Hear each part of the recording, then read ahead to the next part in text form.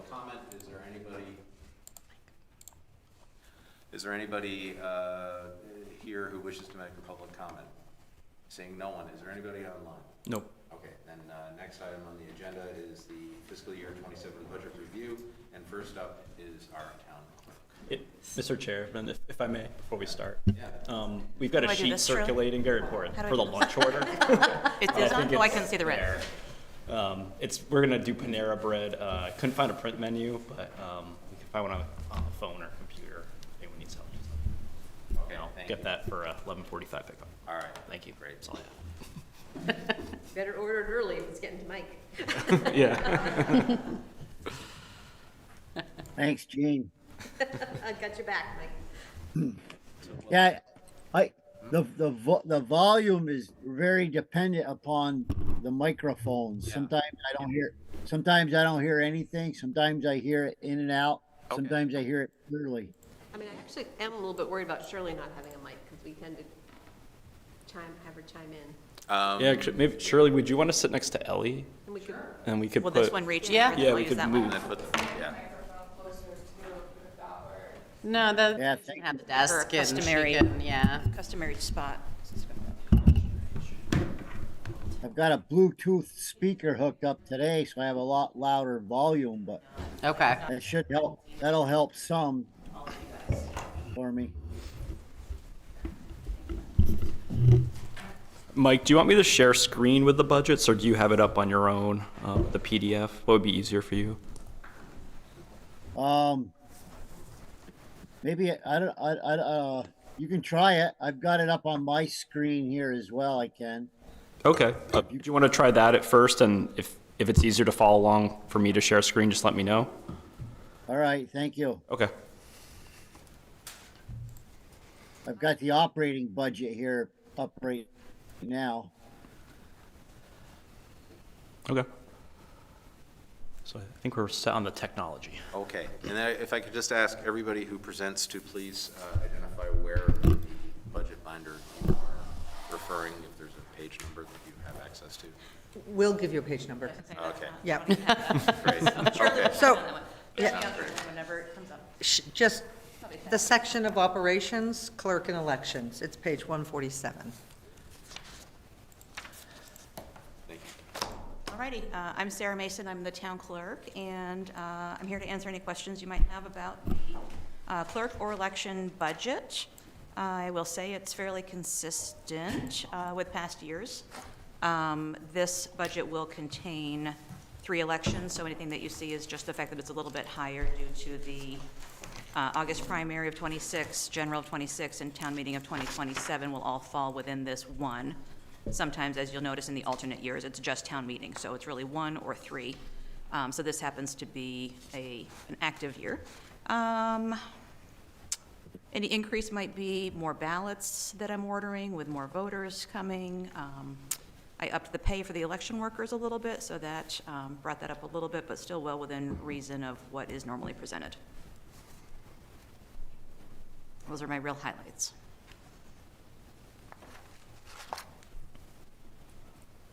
Questions from the Jean's board? still trying to get to the I'm still getting the right page.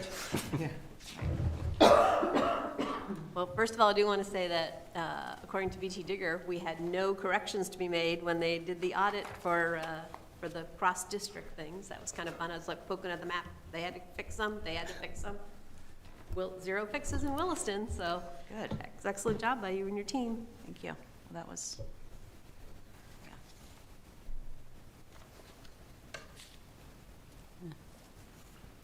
Yeah, your budget, I mean, you do always do a great job being really, conservative with your budget, and I appreciate that. we try to keep it lean and efficient. Yeah. Nothing flashy. Yeah, so I guess it was really just the telephone and postage, and that's the thing that goes up and And down. all the stuff, yeah, postage. things that I can't control at all is Yeah. really a lot of what this comes down to now, whether building costs, phone costs, postage. Well, and postage for elections, Postage, you mean as right. well. Like that is Yeah. really kind of a wild card, and, we kind of project the best we can, but in a primary, you've got 3 ballots and 2 envelopes, and it puts you over, well over $1. You're kind of at that 1 ounce, and then you're clearly in the next category. So that we'll see what our postage rates are when that comes around, but it's still gonna be falling within this. We buffered for what could this cost and what could that cost and how many things and how many will I mail. And again, remember November, everybody gets a ballot from the state, so that sort of takes out the November part of the mailing to anyone that is getting anything early. So it's tangentially a budget question, but I know in the 2020 election aftermath, you were being inundated with people asking to review the ballots and stuff like that. Maybe not exactly that, but a lot of inquiries. Did that add to the bottom line of your budget when that kind of that kind of issue arises? And No, anything that happens after, whether someone wants to review things or look at the tape, or I had to bring things to Montpelier, or remember there was a close race with the county, we take things to the county clerk in Burlington. Remember the Richmond person she was so close, she missed it by a few, but that doesn't really, I have to go do that on my own time as my own job, so that really doesn't ever get into anything that requires money from anybody. It's just me having to find the proof and show people what they're entitled to see, if they are entitled to see it. Okay. Yeah. Any further questions from the board? No. Okay. Great. Have a good day. How was, First. Enjoy. how did you do this year on digitalizing the records, Sarah? I know that was part of last year's budget talk. So things, well, going forward, everything now is digital. The thing that I think you're referring to is I need to back scan some sections of the land records, which is known as the miscellaneous books, so that anyone that is doing a 40-year search would have everything. That really comes down to the actual quote is going to be really kind of hard to nail down. I have to sort of, I can easily count the books, but it's scanned by page and then it's indexed by document. So it could be a 4-page Act 250 permit, or it could be a 65-page covenants for some condos. So when I give them an estimate of the pages, this happened when we did our big scan, you're usually way over. So the money that's in document restoration, I'm gonna come pretty close to hitting that number, and I need to keep some in that to pay for my ongoing monthly bill was at least $1,200 a month, and my supplies, which they don't cover anymore. And I need to time it when they're coming to do somebody else in Vermont, because getting somebody from Avenue from Texas to come with their gigantic scanner and spend a week or two here, you kind of want to see if maybe Milton is doing it, or maybe Heinsberg needs them too. So I'm working on it, Mike, but like I said, it's a big bill, and I need to kind of time it with my document restoration money and keeping that fund where it needs to be to keep me going month to month when recording is a little low right now, given the state of the real estate market and bank interest rates, and all of that really is very dependent on what's going on in the world. So I really have to kind of look to see if interest rates will drop and everybody refinances and we have another big boom like during COVID when recording money was off the charts. Now it's definitely back to things are sort of quiet in real estate world, and that's nothing that I can really control. So it's still in the works. It's always in the back of our mind of trying to get those done, but it's going to be an expensive undertaking. So it's in the works. It's in the back of my mind. Did we do? Yeah, thank you. Last year you asked for some money to help get that going. I did ask for I some don't- money because this is kind of a direct correlation of what that money was to be used for, which is getting, land records available and online and those kinds of things. And like I said, it's going to be a big bill, and I need to balance that with my money that's available. You said 40 years back you were trying to go. At the current rate, how long would it take to get that accomplished? I'm not quite sure I understand your question. Everything is back scanned in the regular volumes of the records. This is a small pocket of recording that used to be in a different, indexed differently. So it's going to go back even farther than 40 years, because if I do it, I'm going to go back to the beginning of when those volumes started. So Might find Ethan Allen back there. not quite that far. And this is a separate reserve fund, as I recall, and Yeah. it's funded by a couple dollars from each document that's recorded. Right, to it's go called towards document that. restoration, and of recording, $4 goes into that fund, and even with vital records, $2 goes into that fund. So it's always growing, but it is dependent on what is coming in. And it has a hefty balance right now, but it always has a hefty balance, because when you do shelving or remodeling or anything, you're talking $30,000, $40,000, $50,000. So any big project in a vault is very expensive. So $60,000 looks like a lot, but whatever I do will blow that to 20, and I need to have that there to pay my monthly bills.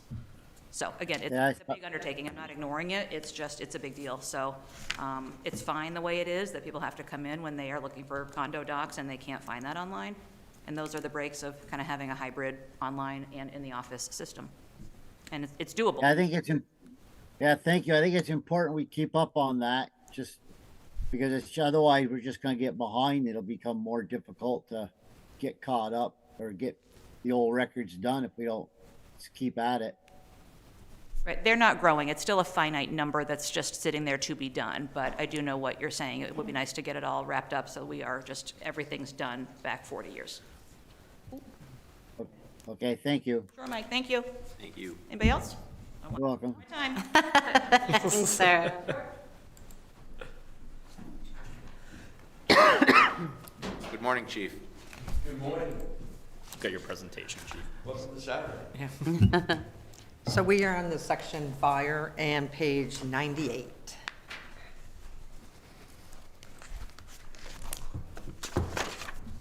Are you starting with operations, chief? I'm going to start with a presentation, Okay, and then we can go to pages. okay. Yeah, sure. Good morning, Aaron Collette, your fire chief. Thank you for hosting us here on a chilly Saturday morning. Like I just spoke to Shirley about, just want to just go over like an operational overview quickly before we start and tell you a little bit about the fire department and where the fire department money goes. So Manager Wells is going to share that with you. The second slide, please. So in 2025, the fire department underwent a community-based strategic plan, and that plan worked to establish our mission statement, which really drives everything that follows within the budget in some way, shape, or form. And it's really about us providing continuous and reliable service. And you may remember this statement from one of my other times here in front of you, as ambassadors of humanity. So the paradigm in many of the public's eyes is that the fire department shows up with a fire engine and sprays water, or the ambulance comes and we render aid. But so much more occurs behind the scenes in what we do every day. So what does that look like? That looks like taking care of our public in their time of need. Quite simply, we provide emergency medical services at the paramedic level. As Manager Wells got to hear earlier this week, increasingly we're seeing a demand for mental health and crisis management for people in mental health crisis, and interagency roles between the police department, community outreach, and the fire department. So it's not just applying Band-Aids, it's not just correcting emergent life threats. The complexities of the work that we do every day can't simply be described as EMS anymore. I'm proud of the work that the department does, and want to make sure that the public understands that we're not simply there to suppress fires and correct immediate life threats in a medical sense. Other roles that we do, fire alarm response. So with the commercial application, and commercial and residential, all the buildings will likely have smoke detectors and fire alarm systems. So we respond to those emergencies, and we work to assist with troubleshooting and follow-up to make sure that those systems are restored. And that occurs on a daily basis. Fire suppression goes without saying. We have a fire and life safety program. We work in partnership with the state of Vermont, where our deputy works on ensuring that fire codes that are brought forth, because the state operates only in a complaint-based code. So if the engine company or the ambulance is out and they find a situation that needs to be corrected, where there's a deficiency with the fire and life safety code, then that will get forwarded up through to the deputy's office, and then we have to work in conjunction with the state fire marshal, because we have no authority to enforce the state code. We provide technical rescue. So this is a mission that has evolved since my tenure here. We've done vehicle rescue for a number of years, but we've expanded our services to include machinery rescue, which with the industrial liability that we have across the community was a must for us, and we've actually utilized that on a number of situations in the past 5 years, including with that is ice rescue for persons through the ice, or not only persons, but also animals, so we can help the public in their time of need when their pet may have gone through the ice, and we have the technical skills and ability and the training to provide that service. We do cold water, we do still water, surface water rescue, as well as technical rope rescue. We have a hostile event response, what we call a rescue task force. The role of the fire department has changed in a number of ways. Well, we never want to deal with this, but we need to be prepared for that. This is just the changing landscape of our community and the country as a whole. We do hazardous materials mitigation. It's quite simply, that may be an oil spill as a result of a motor vehicle crash, or the complex nature that we have because of the shipping industry that runs out of Williston with our hub and spoke warehouses and distribution. So we see a lot of hazardous materials responses within the community because of that, because there's a lot of product that comes in and out of Williston. We do a community risk reduction, so that's a fall prevention program or a nightlight program. We're out and about trying to prevent those 911 calls, so that may mean that we're out working with our older population to help identify ways that we can make them more safe in their home. And again, this Ambassadors for Humanity response. Next slide, please. As far as responses go, you may have remembered this slide from last year, and so it continues to evolve. We were only 4 incidents off of where we forecasted last year. When I sat in front of you, I think I predicted 2,516 emergency responses for 2024. We had at 2,520. So if that same math works, we're headed in a strong direction. I didn't want to be that, I didn't want Gene to hold me that accountable, so I'm just telling you, year to date, Gene, we're at just shy of the 2,450. And that was on the 1st of December. So you got 30 days still to add on there, and things haven't slowed down much here in the month of December. So, 600 runs in 4.5, 5 years, like we're getting busier. And you'll see that a little bit later on in the revenue side of the house as well. Next slide, please. As you've heard earlier this year, concurrent emergencies, meaning simultaneous calls, demands for service out across the community have increased year to date, again on December 1st, just shy of 700 calls, where we're already on another emergency that a second emergency comes in. Next slide. As a snapshot of our current staffing, we have 3 shifts that work 24 hours on and then have 48 hours off. We have a minimum staffing of 5 people. 3 of those people staff an advanced life support engine company. So regardless of having the ambulance, we have all of the paramedic medication. We have a 12-lead EKG on the engine company. So anything that the ambulance can do, the engine can do the same thing with the paramedic if the paramedic is on the engine.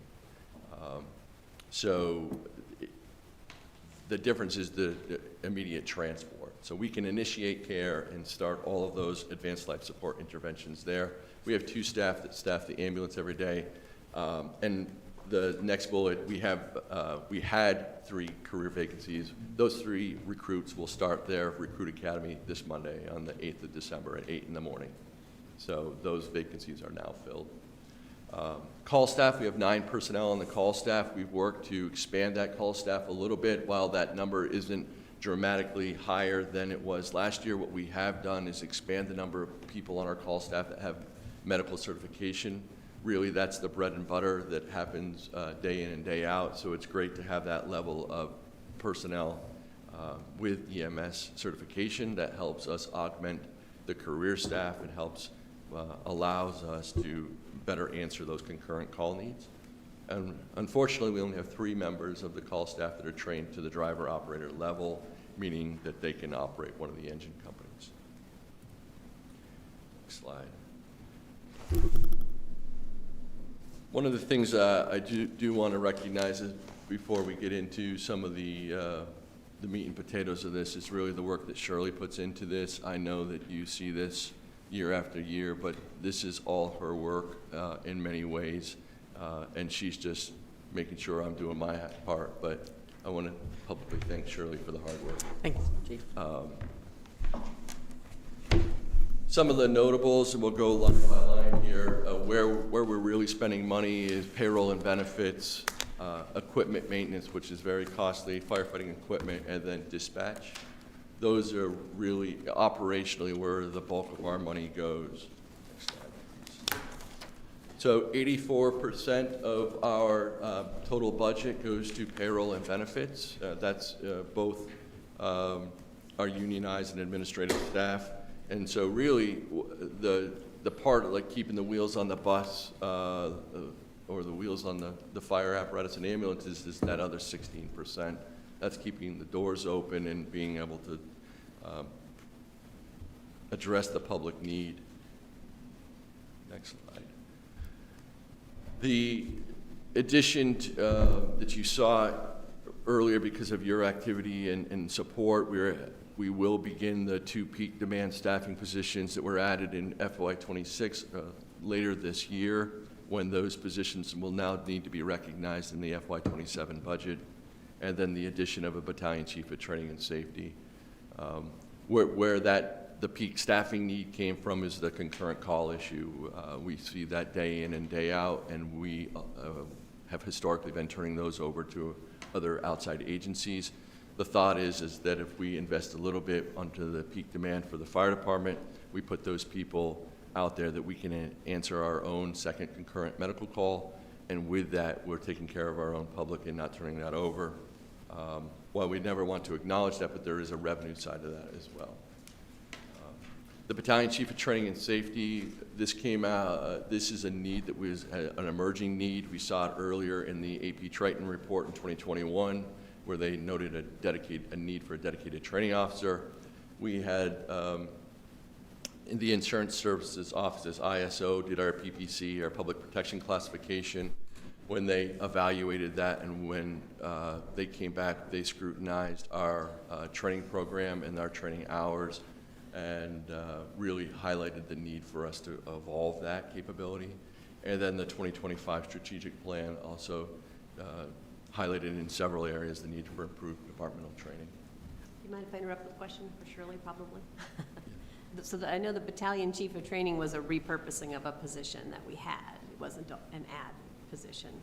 Shirley, did it move to administration? It did, yep. That's why its administration line's way up, because Yep. we moved it from, it would It have was been in the kind of a swap the captains. career wages or something? Yeah, it was Yeah, in in the career. career Yep. line. So it was kind of swapping the captain position for the battalion chief of training. Shirley, it would be helpful maybe for me if on the career, maybe it's already on here, sorry, I was looking at the wrong line, but, wages for 23 shift personnel, it's on there. That's what I was just gonna say, is like track that number. Never mind. Okay. You've read my mind and got it in there. Okay, good. I'm glad. Equipment maintenance is a big draw on us I'm trying to look at what. This is on page 103. So just shy of where we were requested was over 90,000. Where we landed is 85,000. This is the simply keeping trucks on the road, simple oil changes, pump testing. A lot of this is outside of our control, in that we have an obligation to conduct these mandatory pump tests, aerial and ground ladder tests. The hose needs to be tested every year, and those are third-party vendors, and so we have to put that out to bid. And when those vendors come back, the number is very close, and there's not a lot of competition out there, so our hands are tied when we put those out there. But it's also, maintenance of the vehicles. We are tracking how much money we're spending. The new engine that is on order, is designed to replace the 2009, and that's a high utilizer of of this budget, because it costs us more, obviously, with the aging fleet to keep that truck on the road.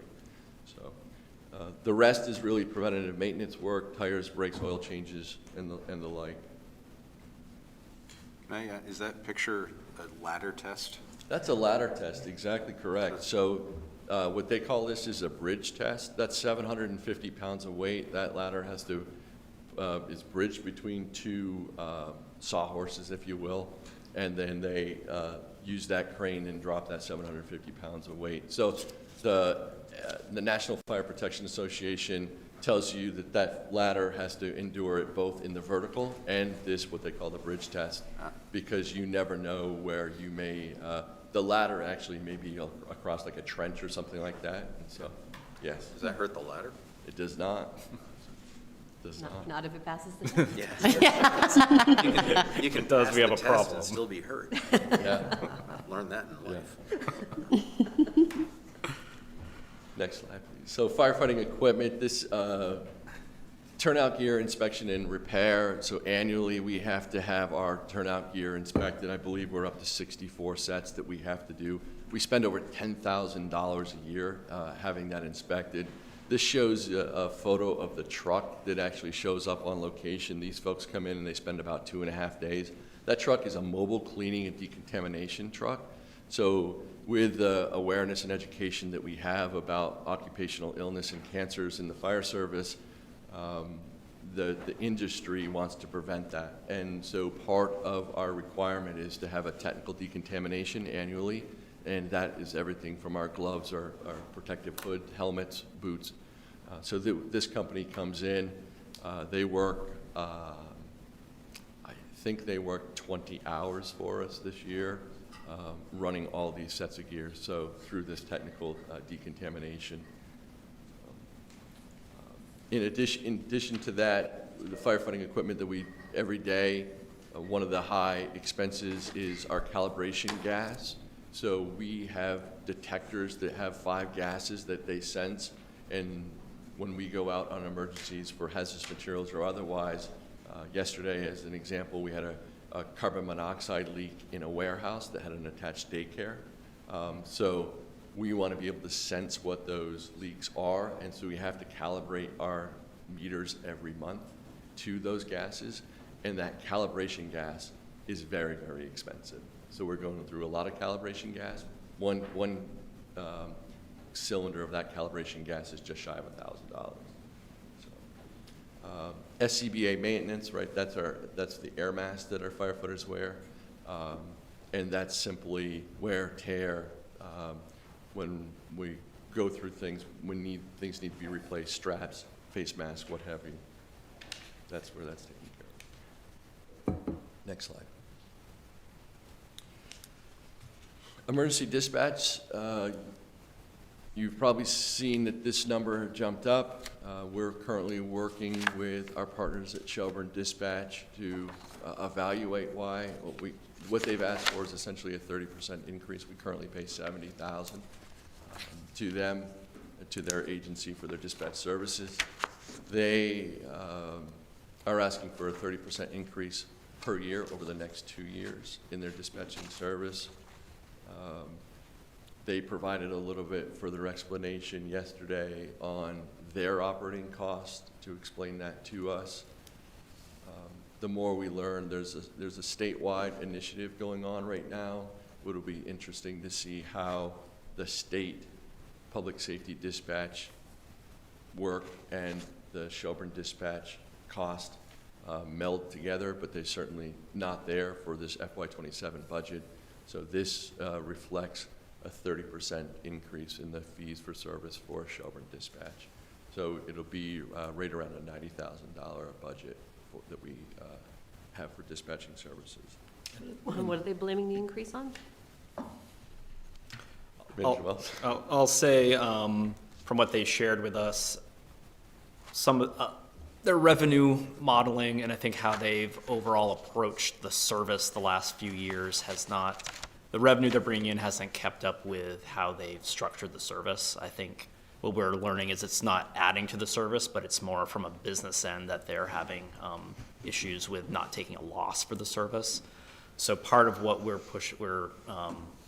want to speak to them more about this and see about negotiating this a little more is we're not getting anything more than what we have today for it. It's, I think I read in the news the Shelburne Selectboard had tasked their management with decreasing their expenses and increasing revenue. This is a strategy I see Shelburne is doing that directly because of the service they provide. What I did do in this budget for your discussion, I did take this line down a little bit to 97, just understanding we're intending to have a little back and forth with Shelburne, but if, however you want it to land for the budget purposes, we can change that number back up, but I imagine we'll have a little bit more dialogue, but I'm not anticipating we'll have a firm number here in the next month or so. They'll send invoices out before July 1st, but I don't think we'll resolve this before July 1st. So we do our police dispatching with Essex, right? And we do our fire dispatching with Shelburne. Yeah, and our police, we have the co-location with Essex. We have our own staff over Okay, there. But okay. And your comment about statewide dispatching, is that what the model that we think everyone's going to? So that report was just released on December 1st, Gene, Okay. and It's been What- 5 days, Chief. I understand. I'll say this, is that what the document that they released was the high level, I would call it the executive summary, just a 6-page document. I personally feel that their numbers, their projections are a little bit short. As a point of reference, they're talking that the initial cost for a statewide computer-aided dispatch would only be in the $2 million range. I don't know how that's achievable for the entire state. And so I haven't seen the meat and potatoes language behind, outside of that executive summary. But what it does is talking about a phased approach to transfer of cost over 6 years, where that burden would be relayed to communities that aren't currently paying for dispatch services. So I don't know what that means for existing services that already have a relationship with the state public safety answering point, which Shelburne Dispatch is. So that's, in the 6 pages that I read, I don't recall reading about that relationship, only about agencies that do not currently pay for dispatch services. Oh, interesting. Okay. the challenging part with all this, you might recall with regional dispatch that we felt like we were on the cusp of getting there. There was just a number of things that came up the last couple of years from a capital investment standpoint with all the communities that were involved with it. For us here, and probably won't get us all right, Chief, to jump in, we don't have our own radio signal. We're trying to get that for our frequency that we're trying to get as part of the tower project. We really need that tower project, the equipment, and the signal to be in a place where we evaluate further how we may approach our dispatch moving forward. And if it's Burlington, South Burlington have the computer-aided dispatch, the CAD model, that's a really effective and useful tool. But we need to get some of these baseline infrastructure items in place for our fire dispatching before we could really even consider an alternative option. Did I get that? Yeah, fairly exactly, right? Okay. right, yeah. So we've petitioned the FCC on our own dispatch frequency, and we heard back from them actually this week about the reasons why we can't. And then they will have to, I don't have the technical expertise to digest exactly everything that they wrote back to us, but they said you need to look at alternatives. We'll have a technical consultant coming on to help us with the tower project here, and that'll be one of the things we'll task that person with working through for us. That's interesting. Perhaps Shelburne should know that, that they keep cranking it up, it becomes more and more worthwhile for us to pull out, and they've got a $100,000 problem in their own budget, so. Okay. I believe they dispatch for 18 to 20 agencies. It's larger than that. I think it's larger than that, 34. 34. Costs are going up everywhere, wages and benefits. Having some type of regional control, I would think, is important. You bring up a good point, Mike. Right, but they're not going up 30%. Next slide. Next one. Firefighter training, right, the really heart of everything we do. If we were to stay static, we'd never be able to keep up with the demands of the community. Every day we see new challenges out here. So this is keeping our people fresh, but it's also providing some initial education, especially for areas that we fall short. We have included a bit of money here for a paramedic offset to help some of our staff go to paramedic education, but that's part of a larger discussion we'll have in the future. Technical rescue training, because it is so specialized, it's a perishable skill, so we need to do quarterly refreshers on those to try to get people and maintain that. But this is really to help support that battalion chief of training and safety so that they come in here and say, all right, here's your job. But there's no money, no. We want them to have the funds to allow them to deliver that service to us. And really, I think that the nice thing about that is that with that budget, then they can set those priorities on what good investments are for these training. So the best bang for our buck that'll be managed out of an annual plan. And then training props and equipment. Unfortunately,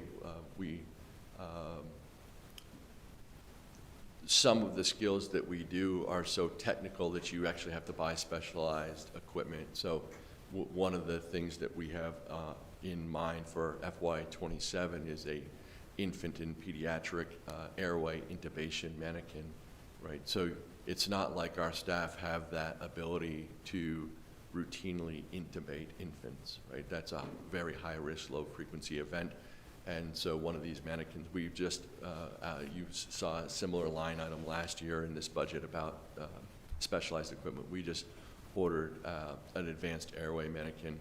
Without getting into the gory details, what this does is represents a complex airway and makes our people have to utilize their suctioning skills as well to intubate, so in a complex airway. And so it helps us so we're not learning on the job, that we actually can practice that through simulation back in the firehouse. And those are costly investments. Some of these, can't they be shared with other, I mean, you don't need them every day. Could be shared with other departments? Yeah, so it's a great point, Gene. At the state level, we're actually talking about that now, like a repository for some of these specialized tools, and where do they live, and how do you sign them out. But as early as this Wednesday, I was working with the state on parts of that discussion about where the state has money out there. Is there a way to do that, and where does that get stored? But that's an evolving need that has not been caught up yet, but it's on the radar. Maybe it's something our battalion chief can spend a little time, just more Yeah. locally, not the whole state, but, just locally. Yeah, and certainly it comes down to really a storage and accountability, because then if it's damaged, right, we let this to Gene's ambulance, and it gets damaged. Now, making sure we have the documents in place that if it's damaged while it's under your control, that you be liable or responsible for repairing it or replacing it. Right. Making sure we have those kind of covenants in place. Right. I wouldn't damage it, though. Well, actually, I probably would. This is again, as we come into any detailed questions, but I'm transitioning now to capital buildings. One of the highlights that we discovered this year is that the station security lock system, so we have an RFID system within the station, and we also have a push-button code lock system, and the software is no longer supported. And in fact, when we had the software vendor come into the station, they said your software is corrupt and you can't do anything about it, so you need to upgrade. So we've had three vendors in to look at that. You'll see that that's a projection in the capital. The buildings, I believe, to the tune of $67,000 is what that quote is. The heating, ventilating, and air conditioning capital system is just, that rainy day fund for the preparation for when those current systems sunset and reach their end of life. And of note, the last bit here for the station paving project, it was deferred in 2026, and again, it's recommended by Manager Wells to defer again in 2027. Can we can you maybe just walk me through this example, Eric, that I'm looking at it? Just walk me through the capital page again, because this often, in general, how do I look at all the capital pages? Yep. So the capital, so if we are in that section of the binder, you'll have page 10 will have an overview of each section. So we break it up from projects. So there's building projects, there's park projects, then other infrastructure, roads, sidewalks, and culverts. So that's kind of our project side of the capital fund. Yep. And then we have an equipment fund part of that, which is mainly our rolling stock, our mowers. So that's all in the equipment fund. So what we do is we project, a lot of these are, into these accounts, we put some money in each year, and we have a year of replacement or project, the replacement or the equipment sinking fund. And if you go on the page 12 in the capital section, that's the FY27 proposed allocations to each of these projects for that year. So one thing I highlighted the other night is moving more of these allocations to primarily come from the operating budget, which are building up these accounts for replacement, especially the equipment. So a project like this is a good example for the door lock project for the fire department. As we work to further develop our building replacement schedules over time, ideally we'd be saving for these over a couple years. But given the need for this and identification of this in the last year, my recommendation for a project like this is to rather use the fund balance, use it more one time meaning it's probably an every 20-year type of project, 15 to 20-year type of project, as opposed to trying to use the operating budget for that, or using the fund balance. Trying to think about how you want to use the fund balance in the capital fund. And we've, the last couple of years, used more of the fund balance, more of the community projects fund to subsidize what's coming out of the operating budget. And knowing those are finite pools of money year to year, just kind of thinking policy-wise how you want to approach that. And you'll see there's still some fund balance sprinkles, I'll call it here, as I tried to get the draft number together. But there's interplay here in your operating budget if you want to put less towards some of these and use a little more fund balance to try to take the operating allocations down. So if I go to page 22, where the fire station building, Yep. So So the- you'll see part of these are those sinking funds for boiler replacement. We have some building contingency. So kind of that total 77,000 for the year, then the bottom part, we've broken it out to 10,000 of that from the general fund and 67 from the fund balance specifically for the building and door lock project. and the 10,000 isn't going to be literally writing checks spent this year. It's going into our capital fund Exactly. for a Yeah. future purpose. Yeah, so we have some money put aside when we need to replace the boiler, when we need to do, having some contingency on hand when things come up with the building. And part of our overall hope with evolving our buildings and grounds capacity for the town is to have some more central management working with our departments, because this falls to the departments. This falls to the fire department, the police department, the library primarily. So as you see the scope of what the chief has to manage and his staff have to manage day to day from an operational standpoint, for the facility standpoint, as we think as a town, how we want to work to evolve that facility management capacity, because I know everyone is overstretched right now too, but that's a continued operational discussion for us here. Is there anywhere that, in this binder or elsewhere, that shows all, the capital fund that we're transferring all this money into and how it's allocated, or to all these different projects that we're saving money? Not in Surely the it's not binder, that. but I have other Excel spreadsheets I would where I like to see- track the balance by project. Project, yeah, yeah. What we fund, what we spend, so I know what that rolling balance, it's how, The Gene, current, yeah, sorry. when you're looking at page 22. Yep. You see that current capital savings 64? That's where I'm getting that number from, is that separate Excel reconciliation I Whoops, keep. where am I seeing that? So, Middle of the page. like middle of the page, under the list got it. of, see that? Yeah, So, that's how I keep track of those balances that I'm rolling forward, and tracking the spending, and I physically really do transfer cash so that money Right, so is different- socked aside and not available for okay, something that was the number I else. was looking for. And, Thanks. and we'll note of that number, that was September 30th, so we have this gutter and siding project this fiscal year that just has been getting underway over the past month for $46,000. So I believe that number reflects that $46,000 that's going to be encumbered for that project, just hasn't, Right, it's not out of that number yet. It's not out of that. Not out of So that that number number's yet. like 20-something. yeah, so it's not as high as it looks. All right. right, thank you. I won't ask that every time, I just need to reset every No, it's good every for year. everybody. Yeah. The hope was that project would be done by now, but the snow has interfered a little bit with it. Yeah. They're working hard. Just to help me understand a little bit, each department, Public Works, Fire, Police, etc., they submit the data to Shirley, and then Shirley puts all the data together. Is that correct? Eric and I do. Yeah. So there is a uniformity between departments as to how we determine what goes under the capital and what goes under the operating expenses. Right, Mike. So every department gets an Excel spreadsheet that Shirley prepares. She puts in, the payroll, the benefits, the overhead numbers that she manages. Then the departments fill out those budgets, submit them to me and Shirley. We all meet, we go through them. Then ultimately, I'll make decisions at the manager level of what number goes into this budget. So sometimes you'll see lines with the requested amount and then the draft amount, and that's a number I change throughout the process.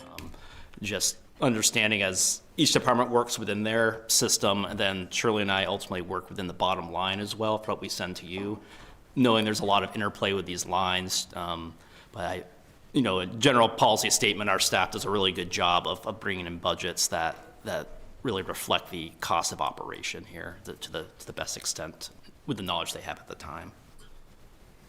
Okay, thank you. Next slide, please. So transitioning from capital buildings to capital equipment, these are the different categories that we have capitalized for equipment. The command and tow vehicles, the utility vehicle, EMS equipment, hydraulic rescue tools, radios, fire turnout gear, and firefighting equipment, large purchase, large cost. The next slide, we'll break those down over the next few slides. As an example of the capital EMS equipment, we have 5 12-lead monitors. That's the monitor that you see on the lower right-hand side of the page of the slide. One of those monitors, as you see it sitting there, is over $52,000 for that one monitor, and we have 5 of those. So the primary, all 3 ambulances have it, the primary engine has it, and then the ladder truck, which is cross-staffed when staffing allows, has it.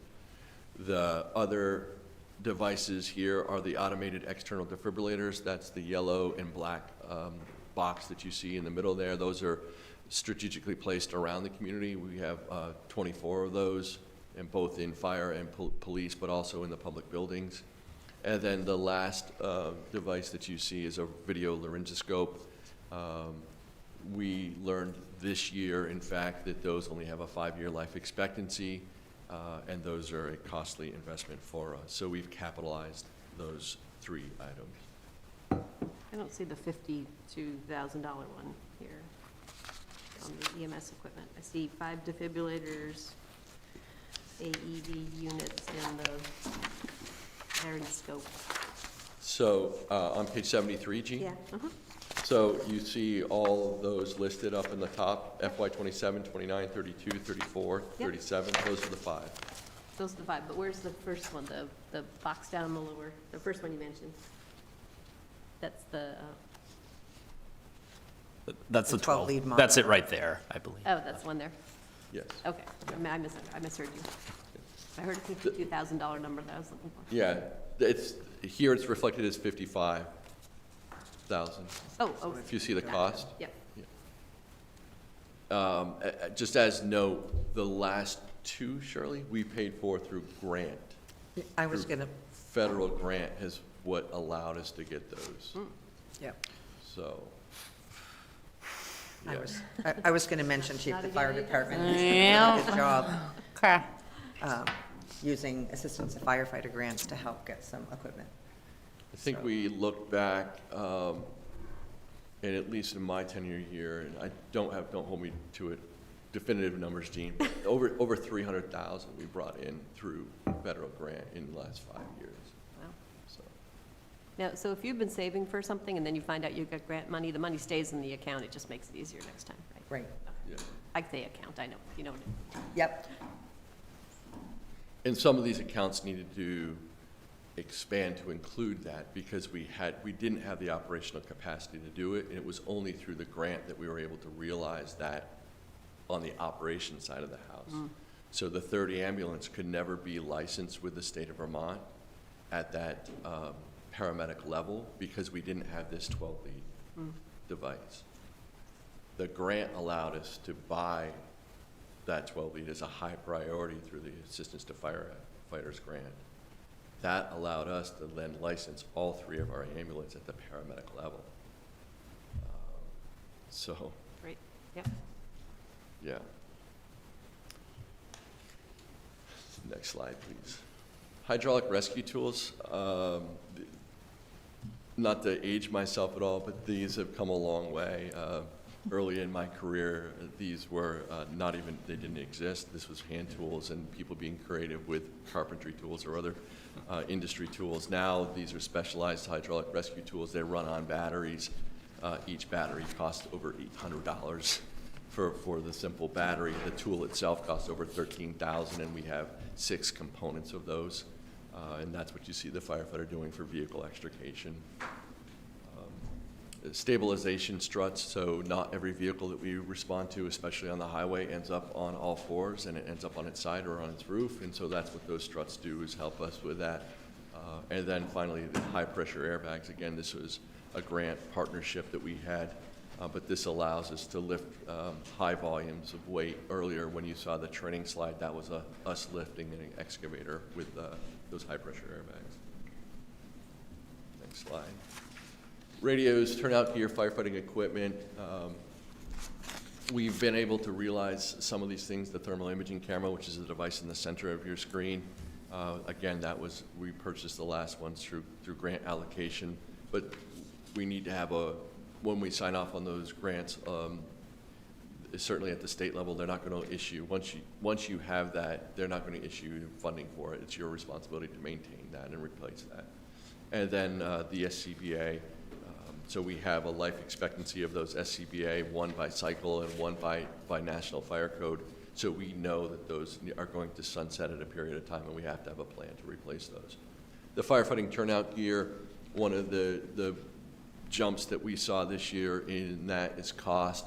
You may have seen out in the media the PFAS recognition that PFAS is out in the public. Well, unfortunately, the PFAS is also found in our firefighting gear. The legislature passed a law this year that requires us to transition in the next 10 years to PFAS-free gear. So we've initiated that this year. So that has increased our expense per set of gear a little bit, but we need to start working to replace all of that gear over time so that we aren't subjecting, when we're out there and we look at cancer-causing agents, that we're not actually asking our members to don gear that potentially exposes them to a cancer-causing agent. And the good news is that as the service gets busier, revenue does increase for us. Now, certainly we're not an enterprise account, but in many ways, the number of the demand for EMS, we have a good partnership with ECP and our billing agent. That they explore and work hard to get us to help offset some of our costs for delivering them the ambulance services. And that projected revenue is around over $970,000 for 27. That's a big increase from the last couple of years, just on our actuals, and with our peak staffing addition, knowing that we see that revenue variance in prior years, and we book it now for this year, that will cover paying for those added peak staffing positions in FY27. So if you want to look at that, it's under revenues, page 42. If I want to look at that. It's the only happy part of the whole day.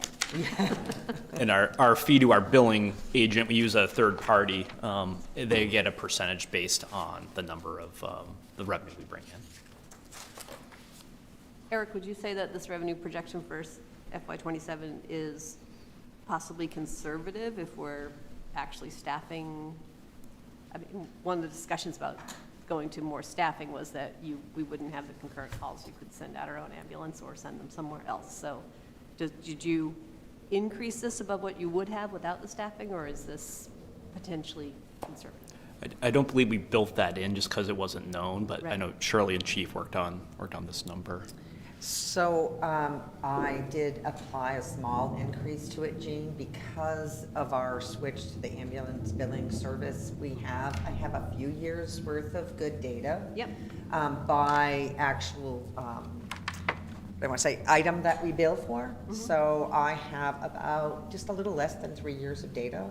And there's been some new services that were approved in the last year and a half, so that data is still relatively new. So I built in some increase, but probably I was a little conservative because we didn't know about the new hires and, the peak staffing wasn't approved yet when I put these numbers together.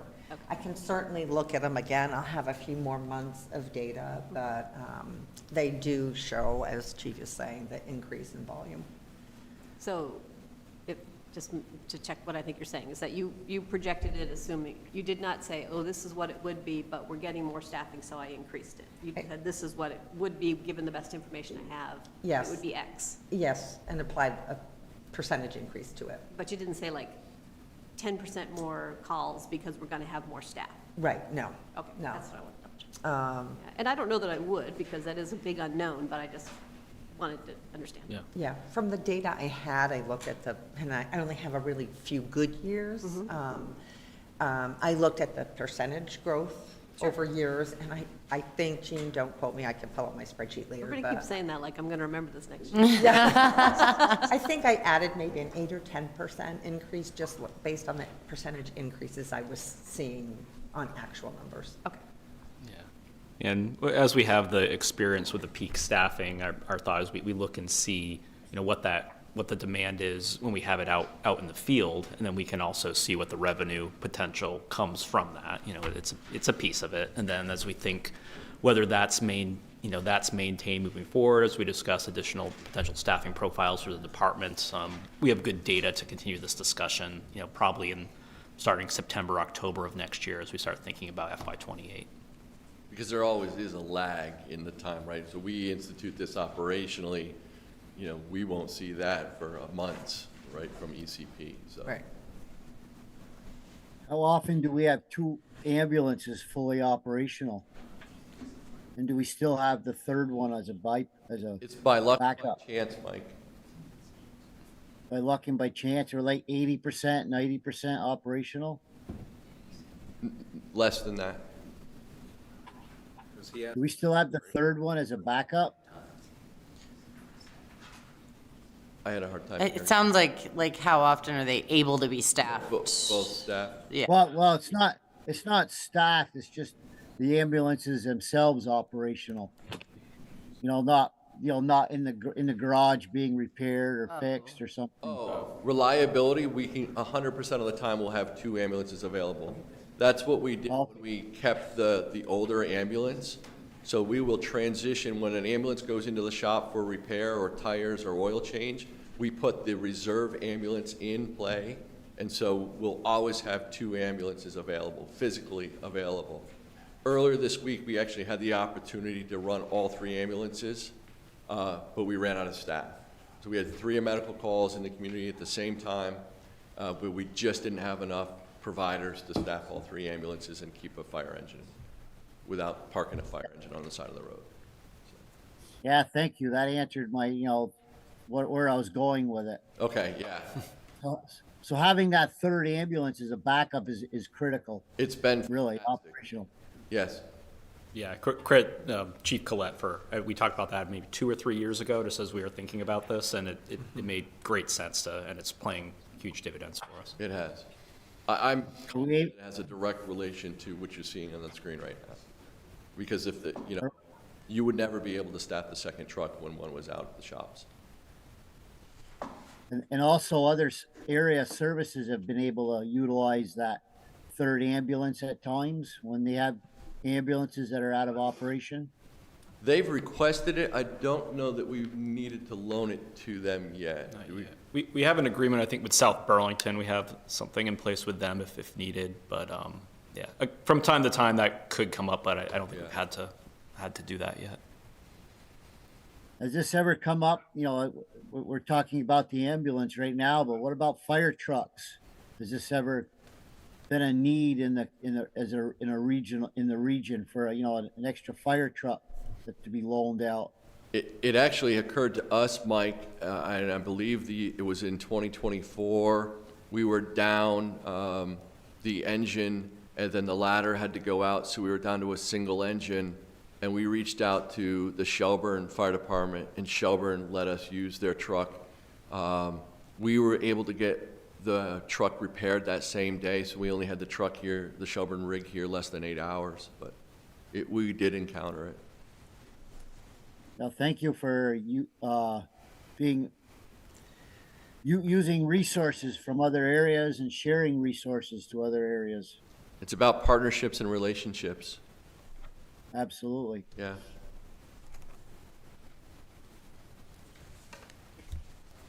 I think the last slide is the questions slide. I just interrupted you, so. Yeah. No, fine. Just, it's a snapshot of like, it's a complex machine. I know we're a big demand on the budget, but it's not just, as I started the discussion, it's not simply spraying water or putting a Band-Aid on. It's so much more complex than that. Do we anticipate overtime going down now with the peak staffing? I'm trying to remember. That's if a I built relatively that in. large item.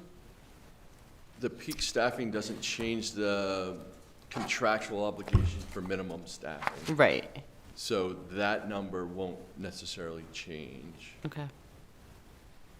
Okay.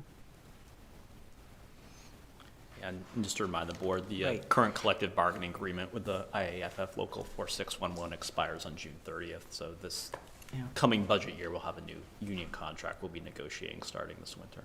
Yeah. Chief, if I can just add to your comment to answer Greta's question, a lot of the overtime comes in from people taking vacation, Right. sick, training time, so Yeah. that is not ever going to go away. Yeah. Because we need to meet our minimum staffing standards. Yeah. Okay. One thing that we may, just theoretically, Greta, realize that if the peak staffing person is the member attending training, we're not backfilling to that position. Okay.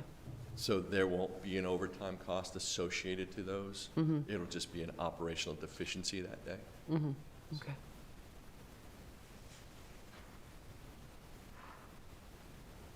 Silence.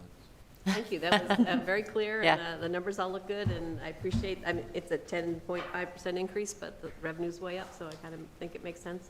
There's a few, I was circling little items here and there that looked like they were up an awful big percent, then the next line was down, so, or Eric took money away from me, one or the other, so it was, it looks reasonable despite a very big number increase. Thank you. Yeah, thank you for the work on it. Thanks, Chief. Okay. Thank you, Chief. So that would bring us up next on the hit parade to planning and growth report. For the Yeah, so Oh, I'm sorry, no, it wouldn't. Hillhawks. Hillhawks. oh, we did the Hillhawks first. Yeah, Okay. Hillhawks. We have our Oh, yeah. priorities. Yeah, what's that? I said, we have our priorities. Yeah, this is an item, the town has a use of public lands agreement with the Williston Hillhawks Snowmobile Club annually, and this is an agreement the select board typically approves this time of year. We realized we forgot to put it on your agenda this past Tuesday. We had another meeting today. We have our conservation planner here, David. If there's any questions, you'll see I provide you a redlined version in your packet. David's here, can answer any questions you have, and if you want to consider a motion, it would be to approve the agreement for this winter season, and we can execute that this month. I just noticed the addition, obviously, of the liability insurance piece. Were the Hillhawks not previously insured for liability? I don't think that's addition. It's all the trails in the state are insured through VAST. Okay. That line was present on the contract from last year. The contract draft that was sent to us this year was worked off of an earlier version, so it's Okay. actually just adding back in the same language that the Okay. All right. So do you have a presentation or? Nope. Okay, we'll break to any cross-examination?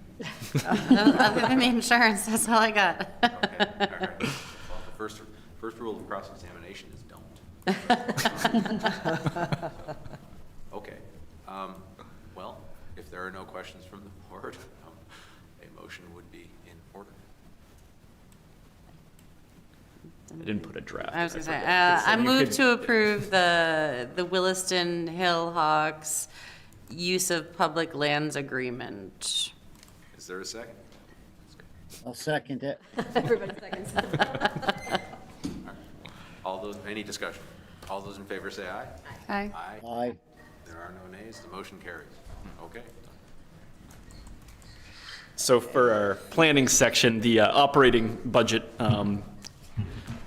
with Matt's update here, David's here for also, and again, this is a conservation part and the capital part. And then we've done the last few years a growth report for the select board, so we built in a little time for that this morning as well, for this meeting. And that, we found that's, and we can keep doing it if the board likes it. It's just one of those kind of trends showing what we have coming for permits, housing, that kind of relates back to service projections in the years to come. So Matt will share that with you this morning as well. Great. Turn it over. Well, thanks for having us here this morning. The Planning and Zoning Department budget represents a couple of incremental changes, nothing too big. You know, the services we provide are all of the, what we would call current planning services for the town. So that's permitting and processing of applications for new development related to the town zoning, whether that can be dealt with administratively or needs to have a more full-fledged staff report developed for the review by the Development Review Board and its advisory committees, primarily the Conservation Commission and the Historic and Design Advisory Committee, both of which we also provide staff support for. We also provide staff support for the Energy and Housing Committees, as well as the Planning Commission, who are your policy advisors on all matters related to long-range planning of the town, and develop the comprehensive plan and any amendments to it, as well as any amendments to the town zoning bylaws that need to be made to implement what the comprehensive plan asks for. We also provide interdepartmental services related to planning tasks that reach beyond our land use regulation regime, grant writing for projects, direct management of the town's conservation lands and physical assets on those lands, which David can talk about a little bit more today. Really pleased with the degree of professionalism and high level of work output that our staff is able to produce. The recent adoption of the new comprehensive plan on time and under budget with primarily staff work and very little consultant help going into it was a real feather in the cap of the planning department, and we're really excited to continue working with the town to help achieve all of the goals and actions called for by that plan. So line by line, there are some small changes reflecting, you know, increases in costs for a few things, trying to keep up with our certifications and training, maintaining our connection to the Regional Planning Commission, the statewide Vermont Planners Association organization, and the American Planning Association. We also maintain a couple of bigger software licenses out of the planning office, primarily our Geographic Information Systems, or GIS, and that allows us to do the mapping work that we need to do to provide analysis to the Planning Commission, yourselves, the Development Review Board, and others, as well as other departments that need that service. We do share that license responsibility with Public Works. That's most of it. There's a little bit of working through some of the nuts and bolts things that David manages through the Conservation Commission and our direct service out on land. We continue to evaluate how we're doing with our summertime trail stewardship coordinator position. We continue to look at wanting to fund our miscellaneous planning studies line well so that we can pursue grants and get them when we can to move projects forward, but have some backstop so we don't get pushed off for a year if we're not able to achieve grant funding. Major project under that in the upcoming fiscal year will be the development of an active transportation plan, often known as a bicycle pedestrian plan for the town. This was one of the top 20 actions called for by the town plan, and unfortunately does require some engineering consultant help that we'll need to spend some money on, but we'll be heavily active in as well. Little bit transitioning into conservation, there's a couple of things. Hey, I'm sorry, can I just interrupt you? Because I'm sorry, I got distracted by another number and didn't hear. I was going to ask you why the planning, you were talking about this, I just want to make sure I heard. The miscellaneous planning studies Yeah. going up, almost doubling, what's? Yeah, so where we're focused on that active transportation plan for FY27, those plans generally cost municipalities between $80,000 and $100,000 to produce. They are eligible for 80% match to a 20% local match because they're a transportation initiative. So we work on those through the Chittenden County Regional Planning Commission. We are pursuing right now grant funding to do the public outreach component of that plan for about $30,000, but we don't know if we're going to get that grant yet, and we want to be able to advance that project either way. So we increase that line primarily this year because we have a larger project cost that we know about, but we could probably leave some of that on the table if we're able to get our grant. We could also initiate other projects that we know are going to require consultant help, whether it's more biped, like moving the select board towards the preferred alternative on the Tap to Village path, or some of the other actions in the plan that will require some outside help. One other thing I'll offer, I didn't put anything from the community projects fund in the transmitted budget. You'll see I had a list of, some possible considerations. If you're thinking of some offsets for general fund operating costs, you could potentially, knowing there's a larger potential plan, active transportation plan here, you could say we want to fund that with community projects fund, so that could be a source of revenue for that. It wouldn't decrease the bottom line because you're still a general fund expense and you're just having a different source of revenue, but you could take down the revenue needed for something like property taxes or something like that. Yeah, it's just because despite everybody thinking I'm going to remember everything a year from now, once something goes into the budget, I tend to look budget to budget. So if it's kind of like a one-time thing, I can't remember in my own head, oh, that can come out again next year. So I do like sometimes if this would kind of become you could probably make the case, Matt, that this should become a permanent $20,000 one because we're doing so many studies. But that would be my thought of, I am trying to protect the community projects fund for something, not just nickel and dime it away, but this could be something that would make sense. Yeah. I was wondering if you would speak to the possible budget add with the permitting software. Yeah. The other thing for the board, I have these potential budget adds in the transmittal that I wasn't able to build into my trying to get the baseline proposal. I had a couple things I built into that, but then as each department comes through today, I'd like them to highlight some additional things they've identified, and it'd be up to you if you want to build any of those in. Sure. So a long-standing need we've identified is to transition from our great big Excel spreadsheet into a more sophisticated way of managing our permit data and our application workflow. There are lots and lots of software vendors out there. They all call me at least once a year wanting to show me how we can automate everything from permit submission to plan checks by multiple departments. And I always sort of have to talk those vendors down and say, we're a town of around 10,100 people, and my budget's generally pretty small. And they're used to working in larger communities. So most of these companies approach you and they say we want $75,000 in year one and $50,000 every year after that, and your building department's going to love it. I say, well, we don't have a building department. It's planning and zoning. That's the permit we issue, and it still is very important to us that we have a clearinghouse for that permit data, especially when application review is in progress, both so we can communicate with other departments that have an interest in what's going on in town, or that the bylaw actually calls for us to solicit comment from, and then also for on the applicant side, to save us time and be able to, begin a plan check, find an application incomplete, have a system that automatically notifies the applicant, says, hey, your application's incomplete, you need to get this, and give them a way in a digital portal to submit that. So some vendors have come online that are more targeted towards small towns recently. So that budget ask, Eric, I'm not sure if we put it in for 12,000. year one.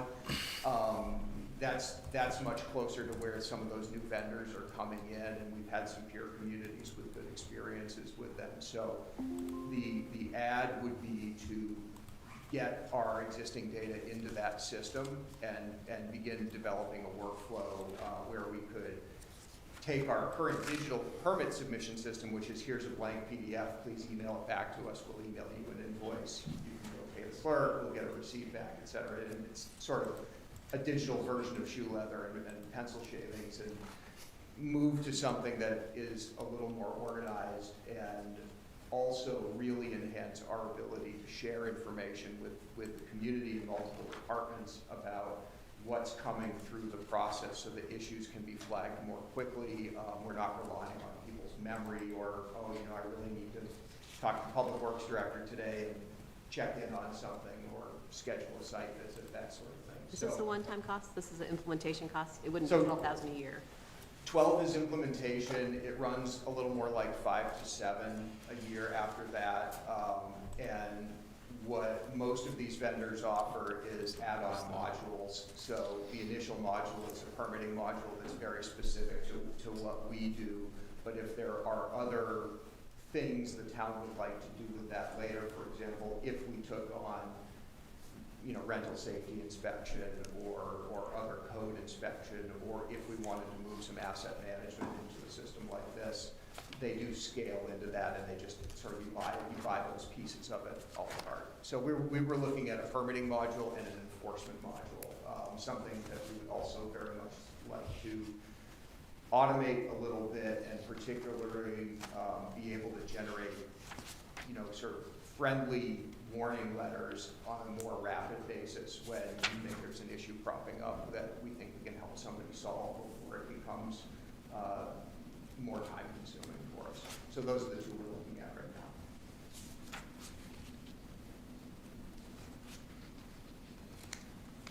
The computer apps, all, as I know this is bug dust, but it's, you know, was that are you adding Adobe Pro? That's why the number doubled? Yes.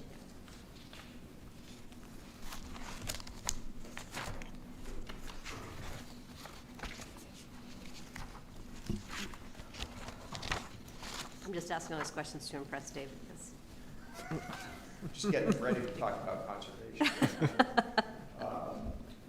So a couple of things that I'll just intro about the conservation world, broad picture things, and then Dave can provide some further insight. The land management side of what we're doing, we're facing a parallel version to what municipalities are facing more broadly, which is rising costs of maintenance and crumbling infrastructure. I'm sure you're aware of some of that. What we're finding is the work that needs to happen to the town's trail system and some of the infrastructure assets within that, like our bridges, but even, you know, just boardwalks and trail clearing and things like that, are tougher and tougher to get done using volunteer labor. More of them are involving contract labor. Some of our providers of volunteer labor have reached out and said, you know, we probably, with changes in our own organizations, aren't going to be able to continue to provide as high a level of free service.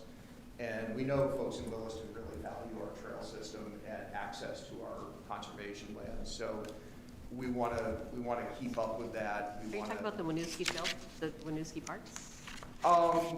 Winooski Parks we actually do pretty well with, but some other volunteer organizations like Fellowship of the Wheel has reached out and said, you know, that what they can do for free is likely to be more limited going forward than it has been in the past. Also, as we just try to, you know, do things the way the town needs to do them liability-wise, it's a little more challenging to pull volunteers together to do some of these bigger projects, or we're just running into projects that involve materials and equipment that you don't want to ask a volunteer to be handling. So we want to take a look within pretty much our existing budget around that trail stewardship coordinator, but also just start to be prepared for some rising costs around keeping what we have going and keeping those assets open and, you know, safe and usable. That's one thing. Another ask that you don't see here, but the Conservation Commission has talked about, is bumping up the training budget to participate in the Vermont Master Naturalist Program. Again, this is something we've done a couple of times where we provide about 1/3 of the support for the annual program and a scholarship to one person in Williston who goes and takes that training, past Master Naturalists, and return back to the town as high-value community volunteers who help us do our work. Dave, am I missing anything in operating you want me to touch? Very comprehensive. Okay. And then I'm really going to hand the discussion of capital over to Dave, because these are just completely either Catamount Family Center or other conservation land asset capital items. So pause for a second if there's further questions on operating, and then I'll My only other question is, I know VYCC has also had its, significant right now, challenges with federal funding and obviously the work they're going to be doing. Do their services count as, those don't count as professional services, but they're not quite volunteer, right? We contract with them and pay them? we pay them. Yeah. Yeah, we haven't used BUSCC, Oh. I think in a few years. Okay. They've done some great work for the town in the past, and Okay. certainly would love to continue partnering with them. Mhm. When BYCC is used, they charge a fee. It Right. tends to be a very reasonable fee in Mhm. terms of the amount of labor that Okay. is provided, but it is a cost. Okay. Just like you, Shirley question, but the salary is up 10%. Is that just because of staff turnover, like changes? Because we aren't giving a 10% raise, or they'd be smiling more. Yeah, I can speak yeah. to that. We had a couple staffing transitions, and when we went out to market for filling the positions, we bumped up the wage a bit there, and also builds in some potential space if we're looking for any promotional opportunities within the department in the year. But more the vast majority of that number is the filling vacant positions to market. Yeah, I think stability in staffing is so important with small staffs too, because somebody's got to remember that 2 years ago we said we were going to do this. It's not, even if you've got it written down somewhere, it's easier if you have some stability. So I appreciate that. I'm just, I'd like to thank Matt and his entire team. Matt can pass it on for the town plan. Great job this last year, a lot of work. I'm wondering, I look at the different budgets. You have public works, you have the recreation and parks. Right now, we're going over the planning, zoning, and conservation. Some of the trail planning and trails and country parks, would that be more advantageous if we put that into the recreation and parks department? Yeah, that's a good question, Mike. I can speak to that. With the senior conservation planner role within the planning department, and really the main scope of a lot of what David's work is around our conservation areas. So I think it still makes good sense to have that within planning with his oversight and project management, and also staffing the Conservation Commission and the Catamount Community Forest Committee. But in the future, as the town continues to grow, we look at our systems, and part of it is this overall site management, natural resource, conservation area management. Then other parts of it are the on-the-ground work to be done. But I think my opinion, at this stage in the town's history, this structure is working. But as always, it should be something we continue to look at moving forward. Yeah, I'm thinking a lot about what the Catamount Community Forest, the growth that we're going to see there, and as the town grows. Yep. No, all good things to be thinking about. Thank you.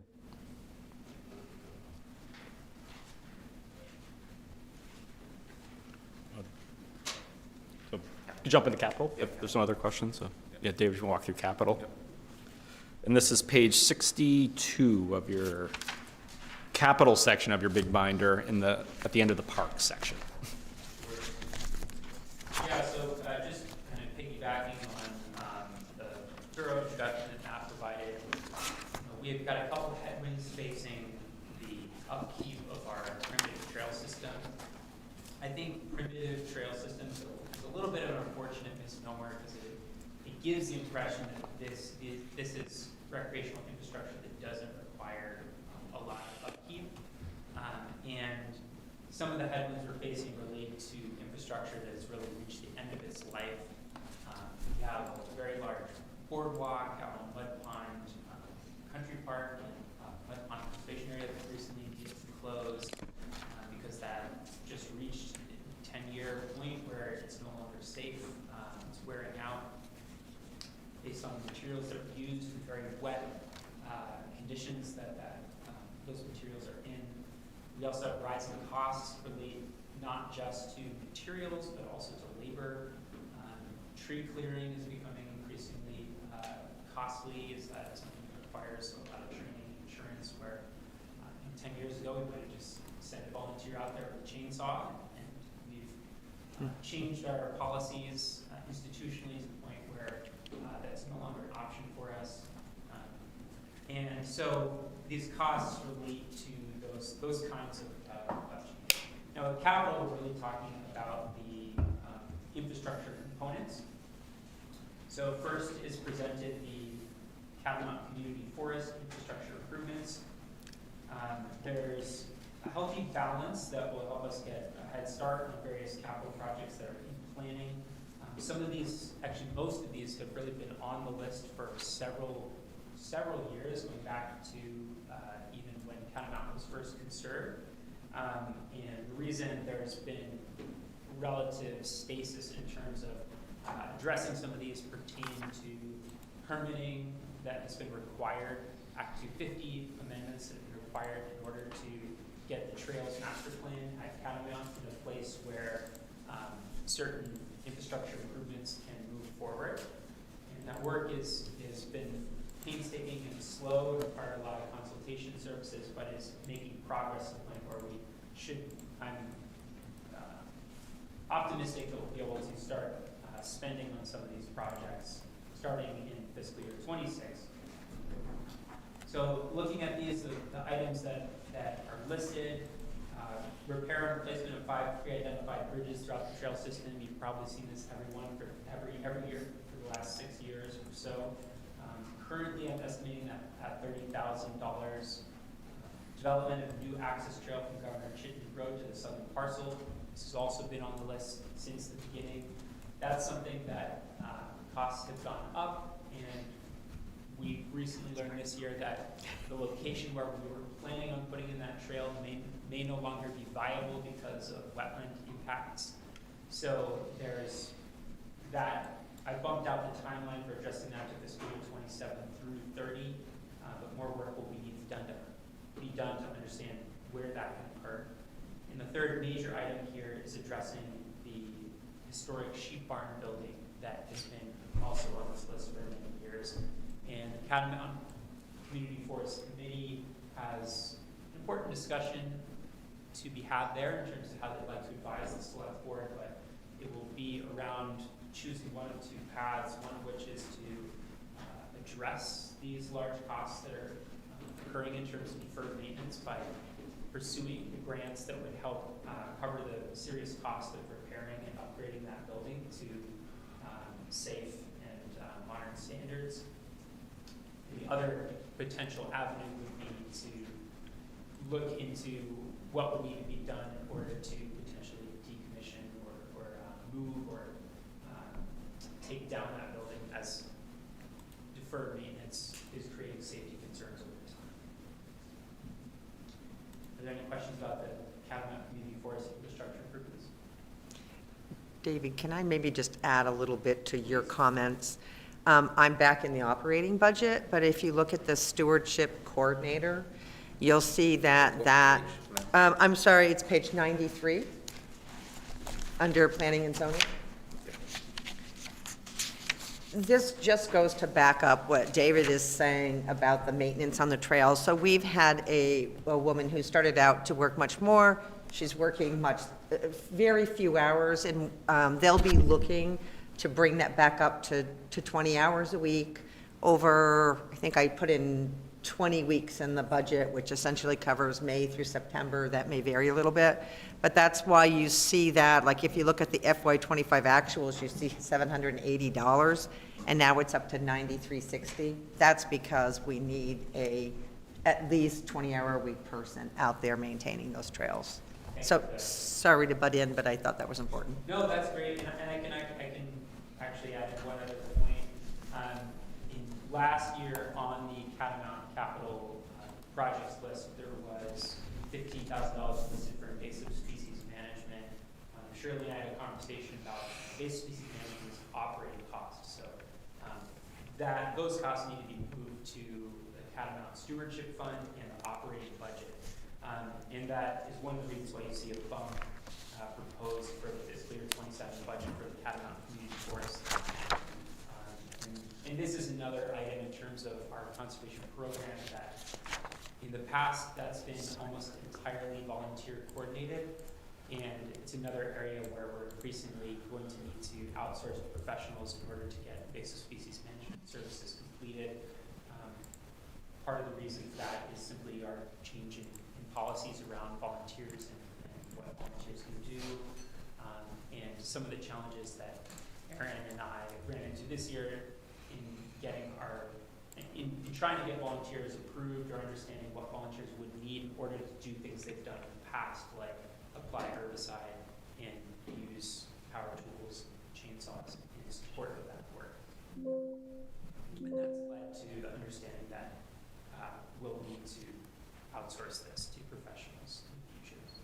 I also think we still have to come back and have our conversation about volunteers, but I also just think you think of invasive species management of, we'll just pull up this plant, right? But now it's getting much more complicated and technical with the applications of herbicides. And Yeah. I'm not sure even, I take care of them on my own property, and I'm starting to get uncomfortable with how much chemicals I'm having to use, so. Yeah, so that, this year, you'll also see, as we're talking about operating costs again, a little more granular. I won't go much further detail unless asked, but you'll also see a bump for what we're calling trails and country parks, proposed for fiscal year 2027 from what was 11,250 to 15,000 for fiscal year 2027.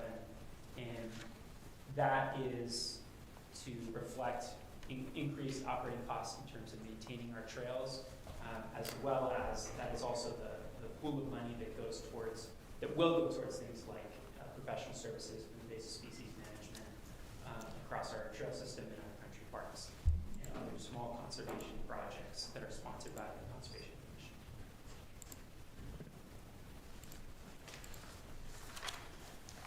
All right. Signing that contract I owe you, David, right now, too. It's reminding me. I owe you that contract. Yes. Getting that over to you. So then the last schedule related to a capital account under planning and zoning is the town trail management fund. And there's not too much more to add. The various issues that we've raised, we've given you a pretty good overview of the headwinds that are facing trail management. I'll note that right now we have at least 4 different somewhat impactful closures in our primitive trail system. That includes the Allen Brook Bridge, which has been out for over a year and a half. And because we're not at a point where we can proactively get ahead of some of these, we're really in a reactive mode. And so if you look at this schedule, what has been proposed, I'm proposing a more steady and significant investment in the capital account for trail infrastructure so that we can meet these increasing needs over time and will shift from a fully responsive mode where we're always trying to manage things after they occur, and which can lead to significant long duration trail closures, to a mode where we can more proactively get ahead of infrastructure that's going to age out, potential issues that we know could come down the line with location of trails and such that. The costs that you see on the schedule come out of contract work, consultant work that was done by the SE group back in 2020. Some of these costs we think have changed over time, but we don't have the tools yet to fully understand, so we're still relying on that report for these cost estimates, but that's something we're working on to understand better over time how those costs are changing and whether and how that might impact this. But for the time being, the schedule that's been proposed here is meant to reflect robust and constant investment in capital savings so that we can meet some of these large costs to replace these infrastructure programs that are nearing the end of their life in do so in a proactive fashion so that we're not having long duration closures that are impacting. So they're essentially sinking funds, is that?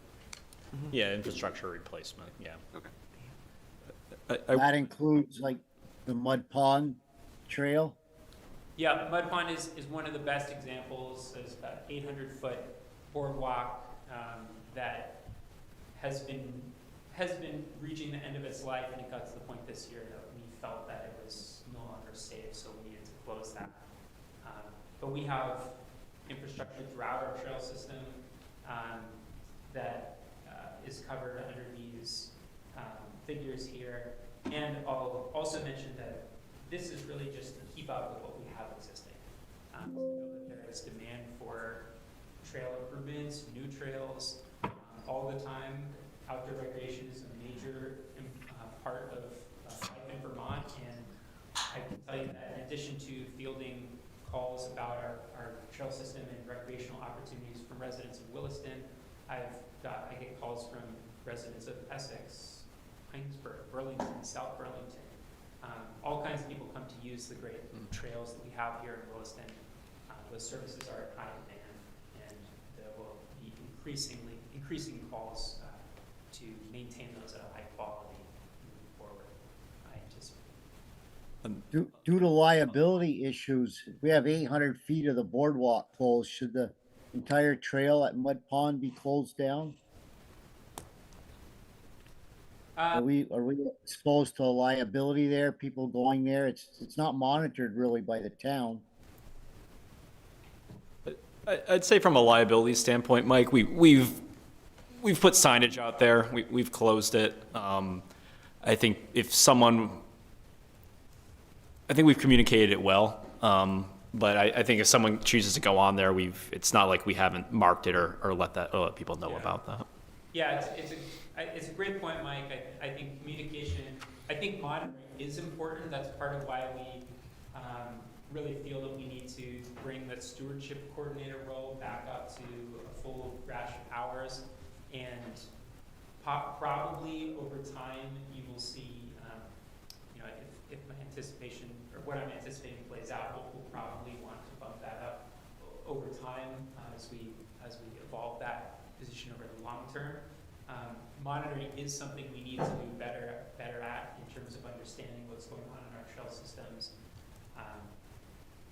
And I'll just say on the pond, right now the town has received permission from a landowner to open up what was formerly a private portion of the Bass Trail to pedestrians to reconnect that trail system, so that it will be open again to the public using this temporary solution.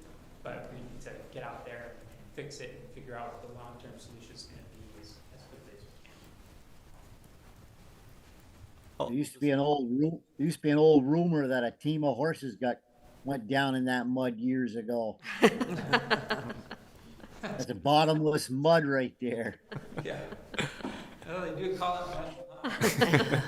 And I'll just offer for the board, we're currently working on our recreation master plan study, and our recreation impact fee is up for reconsideration when that's done. We have our current study, or our fee continuing. So that study's looking at, you'll hear from Todd with our public parks, and these are country parks.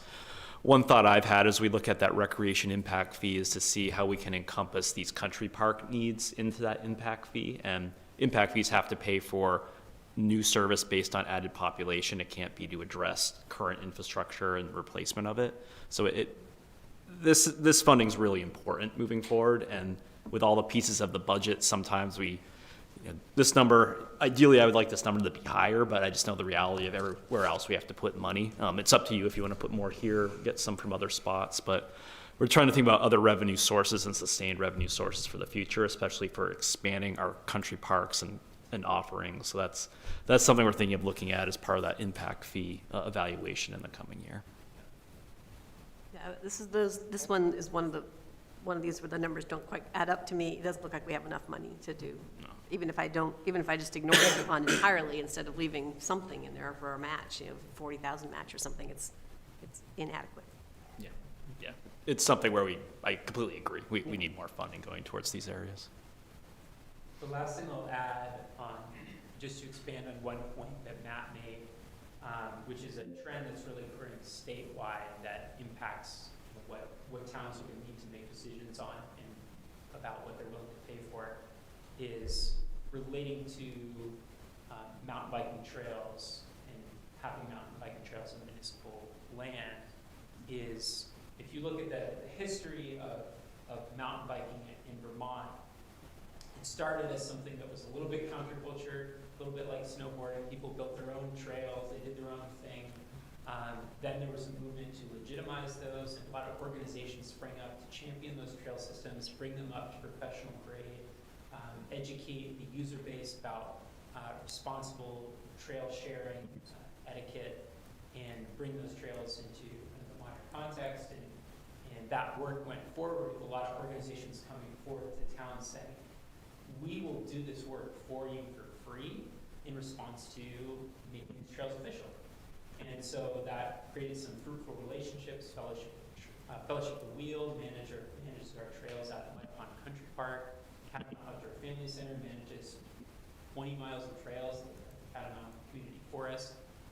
And those organizations were able to do that because in that period of time, the early 2000s and up till more about the COVID recreation boom, they had really robust participation and membership sales. And over time, what we've seen is that people across Vermont, really across the country, have come to accept those amenities as expected, things that they want to participate in, and they expect towns to provide those services. And membership fees for these organizations that formerly provided these maintenance services for free have been declining. And so it's not just our partners, but this is a statewide trend that these organizations are looking at their business models and saying, we're starting to see alarm bells. And so we've gotten this message loud and clear from our partners that they're facing headwinds and they won't be able to likely provide the level of free service that they have in the past. So that's a component of this that will increasingly relate to decisions that the town will have to make about, are we committed to providing these opportunities for our population and our community, and what are we willing to pay to do that? Questions from the board? Going once. So we're running a little over, but Matt does have the growth report prepared. Oh, right, I want to right, have yeah. a brief overview from. My I think we apologies. need an overview of that. Eric, do you want me to share a screen? Oh yeah, let me do that. Can you see that I'm here? I'm in through those Williston planning now. Yes, there you are. Great. You should have Thank permission. you. And I'll do this really briefly, and I'll, Eric, just Yeah. pass around. We have a saying in my office that the perfect report is the unprinted report, and it's true for this one. So I've already crossed out a couple numbers in one of the footnotes. I'm gonna reserve the right to update some things and send you a link when we've got this on the website. Always a bit of a moving target. However, the overall theme is pretty consistent, and that's what I want to just hit on in our discussion today.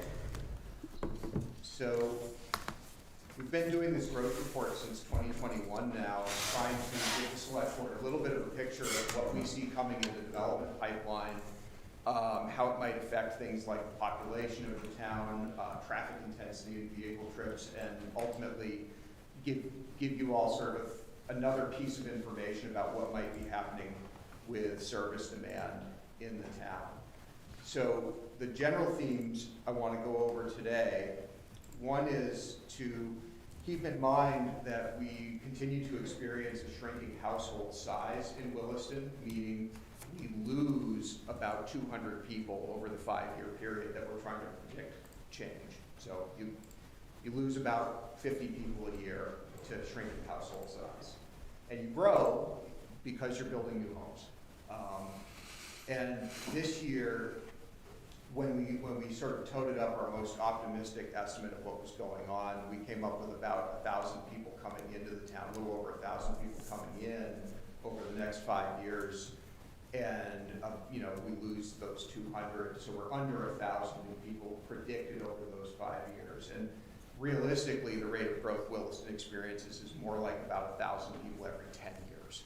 And that bears that out. The new table I've added to the growth report this year, table 1, which I've got up on the screen, just shows some of our historic predictions for various fiscal years and then what's actually happened. So, you know, in 2021, we thought in 23 we would see 210 new homes. We saw 127. In 2024, our predictions for 21 and 22 our predictions in 21 and 22 for 24 were really variable. We ended up on the low side. And that's been a trend throughout.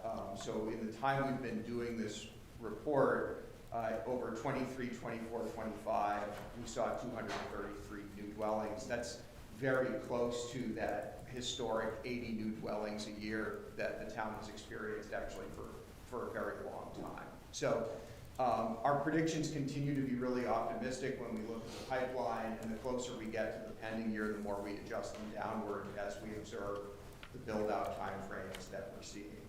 So again, that net gain, and this is the number I've crossed out on your footnote at the bottom of page 1, is under 1,000 at this point. Might be in the 700s or 800s.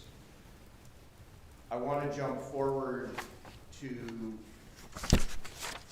some of the things you've already seen, just to the big list of projects. This is the list we update to try to come up with our new population and new dwelling unit predictions. So I'm on the color table, fourth page, right after the big map of Williston. And this is just a nice quick reference of the projects we know about that are in progress, either through or imminently about to be through permitting, and what kind of unit count they're going to generate, and how we think that might spread out over the next 5 fiscal years. One thing you'll see, we've broken this out in our growth management category. So orange is growth center, yellow is sewer service area, which is essentially the residential zoning district and the village, and green is everything else, the ag rural part of town. So total homes in the growth center that could happen over these 5 years, 443. Total new estimated residents in those projects, 760. Out in the suburban part of town, 123 total new homes, 314 new people. That's mostly coming out of predictions around the Summerfield and Glazer developments. And then in the ag rural, we've got 15 homes and 34 new people predicted, and you see the subdivisions there tend to be these 1 to 2, and in one case 5 unit projects. And that also reflects a continuing trend where the vast majority of new dwellings created in Williston are being created in the growth center.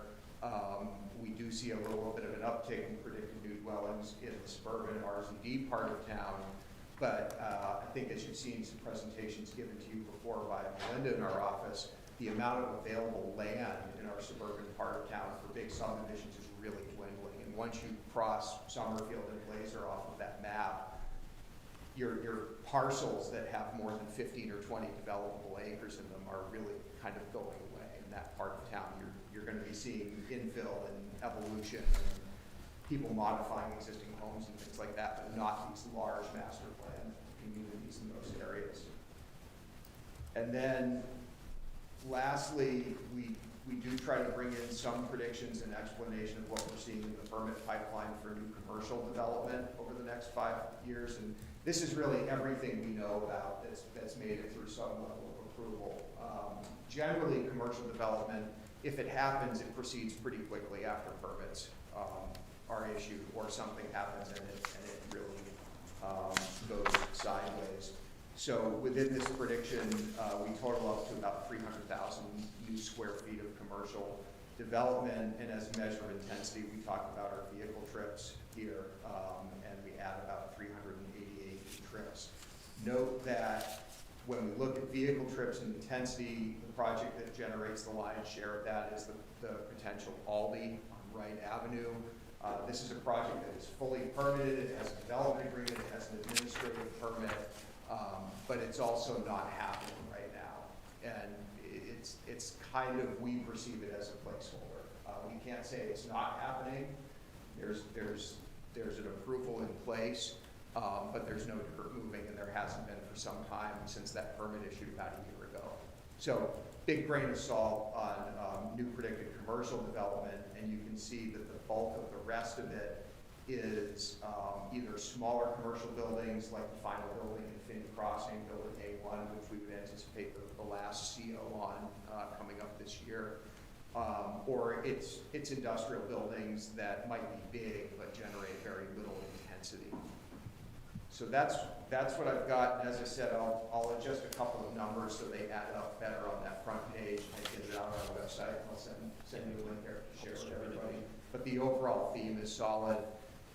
Something less than 800 new people net in town over the next 5 years, probably more like 500, just as projects follow their natural timeline and sort of the normal level of new commercial development.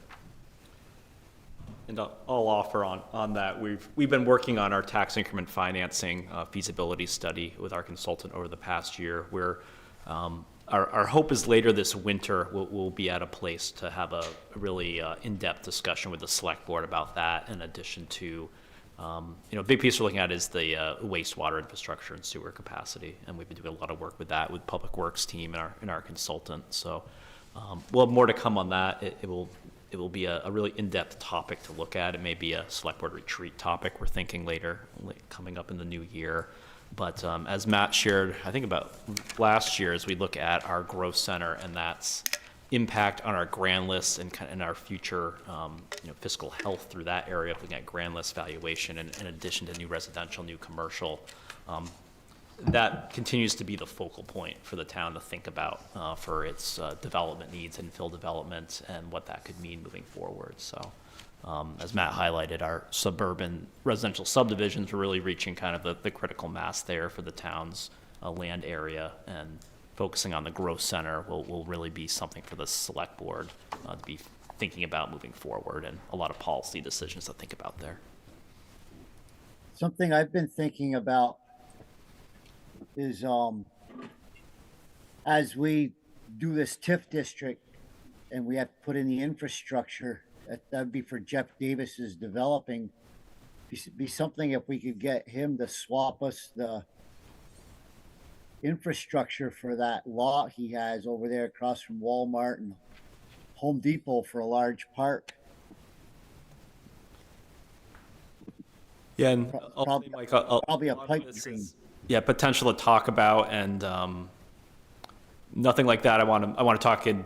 Nothing like that's been discussed. I'll say, and if the town is getting into some discussions with that, we progress that. But looking at that whole area and balancing our official map and as well with green and open space is all good factors to be thinking about. Yeah, thank you. That's all I ask. Further questions or comments? With the slowing down of all this permitting work and growth work, is that potential savings anywhere? It could be. What we are finding is that the permits we are administering, and particularly the development reviews we're administrating, are getting more complex, and that's picking up some of that slack. So a good example would be the site plan review for the Chittenden Solid Waste Materials Recovery Facility, which David was heavily involved in. 10 years ago, we would have looked at that and said, it's a big site, it's a big building, here's a curb cut, meet the setbacks, and we're good to go. Some of the town's initiatives around wildlife habitat protection have resulted in a far more nuanced level of review that the town has to drive around habitat disturbance assessments, pulling in a wildlife consultant, managing the applicant, paying for that, but the independent contractor, the consultant do the work for the town. And then, going to what's ultimately one of the biggest developers in town, this other municipality that we live with, and saying, we actually want you to completely change your plan to accommodate the town of Williston's initiatives around the wildlife travel corridor and core habitat protection. Having the horsepower to do those things takes up a lot of our time. The other thing we're starting to see is a need to shift into two sort of very diverged functions that have been lower level functions for us over the last 10 years. One being, I alluded to in the permit software conversation, enforcement and more early warning on folks who are falling out of compliance with zoning. The other being some of the more economic development side that naturally comes with starting to look at the growth center, whether it's via TIF, the CHIP program, or just, bond issues and investments in infrastructure. We're hoping to be able to backfill any time savings we can get out of permitting with that. And, at the same time, a project like the annex that's on the books and permitted and sort of proceeding, and then, we got an email on Friday from Chris and I saying, hey, we've got some ideas about amendments to this project approval. Can we come talk to you? Because that happens a lot in these big master plan projects. Finney Crossing went, 27 to 31 amendments, something like that over its life. And we like to be able to have the capacity to be really responsive to that stuff and get projects up to date with exactly what the town is saying it's looking for them. So just mostly shifting capacity. I think we're well staffed right now, but we can always find more to do. Yeah, I'm sure you can, but the reality, looking at this, the reality is we're not gonna see any grand list growth for 5-6 years, and our costs are going up 10% every year, so, at some point that becomes unbearable, so, just asking the question. Yeah, some of the grand list is going down with commercial properties. Well, that's what I mean, you'll add some buildings, but it's gonna be offset with others, so, yeah. Yeah, and we'll get into that with the revenue budget, but yeah, our growth is about another 0.5% is our prediction, net about 14 million when you try to factor in all these different variables. And, we do Think about, I'm sorry, I think about that 300 acres of industrial land we have out there by CSWD as well, undeveloped land. Yeah, I was going to say. That's just something to think about in the future. We have a couple of areas of opportunity identified in the town plan that we expect to be back to the select board with some land use conversations about it in the winter, spring, and early summer. Specifically talking about, what the town's land use regulations look like right now and how they might adapt to some of the things the market's looking for and how that might fit into a broader plan and picture for the town, specifically about that question about grant list and the cost of doing everything. Thanks. Yep. Further questions or comments?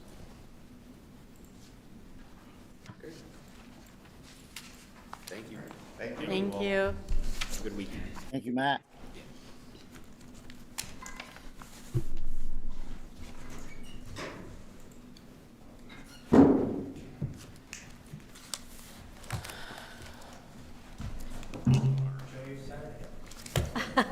Bruce and You Kristen, can stay if you want. are you gonna start with operating?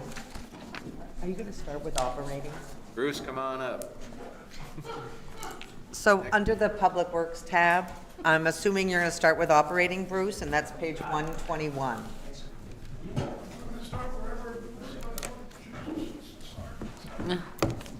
Shirley said we're starting at 121, that's what wants. Public Works, there you go.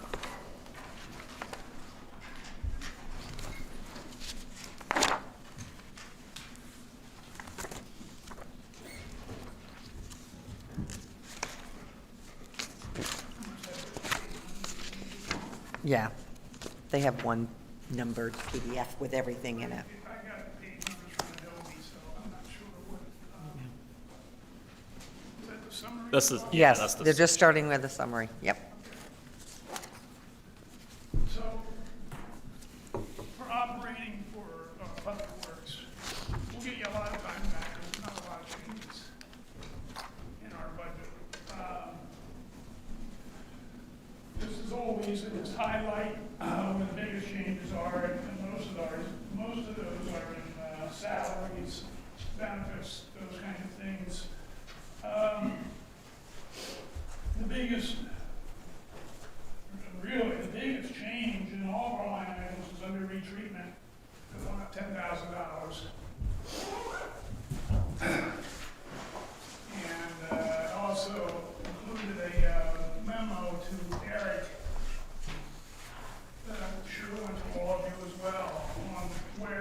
should be. It's tucked in the flap of your binder. I got page 144 once again, that's all the numbers. Anyway, it is a memo that just shows our resurfacing needs, and where we feel like the number should be for keeping us up to a good standard. And the thing that's interesting about it is after this memo and after the budget was put together, from the JFO office for the state of Vermont, and their budget forecast, one of their comments is AOT estimates that if we were to continue paving at the level of investment by 2030, 60% of pavement will be in poor or very poor condition in the state of Vermont.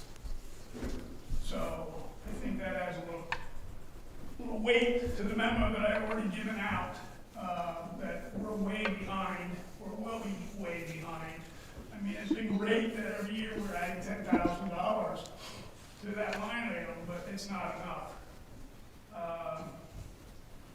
To rebuild a road, which we have not done since I've been in Williston, so rebuilding a road is tearing the road out, starting all over again. We've reconstructed some roads by taking the pavement that's there, bow-magging it, so thinking of like rototilling your garden, where everything gets torn up, and then that material is regraded, compacted, and then new asphalt put on top of that to help build that base a little bit. But that's that buys you some time, but at some point, we're going to be where we have to start rebuilding some sections of road. Just as an idea, 2.5 miles of Kennedy Drive cost $12 million 20 years ago to rebuild the whole road. And that means taking it down 4 feet, putting it back together. You do have some roads here in town that are along that same line. Marshall Ave is one.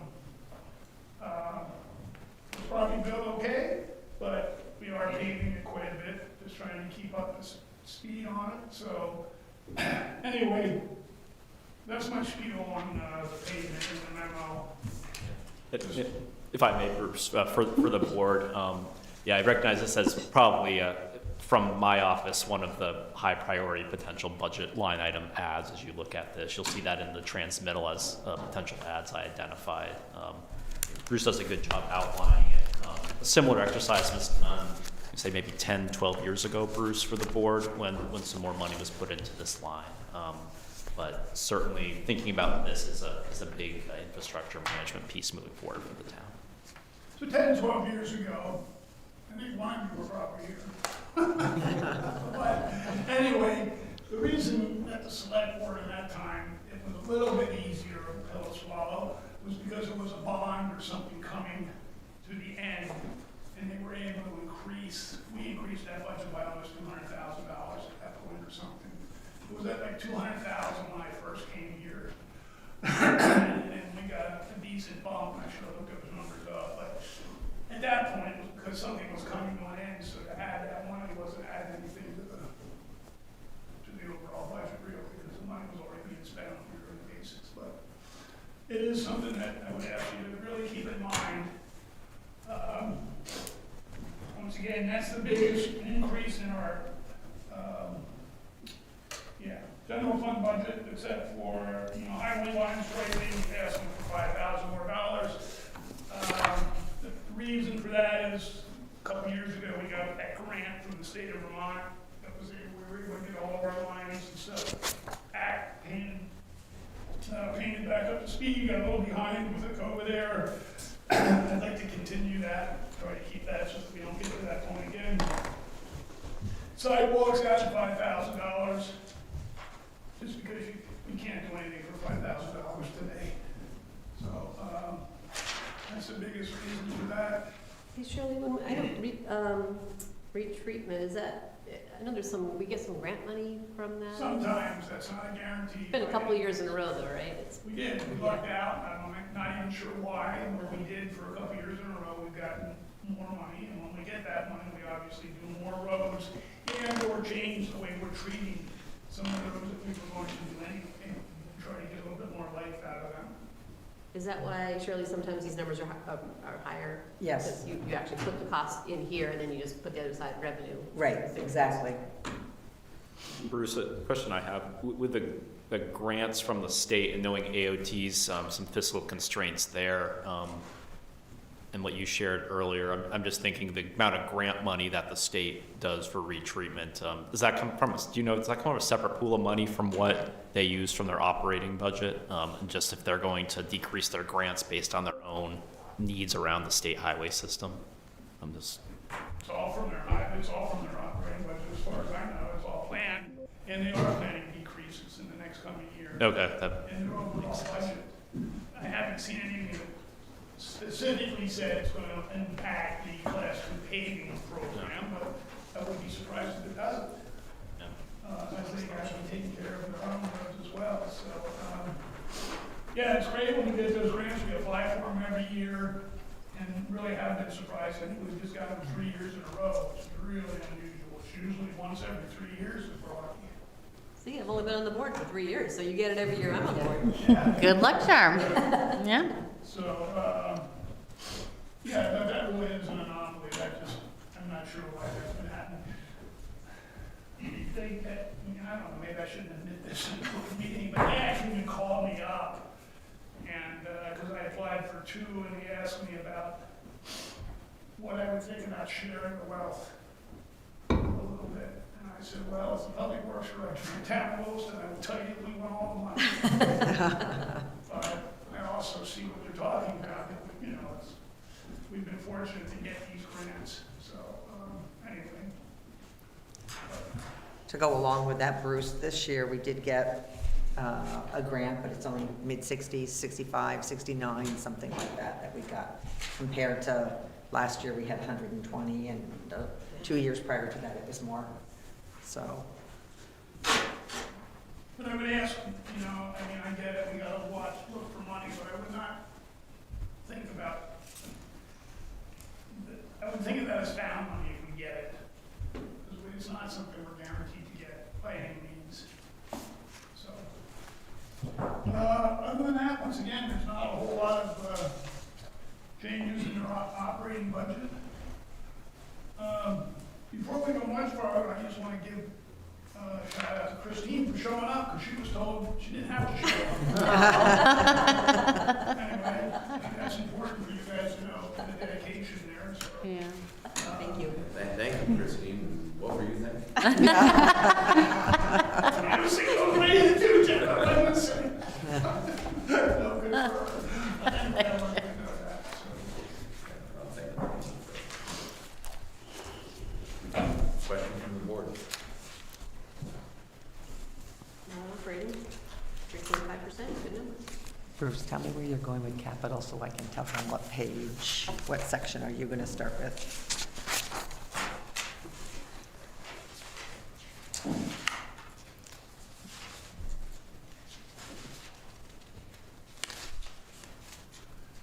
probably do buildings, I think will be the first section. Public Works Building HVAC is the first one I have. Okay, so that's, 27 on mine, what I wrote down. so that's under buildings, under capital, and it's page 28. We have 2 different versions, one's an online and one's a print text blank pages for, Of course. Yes. that's always a fun thing. I go to the PDF and I just click on capital budget buildings. Yep. I don't even look at the page. So, as always, the only ones of these I'm really gonna touch on are ones where we're adding on to it. So the Public Works Building HVAC, $2,500 to go toward building that up so that we can replace the heat and ventilating system, AC system as needed.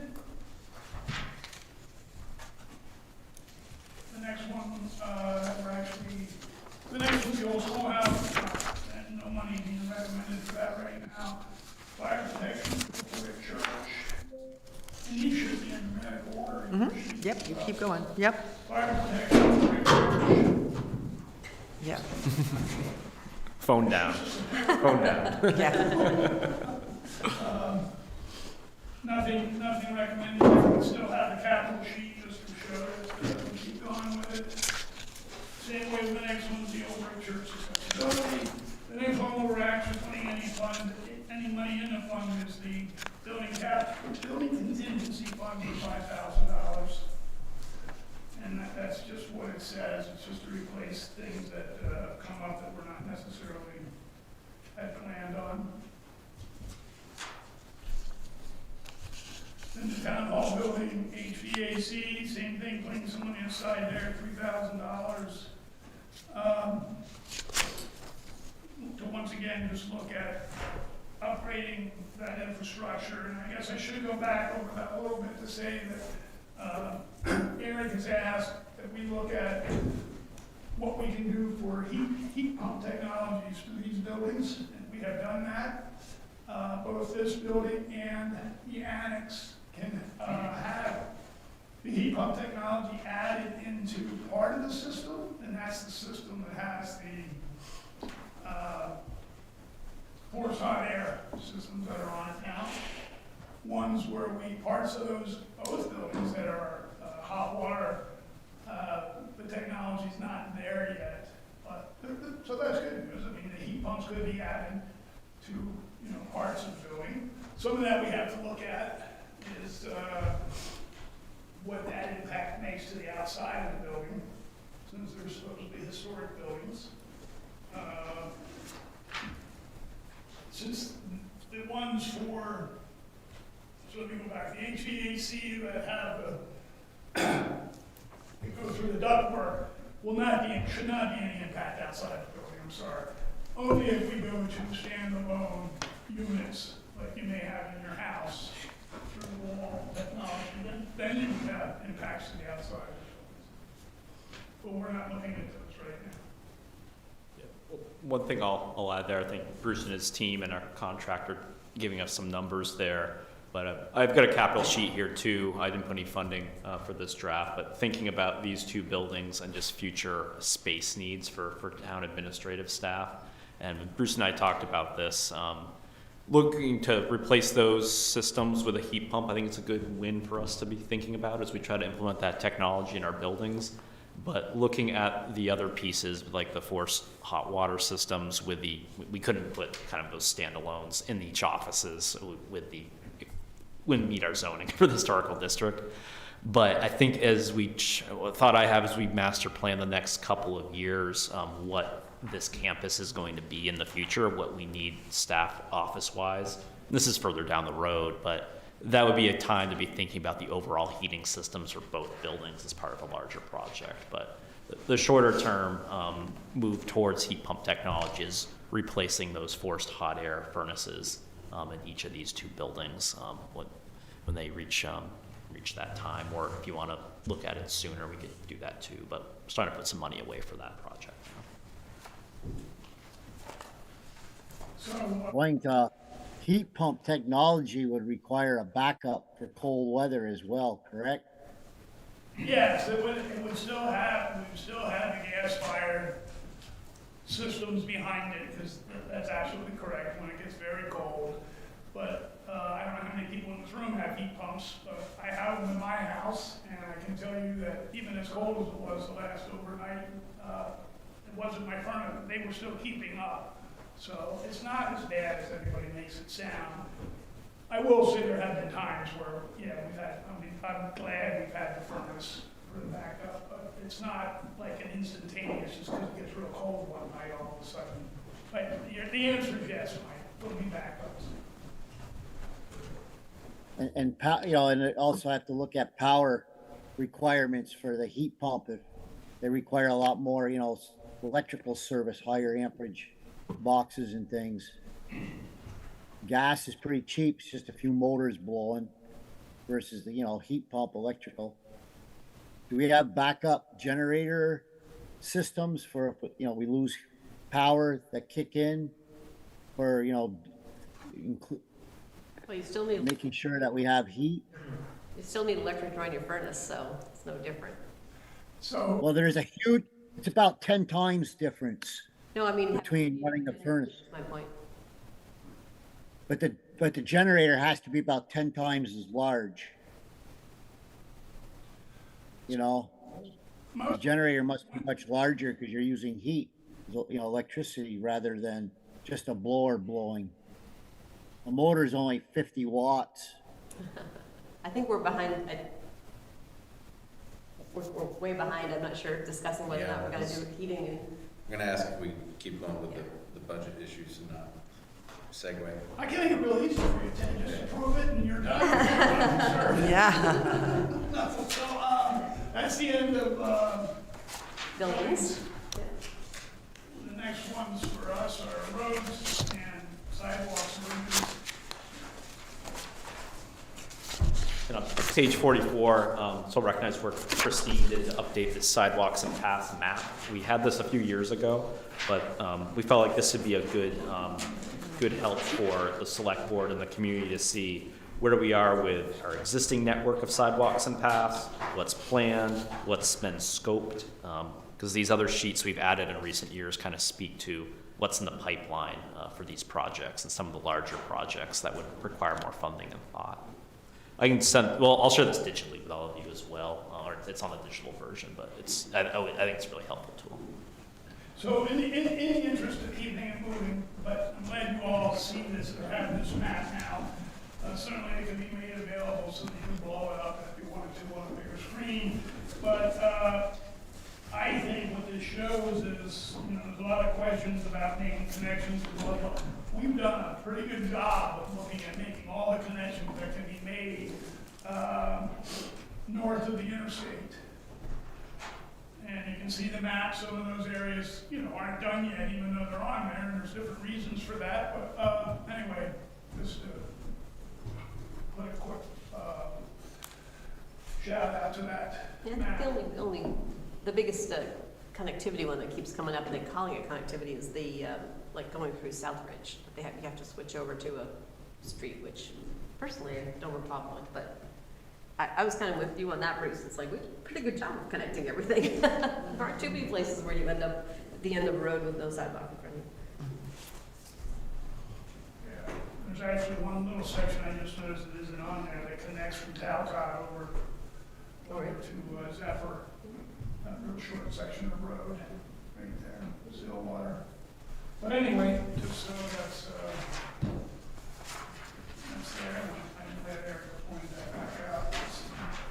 So they're going through the capital, minor transportation improvements. We're adding money to that, which is one where we use for, well, you can see a list of the different kind of projects that have been used there. And important to keep that up so that one of the requests we get a lot of is for staff to flash beacons. And Eric's asked us about trying to come up with some kind of policy for those, which is a little bit tough, because we've even had developers put them in. You know, when they first came out, it was supposed to be, oh, this criteria, you can do them here, do them there, do them whatever, but I don't know that that's, I don't think that you'll find that that's being followed a whole lot. You know, if we think we need to use them, we can use them, but I don't want to, well, wait for it to be wrong, see. So that's where that money is for different kinds of projects. Then the next one is just a sheet on, that kind of goes along with the map that we just gave you, sidewalks, projects in process, sidewalks in past, future, and just going back on sidewalks real quick. We are ready, 99.99% ready to go out the door of bids for the walk from Alpine to Beaudry Lane. It's been a long time coming. We're just waiting for right of way, right, to give us final. They said that everything we've submitted at this point is all good. And then we have one other stumbling block there, and there's a pipe that runs under 2A that needs to be extended. That we're still dealing with the state on how that's going to happen, including asking to just make it part of the project. But anyway, we'll let you know if we run into big stumbling block on that, because that's the only thing that's gonna hold this thing up. And that'll make the connection all the way from Essex Junction all the way to the parking lot. That's amazing. Okay, the next sheet's just insert alternatives projects. Sure, that's not gonna do much, but they're still there. Marshall South Brown intersections, the next sheet, nothing on that. The next one that I would really, and I don't mean this against Eric or anybody else, but I really would like to see this funding starting now, is the culverts replacements in the Allenbrook watershed. I did have a discussion with Eric about splitting these costs because those large culverts, basically some along those bridges, aren't there just for stormwater. It's a perennial stream, obviously, Allenbrook that runs through it, so they've got to be there regardless of stormwater. Now, do they help just, do they get worse or, take on bigger flows of stormwater infrastructure? Yeah, because of stormwater, certainly. So, decided that we should probably be splitting the cost of those replacements between the general fund and the stormwater fund. And that's what this sheet is about. So, it's pretty important that we start getting on those. We've done some major repairs for the worst ones, but, those were 10 to 15 years, so. Anyway, And Bruce, if I may, this is another, I agree with Bruce completely, is a high priority capital project for the town to be thinking about. It appears in the possible budget adds list to be starting to think about this moving forward, because the cost is significant and the need for this is a large piece of infrastructure to be thinking about here.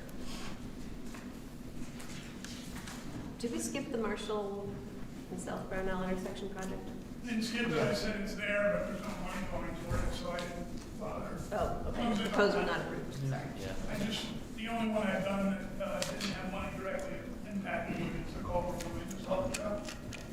And the Marshall Avenue one is another one too. The town needs to think about how we're going to approach that project. I was gonna recommend we take it out and put it towards this, so it's not, you've already done that for me, so. So then, I'm down to equipment fund proposals. He's on page 81.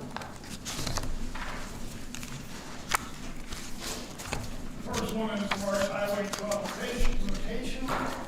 That's the same as always, just to keep rotating our fleet every 7 years. And that's actually page 80, just one. What's that? Sorry, just so they know we are on page 80, sorry. No. Yeah, so that one is, the problem with these trucks anymore is we want a 7-year rotation, it's gonna be 8 or 9 years as it is, because we've got 3 of them sitting up at, in Milton right now, waiting for us, because we can't get the bodies put on them. There's only one bodybuilder in the state of Vermont. So we're looking at next summer to get the 2 that we should have gotten fiscal year 24, I think. So we ended up keeping trucks a little bit longer, so certainly would not advocate changing the turnaround time on these vehicles. The next one is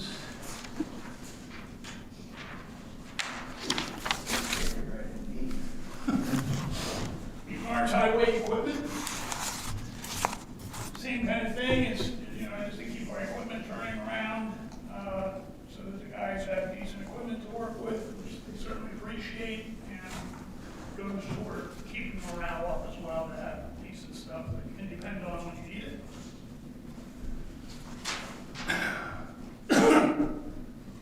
The next one is no money in it for this year, and I don't disagree with that one. Although I will say that that one's going to, we're not taking over any roads, so we're not taking new sidewalks to plow. But once again, once that happens, our machines are already maxed out. So, highway pickup replacement, just what it is, same thing. We are keeping abreast of electric vehicles, just bought one for stormwater. pickup trucks. You probably all read the news the same as I do and see that all three major manufacturers have stopped producing electric pickups for the foreseeable future. So good thing we didn't run out and do it, I would say. But the thing with ours are, most of ours are 3/4 ton pickups anyway, which are not in that range. They're doing the 150s, the half-ton pickups for the most part, but we'll stay on top of it. And where it makes sense, we'll certainly, not opposed to going that way, but it's not there just yet. And we had a UPWP project to help to look at priority areas where you could look at fleet electrification, and they flagged a couple potential of the lower class pickup trucks. But one of the things that hinges on too is they advised us if we need some of these trucks to have a plow setup, there wasn't the technology for that amount of that would need currently, and to keep an eye on that. And but I didn't realize that, Bruce, with just kind of the models that are being manufactured now. So we'll keep reviewing it as these things come up with replacement, and keep that in our mind. And we're not getting deals on those vehicles either, just so you know. When they go on the state contract list, they're not getting a reduction in price, so they're more expensive that way as well. But that's on that. Buildings and facilities motor replacement, just to keep those items going over as well. That includes our little Kubota tractor, not just the mowers, but we have an electric zero-turn mower, and the parks have an electric zero-turn mower, and they're working really well. I think Todd may have a little bit different, excuse me, he likes it. I'm not going to speak for him, you can ask him, but there was something about him that he wasn't real crazy about. But anyway, we are using them and don't see any reason to not continue to do so.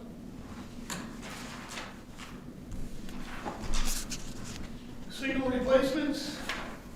This is really for replacing hardware or the operating components of the signals, not necessarily the lights and on the names, the infrastructure to hold the lights up there, mast arms. But this is to replace the operating systems inside. And we've already done Marshall and Harvest up by Town Fair Tire. We were having quite a problem there, couldn't figure it out. We did do it was time for the computer to be changed and everything anyway. That's been done. The intersection's working great. Trader Lane, our Hannaford's, is the next one. Excuse me, just wait for the equipment to come in to do that, and that money, all that money comes out of there. It's got $10,000 in intersection, just those upgrades.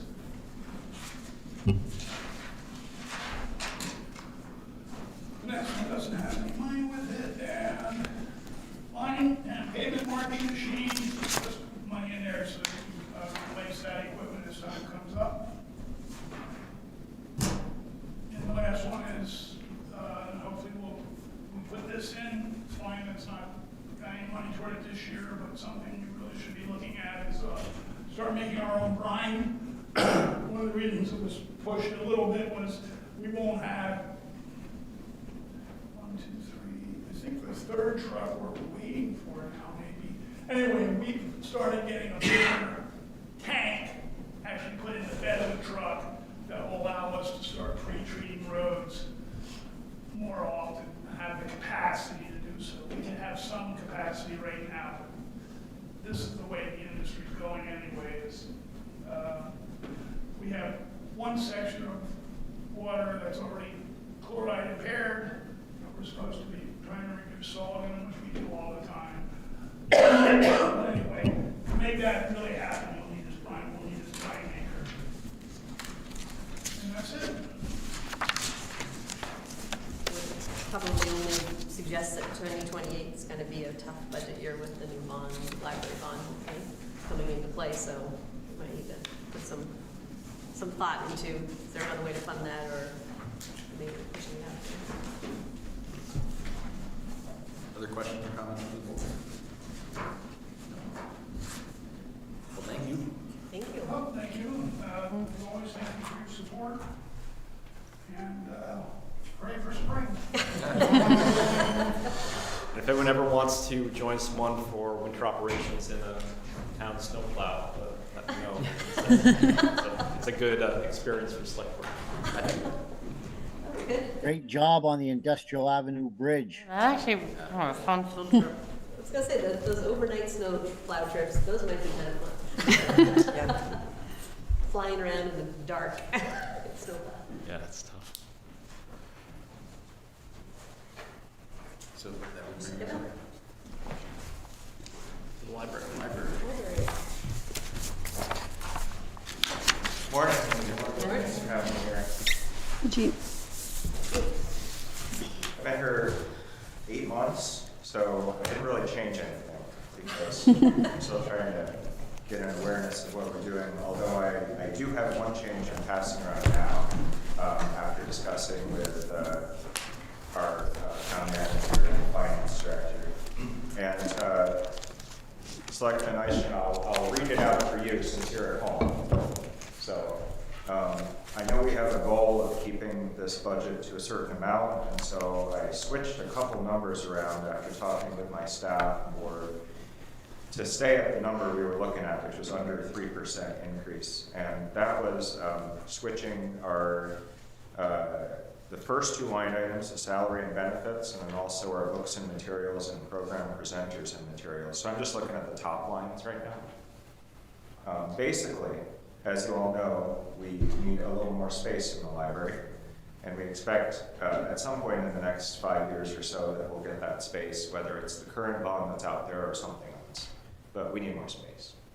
We don't have space for adding materials right now. Every time we add a book or a magazine or a CD, we have to take one out, which isn't ideal. So we also have a current need for staffing, which we expect will continue when we have a larger facility.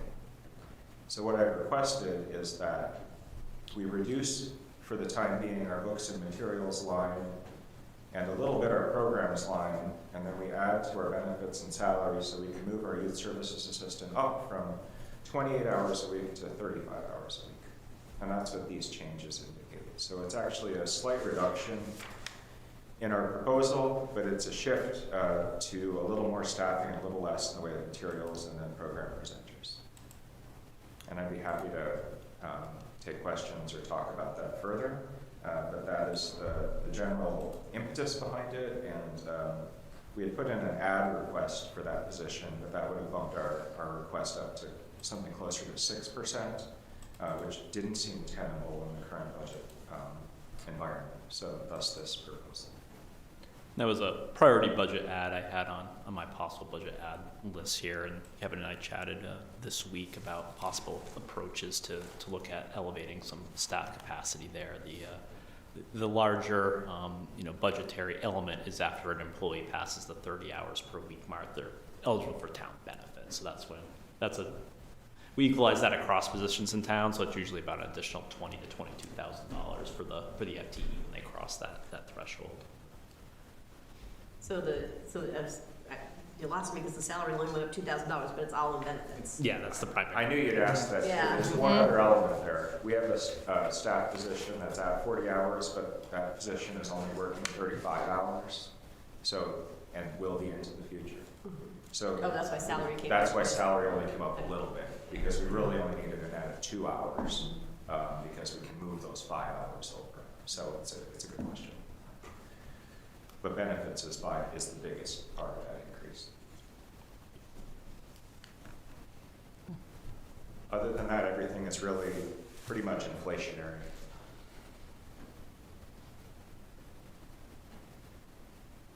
Well, I really appreciate the creativity in meeting, the library's needs where they're currently at with the current space and the current conditions, so thank you for being so thoughtful on that, and Eric too. And the increases, I'm just looking at my notes here.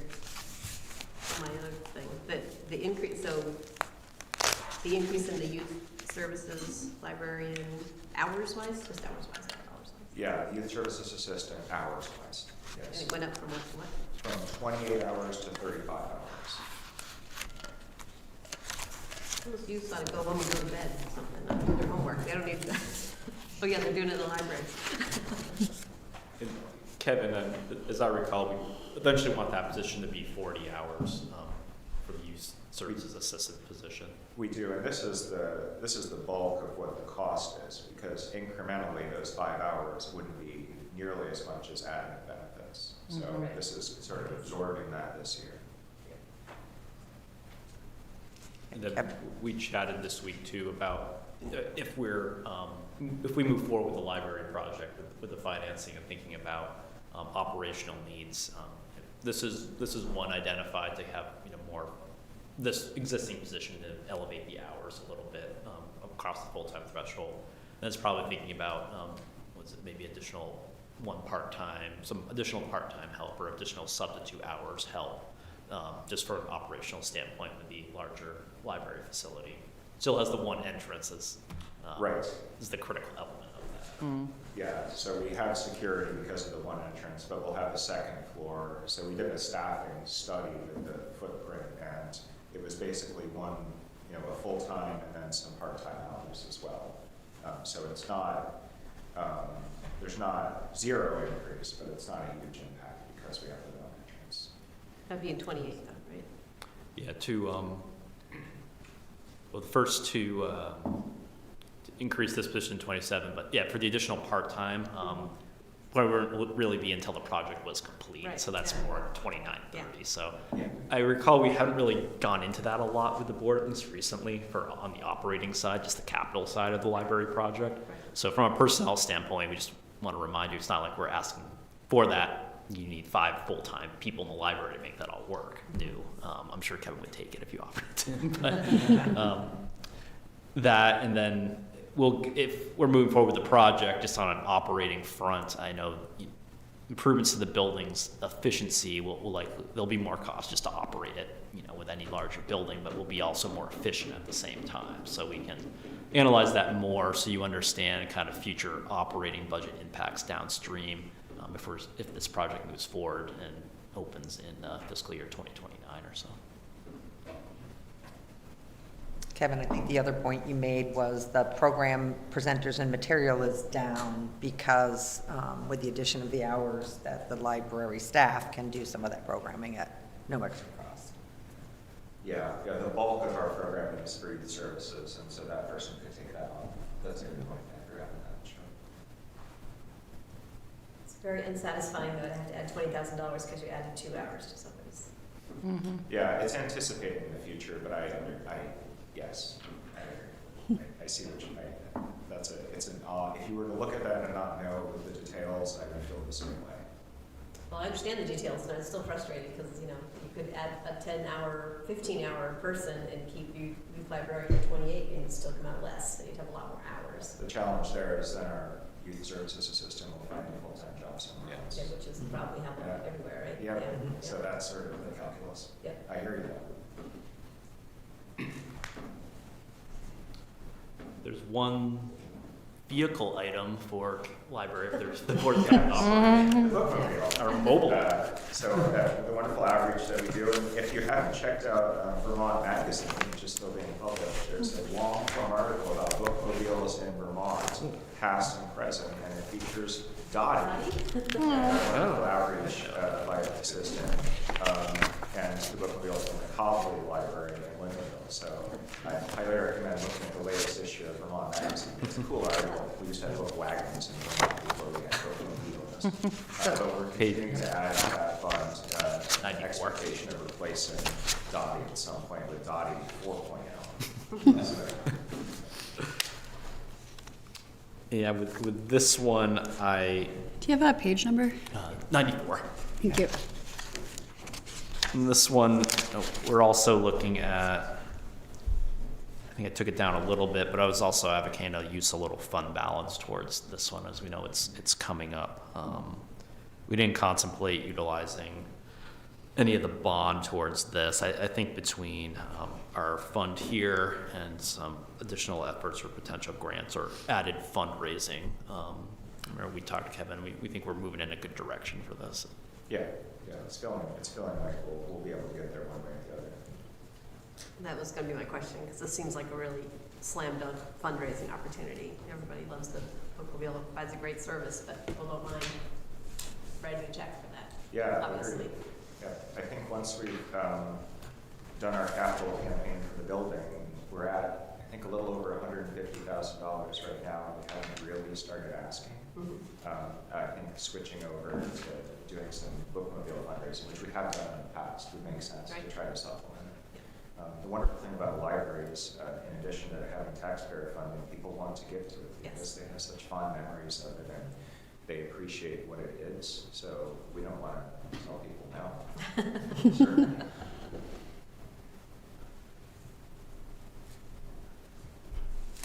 Other questions or comments from the board? I'm wondering if we want to chat about capital and debt while Kevin's here with the library component of that. Sure. I think we can, and I can cover outside services that maybe, well, Shirley's volunteered to go pick up lunch for us. What? There you are. Did you see Mike's camera? I'm sorry, I was Oh, I thought you were looking at me. I'm like, what? I'm just shifting. No. We got an up close view of Mike's hands there. Where should we go, Eric? Yes, I'm thinking if we go in the capital section of the budget, that's probably a good, there's a summary sheets in there. So let's see, probably page one or two.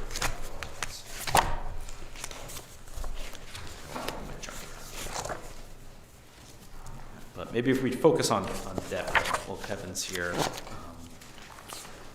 Pull up that page. Actually, if you go to page 13 in the capital section. Yeah.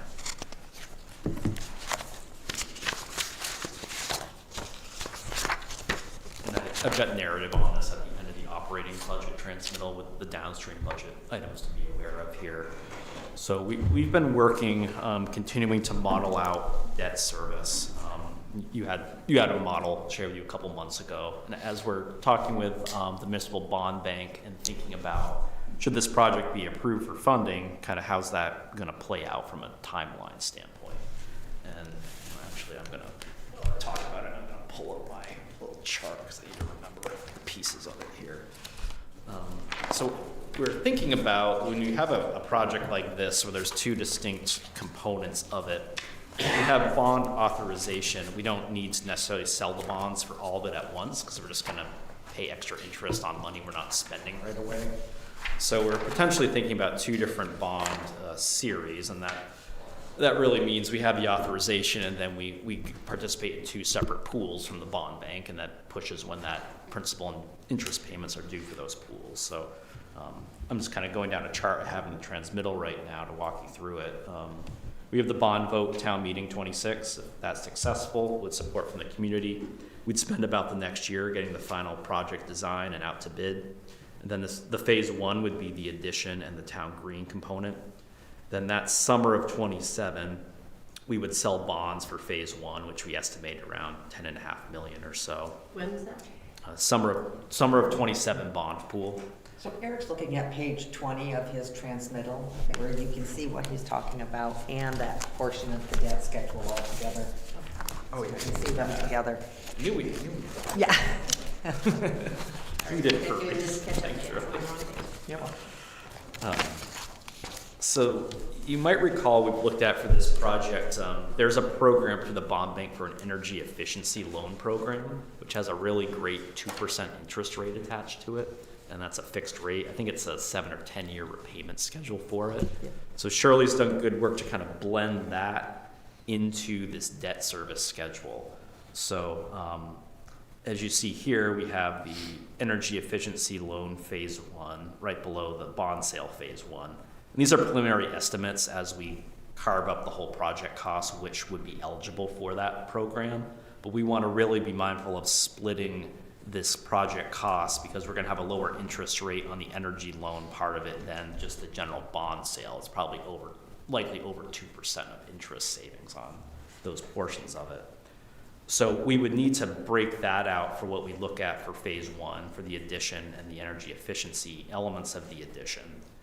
And then we would, ideally phase one would be complete in May of 2028. And those first two loan payments that we take out for phase one, that would hit the FY '28 budget. Those would typically be due around November of 2027. So then we get into projects, the additions done in May of '28. Our library operations all move from the current space into the new space. We continue continuity of library services there. Then we go and do the second phase, which is the renovation of the existing space. And that would begin around June of '28 is the projection right now. So then at that point, we could sell the bonds that summer in that bond pool. We estimate around $2.4 million right now for that part of the project. And then we'd start paying the debt service on those bonds that we sell that November of '28, which hits the FY '29 budget. Same thing with the energy efficiency loan piece of this for the second phase. We estimate around $600,000 right now. That would hit the FY '29 budget. And with the project to be ideally complete early in calendar year 2029 for both elements. So this, the other piece I should share, our current estimate we're working with our architect is $14.5 million. We've gone a little bit between that and 15. We think $14.5 million is a good number. And we're working with the town attorney of getting that question put the right way for the voters. We have a call coming up this week with the bond bank, the town attorney, and us to talk about all these interplay elements, make sure we have the question on the warning written the right way. I think ultimately it will be pretty straightforward. The bond bank, the town attorney, we've had a little conversations with them that we can write it for the $14.5 million authorization amount. And then as we have these different pieces I've described for separate bond sale series, separate energy efficiency loan series, we don't need voter approval for all four of those things. That would make things very complicated. So this is kind of the back end with the timing projected right now for those different debt service elements. This also has a big assumption that we raise zero funds for the capital campaign. So this is the most conservative estimate, and as Kevin shared, we've already had pledges committed towards the capital campaign. We'll see if we can get to our goal of $1.5 million. And ultimately, what we raise in the capital campaign subtracts from what we need to sell for municipal bonds to finance the project, and in turn would decrease what our debt service is on all of that. So all that being said, when you look to project this bottom part of page 2 with the proposed new debt schedule, we have the things in here we've talked about, the ambulance coming up, the fire engine a couple years out. We still have the communications tower in here for FY '28 with those numbers, so know that's still a decision for you to make on the timing, and we do need to update those numbers. But I'd really focus in on the library bond phase 1 edition, the $10.6 million, first payment November 27, and that energy efficiency loan piece. So those two numbers are what potentially carry to the FY '28 budget for the initial debt service. And again, this is assuming we don't fundraise, so if we do fundraise, those numbers could ultimately be lower. We're projecting a bond sale, I think in here it's 4.25% interest rate about on the bond. The interest rate for the energy efficiency loans around 2%. So these are layered and blended in Shirley's calculation. So ultimately, how that affects the general fund is there's gonna be an increase in debt service there what's my number here? I think it's close to $800,000 or so.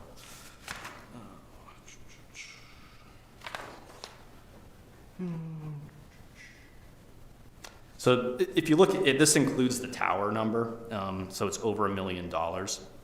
So if you included all that for new debt service and you just paid for it in property taxes, you're over a 5-cent tax increase to cover that new debt service. So as you think about that, potential tower timing as well, just make sure that the board's well aware going into FY '28, if this library project moves forward, there's that debt that's coming to pay. We're trying to be creative in how we schedule the bond sales here, but that takes it down a little bit. The capital campaign certainly helps as well, but that's a significant new debt. The board's looked at this throughout discussing this project, but that's something that would be in the general fund before we do any additional new services or just updates the services like we're doing today to the FY '28 general fund. So it's over a year away, but it's a very important element for all of you to be aware of and thinking about what's going on here. And as you think about the tower project as well. And we're continuing to look at the financing piece, but I do anticipate the bond bank is our best partner to work with on all of this. I'll pause there because I know that's a lot.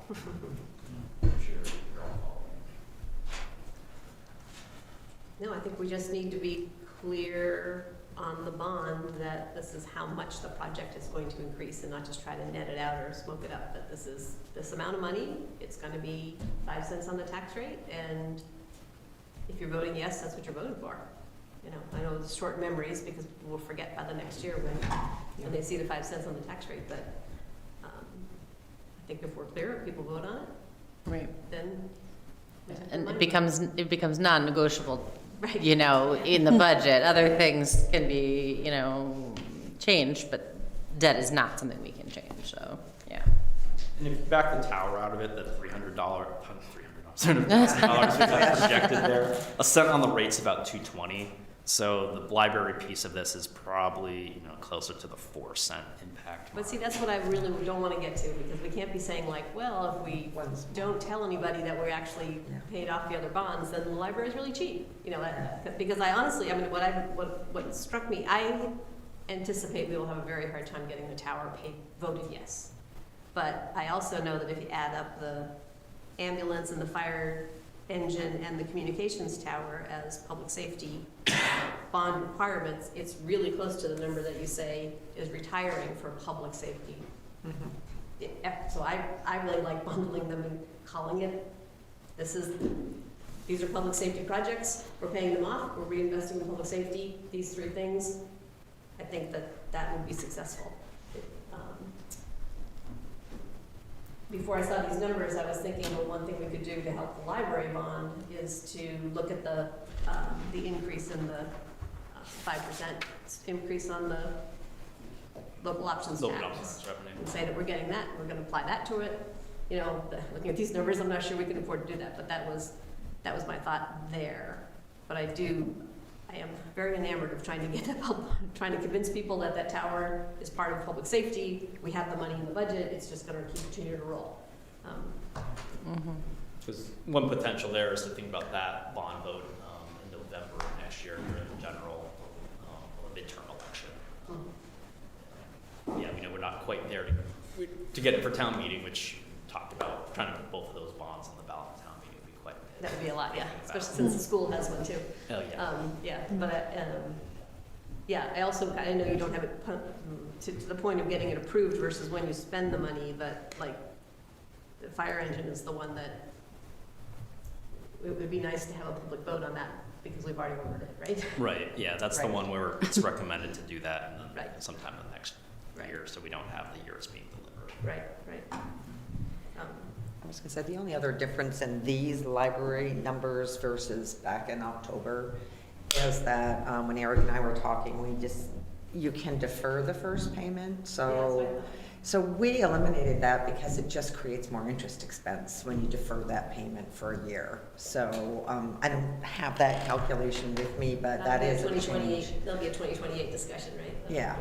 Yeah, it's a good point, Shirley, because it gives you that, okay, we can take the tax rate increase down a little bit in 28, pushing more to 29, but we're gonna have more expense with the added interest on that principal for another year. Yeah. Right, but it may not, well, we'll see how the numbers roll up next year. But if you look beyond that, you know, some good news. Yeah. 28 is the big increase. Yes. So I'm looking at the shaded blue section at the bottom, that total existing authorized and proposed new debt. Yeah. And this is just the bottom part of that table from page 13 of capital. If you look at the top of that page 13 of capital, it has all the existing debt schedule, and that all rolls to this net new number at the bottom for debt.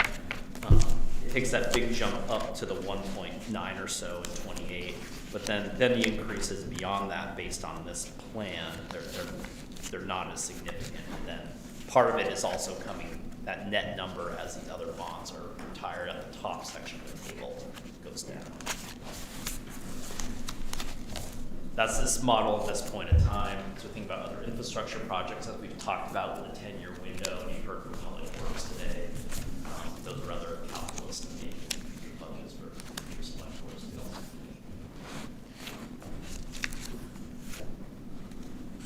That's the big one of all of this. Kevin here, got any other kind of broad questions? Shirley and I are working on the financing, the bonding, the town attorney, and we'll have the question ready for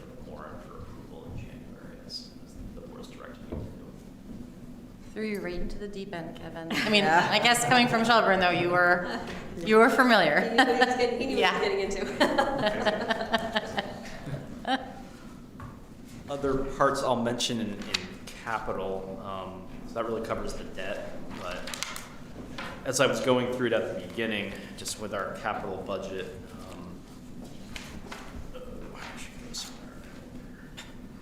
so the capital section, I'm just in the beginning, page 1, page 2. And page 2, the overall summary proposed allocations. This is a summary of the breakdown of general fund and other sources by area in the capital budget. Another thing you can look at is page 12 that has that chart we looked at earlier with everything that's funded in FY27 proposal, what comes from operating, what comes from fund balance. So the variance from FY26 is putting more money into the operating side here. We looked at this a bit last year. You know, we deferred some things a bit last year. We used more fund balance, more community projects funds. This first draft, I wanted to take to the board, just continuing to put more towards operating for all of this, knowing we need to have these sinking funds in place for these equipment, these projects. There's room here if you're looking to decrease the general fund a bit. You could put more from fund balance on some of these lines. You could use community projects fund. I'm not recommending you do that. You want to save it for specific projects. But if you fund these capital elements with those other revenue sources, you're decreasing the expense line from the general fund. So that's a tool to decrease the general fund bottom line. I'm just in thinking about the needs for this as well. These are going to exist year to year for the equipment replacement, for example. You can always defer things a little bit, then you have to catch up when things are due. I tried to sweep through this again and look at some of the things we deferred last year, built some of that back in, looked at some things saying it's a little further down, maybe we can decrease the amount that goes in there. So we've taken a first pass at that. When it came time to get the bottom line done, this is some of the interplay I did with, you'll see some of these things in the capital are, you know, 10,000 for a highway truck and still police cruisers at 35,000. That was just my strategy to take some of these larger equipment lines and use a little fund balance there to take the general fund number down a little bit. So I offer that as there's some potential play there as you give us direction on the bottom line, but Taking it out of fund balance just decreases what we have available to apply as fund balance though, right? yeah. So it's really not that. No, that's why I think you can use, my suggestion is to use that money towards these, you know, more one-time projects. Things that haven't been funded for years, like the other the two sides of the old schoolhouse, siding renovation, things like Old Brick Church accessibility. I think those are good projects for the fund balance with the community projects fund that are more kind of specific to a project versus an ongoing building maintenance or vehicle replacement schedule. The increase in the general fund towards this, it's close to $300,000 from last year. So that's a big variance in the general fund. I flagged that for you, and also putting in context with our local option tax revenue. You know, some towns say, hey, we take our local option tax money and it all goes towards capital. We can really say we're doing that here as part of the narrative. We're bringing in over $4 million and we're taking 700 of that and sweeping it into the capital fund. We don't have a designated taxation funding source. I talked to an attorney in some other communities that have that. It's mainly enabled by charter. But I think it's part of that narrative and telling that story. Like, yeah, we collect all this through the general fund, but we push it towards capital. You may want to think about more going towards capital from this operating budget over time, and that narrative, okay, we're using more local option tax towards capital, but there's a backfill because that is offsetting the tax rate overall in general fund. So Money is money. yeah, Yeah, I think a lot of this becomes what's the narrative around it. right. The, just so I'm clear though, when I see, on the sheet where we talk about fund balance. You can go get it. Sorry. Yeah. You can keep I know it's listening if written. you want to, Kevin. Thanks, Kevin. Yeah. Thanks, Kevin. Enjoy the rest of your day. Thank you, Greta. Yeah. When, he was asking for $15 million, it's different. when you talk about the fund, well, there's a sheet on the fund balance application. That's fund balance is just going to reduce the tax rate and also anything that you have fund balance on the capital sheet. I mean, it's all one number, it's all one. Yeah. Does that make yeah. sense? Those two allocations, I can pull up that page. And this is Shirley's work as we try to do year. Looking at page 12 of the transmittal?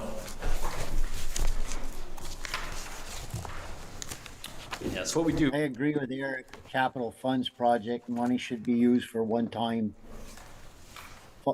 projects, not something coming out to bite us later in a couple of years. The table at the top of page 12, so Shirley took our FY25 estimate from our pre-audit financials, was just south of 4 million.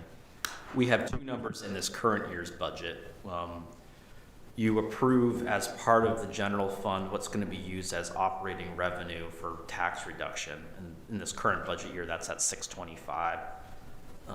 You approved capital transfer in January, what we're just looking at on the other page for this current year's budget at $100,000. So then we use that to most conservative approach here. We use that to estimate the fund balance amount at the end of FY25. Then the next two numbers, the FY27, are what we've put in this transmitted proposal for you. And we assume all of it's spent just to give you the most conservative number of $2.5 million. Your policy says that number must be between 10 and 20% of the operating budget. So that ratio reflects what this draft operating budget is, 17.2 million just about. And using this math, that ratio is just under 15%. The reality year to year, we see that tax reduction budget number. We haven't had to spend all of it, or surely to you, we haven't come really close to half of it, even after we increase the local option tax revenue. Just how the budget works. None of it since I've been here. So every year there's something allocated for tax reduction and we haven't had to use it. For the most part because of the local options tax.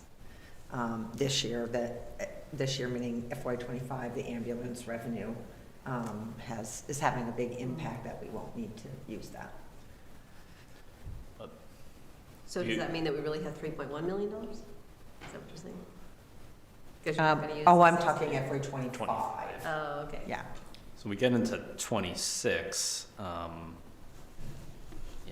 not too far into. I don't have a sense so far this fiscal year, surely. Yeah, I don't. Come with that.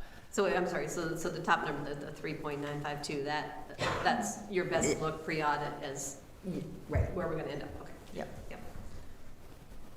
So this as you get into your overall decision-making about tax revenue, all these elements to make the budget balance. We took this down from where we had it in FY26. We had it over 600,000 for a couple years. It's kind of the worst case scenario is you get this ratio is coming in at a much lower number. You've had to use the fund balance towards a major issue in town to address, a major infrastructure issue that is having challenges with federal funding or something like that. And then you say, well, we can't use any money or a very reduced amount of money to buy down the tax rate to balance the budget.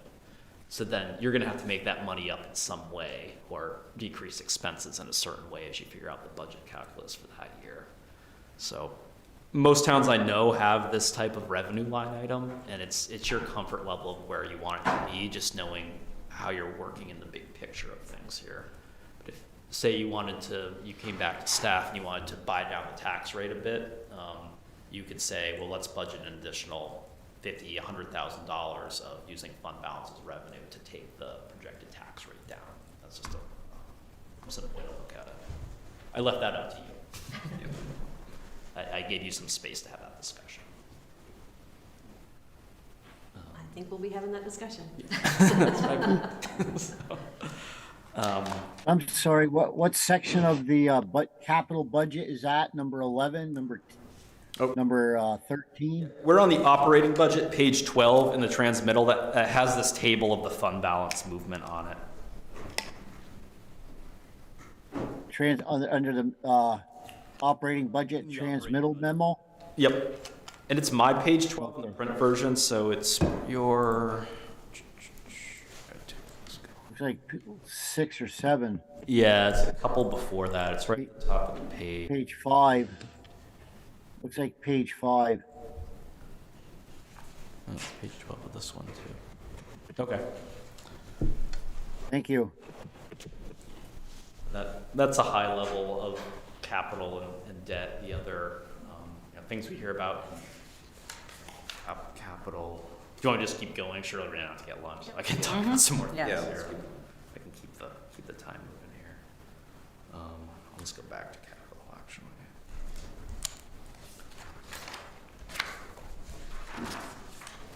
Sorry, Mike, I'm jumping back to the capital section. I'm just gonna be on the summary on page 10 and 11 of the capital portion of the budget. As departments go through these, they typically don't highlight the ones that aren't funded, but I just wanted to flag a couple of these things for you. Like in buildings, the old schoolhouse repairs, nothing in the community center facility, but as you know, that's an ongoing discussion as well, where that may land, and it's several years out. I mentioned the town hall and space analysis. I have a sheet for a housing project and land acquisition. That's just a sheet in there right now. If the town wanted to pursue that any further, it's in there. Page 10 of the capital section of the budget.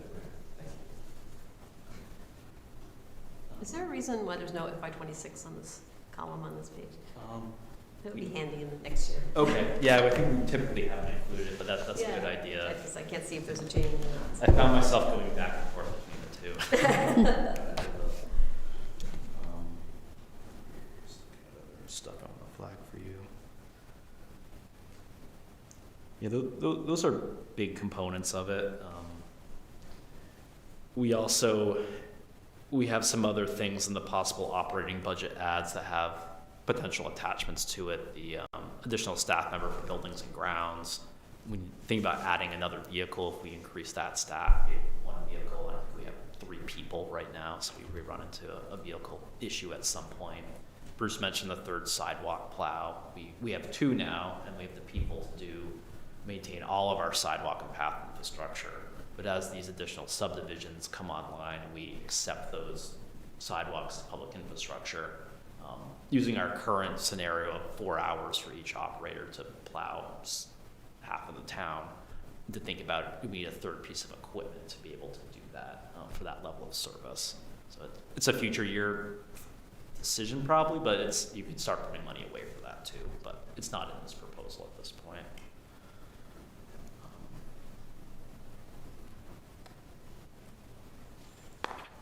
And we don't have a sidewalk. Do we have a sidewalk bond kind of thing anywhere? So that's where we left. I talked to staff about that, and we decided with the operating budget funding for the potential planning and zoning match towards the active transportation plan, that's where we had that money live for that first step, is coming up with the planning element to then look at what Public Works has previously scoped and what's in process, those project sheets that Bruce went through for the sidewalks and paths. Then conceivably, if you have an active transportation plan ongoing, look at everything that's been planned, what's in the pipeline, and then what the town would like to do to continue to add sidewalks and paths, and what the priority segments might be at that point. And then thinking about the funding source. And I know for Public Works, it takes time. There's a lag for all these, from scoping, if you need to acquire some right-of-way, to construction. Thinking about those pieces as well. But we set that up in this budget to have that continuum start, where you can have the active transportation plan in FY27, then be thinking from a capital standpoint, FY28 and beyond.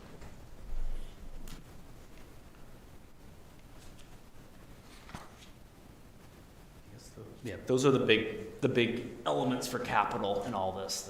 There's no lack of capital projects and investment for the town, and that's going to be the continued theme, trying to find how you want to balance that with the operating needs for the town. Is there any other projects you're concerned about? Like, I think the trail management fund is probably under, I'm just trying to think of the word, we're probably not saving enough for the list that's on there. Is there anything else that you're worried about saving enough money for? Every public works project. I have a list. Oh, you know, what? It is in capital. I have a list of possible, is that the end of the transmittal here? I have a list of possible community projects, funds, project applications. I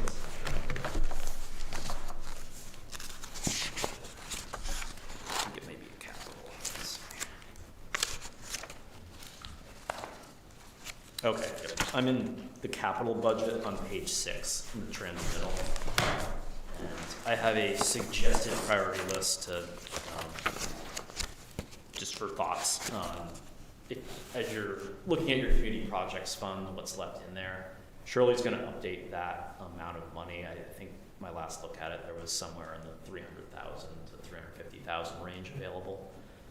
I didn't allocate any of it in this proposal as we've done in prior years. In the operating budget, we've used portions of that revenue to again kind of buy down the tax rate, and we graduated that down. We did the first year 300,000, and that was when we added the 9 firefighters to help soften that. We stepped it down each year. We did it to 150 and then 75, and we kept it at 75 in the current year's budget. In reality, we didn't really end up needing to touch that money, similar to the fund balance, which is all good. Then we just put it back into the fund to reallocate for you. So I've eliminated that source of revenue overall in this budget in conjunction with decreasing the fund balance by 75,000. So that created $150,000 revenue variance from those sources in FY26. That's why I was thinking maybe the fund balance number can't come down as well. Yeah. But, you know, on this list, I feel I have this community projects fund, you know, to use it for paving, just, kind of doesn't strike me quite right, but, I have been thinking that it's a little this may be controversial, maybe I'm not saying it right. Greta, you interpret for me, because you're much better at, I'm good at numbers, words don't do it for me. But it's a little, I feel a little bad about putting our town green, the expense of renovating the town green onto the library. You know, it feels like in a way it would be nice if we could relieve part of that, if that makes any sense. Yeah, to piece it out, because they are inherently 2 separate projects, and we wouldn't want the library to pass or fail based on the addition of the whatever 1.5 million or whatever it is for the green part. Yeah. So if like that could be, you know. Well, some of that is probably parking and things like that. Yeah. It would be library, Yeah. but, you know, if we could scrape that. But That's kind of the community projects funds, that seems like it'd be a kind of a cool use of that money. And I wonder if there, potentially would be additional grants for something, because it is essentially a park. Yeah, there may be some things from my humanities council, some arts-based grants, more STEAM-based, but everything helps. Yeah. Yeah, and if you did that, if you put some money towards it, that's decreasing your debt service and increasing your downstream interest you're paying on that your debt service. So we can certainly run models like that. People I've talked to, if we're at 14 and a half and we could get it to under 14, so it starts with 13, I think that would help people make that decision. So I don't know, And I think that's the number people had in their heads initially too, was 13. Yeah. So if it's 13.8, it's like, you know, if so the 325 in the community projects fund, you know, 300 is not going to quite make enough of a difference, but I don't know if there's fund balance money we could throw in there too or something, but that would just be something we could kind of noodle on before we have to put a number out, you know, from bottom. And that is a space that is used Yeah, really by the community at large for right, yeah, so many, between the school and the library and the band and the right. July 4th Parks and Rec. Yeah. Everybody. Christmas tree lighting this week. Right. Yeah. Yep. Can we think about that a little bit, maybe? Yeah, that's a good discussion point, because really I'll run this by the attorney. We have a call with him this week, but you designate some other funds towards essentially a capital savings account towards the project. You don't need to sell as many bonds. Right. you'd want to make that decision before you Yeah. sign resolutions Right. in the morning in mid-January, but I can come back to you on January 6th with some of those scenarios, and you can consider it in January. Yeah, if we could get that bond number down to like 13, 8 or 9, even if it's a little bit more risk on contingency or something, and how much money we'd have to, we would put this in, or I don't know, all of it, most of it, and I like that idea.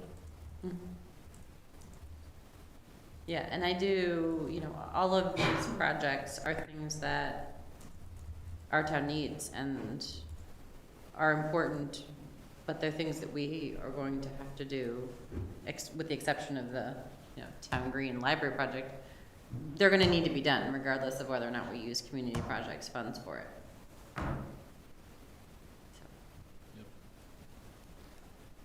I think any way you can save capital, especially debt service costs, because the interest is so Yeah. great on them. That's a very justifiable way to do it. So I'll talk with the town attorney and the bond bank about that mechanically this week, and I think it's pretty straightforward. Just you'd want to pass a motion to allocate the funding ahead of time so we know we have it, and then net out the difference in the bond vote. It's gonna be more than the community projects fund though, and it can't be Right. added to the operating budget, so it's, that's fund balance really. Yeah, it's fund balance, or the only other tools if you wanted to designate money in a future budget year of revenue towards the capital savings account for it, but then you necessarily don't have everything allocated up front for the project. Right. But you said okay, in FY28 we want to take this revenue and just put it towards this project, so we don't need to borrow as much money. Kind of the local option tax side of it, but then it's very speculative too of what that number could be. Well, unless you have another major worldwide pandemic, local option tax is speculative, but within, 30%, right? It's not Yeah, gonna go away to zero.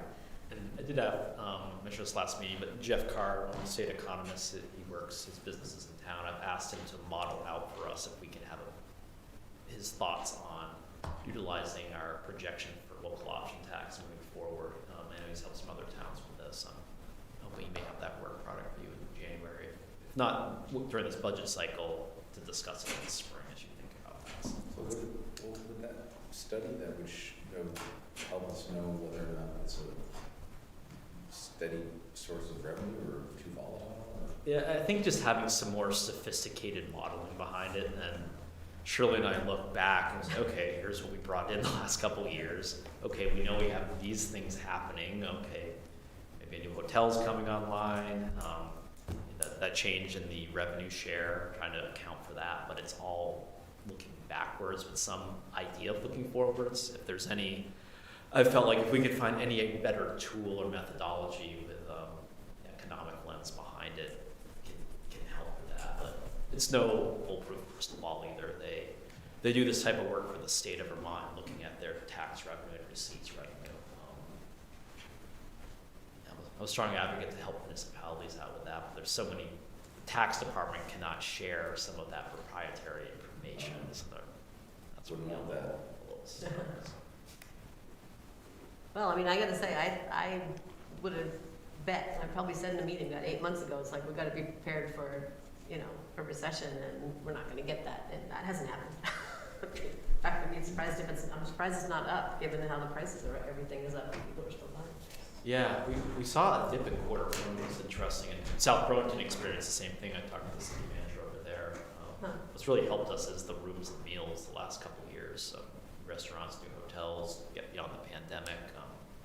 That's really been helpful, and as you think about, sure, a hotel brings a lot of wastewater allocation with it, but it also brings additional rooms tax revenue with it too.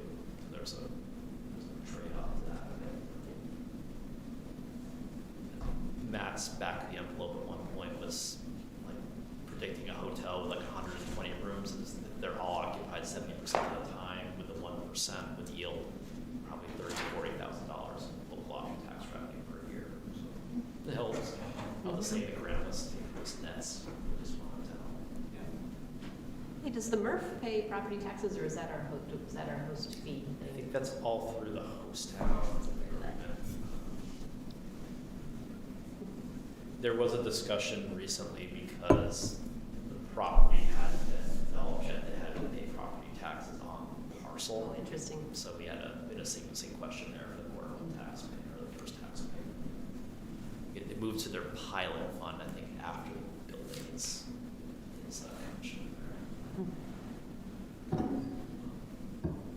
There's no other capital or debt. I can go into outside services a little bit. Yeah, Really, we do that moment. So this part of the operating budget has different areas that we fund for services that a lot of the time the town is receiving from entities on a regional scale. Yeah, somewhere in the, let's see, Page 83. 80, got it. Services, got it. I'll just kind of go down from the top. I can talk about most of these and jump around a little bit. So one thing you have in the appendices that's tucked in is a memo from the Conservation Commission. The board requested about the ERF funding. I've got that on your agenda for January 6th to have the leadership of that commission speak about their memo. So their request for the board is to think about bringing that money back into the general fund. As you may recall, you need to ask the question to the voters for the additional tax rate annually. When I put this budget together, I kept that as status quo for your decision to make. If you want to bring it back in the general fund or have the separate question, obviously bringing it back into the general fund is added expense line increase to the bottom line there. So there's a narrative behind that as well. That was my thinking and not bringing it in and letting you make that decision. What the budget was. The Affordable Housing Trust as well. You have a memo from the Housing Committee asking for a general fund allocation, I think of $40,000 or so to consider to go into our Affordable Housing Trust. We're funding that right now primarily through some seed money we had a few years ago from prior budgets, and also for the payment in lieu of provision in our zoning. I know the payment in lieu of, I'll have to get the exact number for you, but it's there hasn't been a lot of projects using that opportunity that are being permitted at least right now. So we're not seeing that growth a lot. We've approved 2 or 3 grant applications for people to stay in their housing, which has been really good. But we had up to $40,000 to use there, and maybe we've used 4 or 5 of it so far this fiscal year with the programs we put out there. So if they're not doing payment in lieu, it means that then they are building affordable housing. They're choosing that option, right? Yeah. So. Or there's no. But I think a lot of it they haven't quite gotten there. Right, early yeah, process well. too. If you're thinking about this fund too, with the town making potential investment in property or to help a housing project move along, this is another thing that fund's available for on a larger scale, but the town's a little ways from thinking that part of it. So I've left that to you. If you'd like to hear from the Housing Committee as part of this, let me know. I can schedule someone in January to go through their memo for you.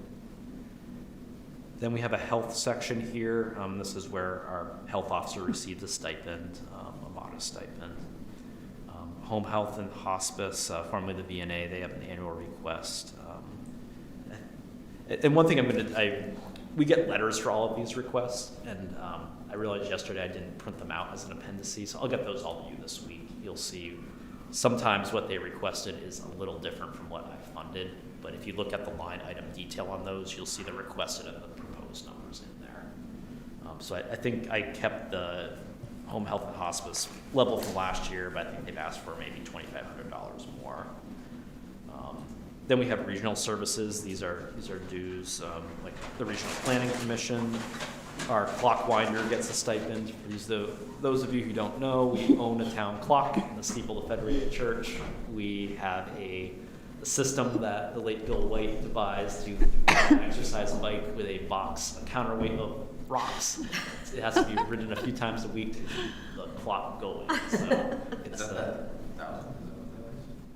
that stipend is to pay the clock winder to ride the bike, and also not just that, but they've been a person to kind of troubleshoot the clock. And Bill White was really, that was in his wheelhouse, and I know our current winder, I think he may be hoping to move away from this role at some point.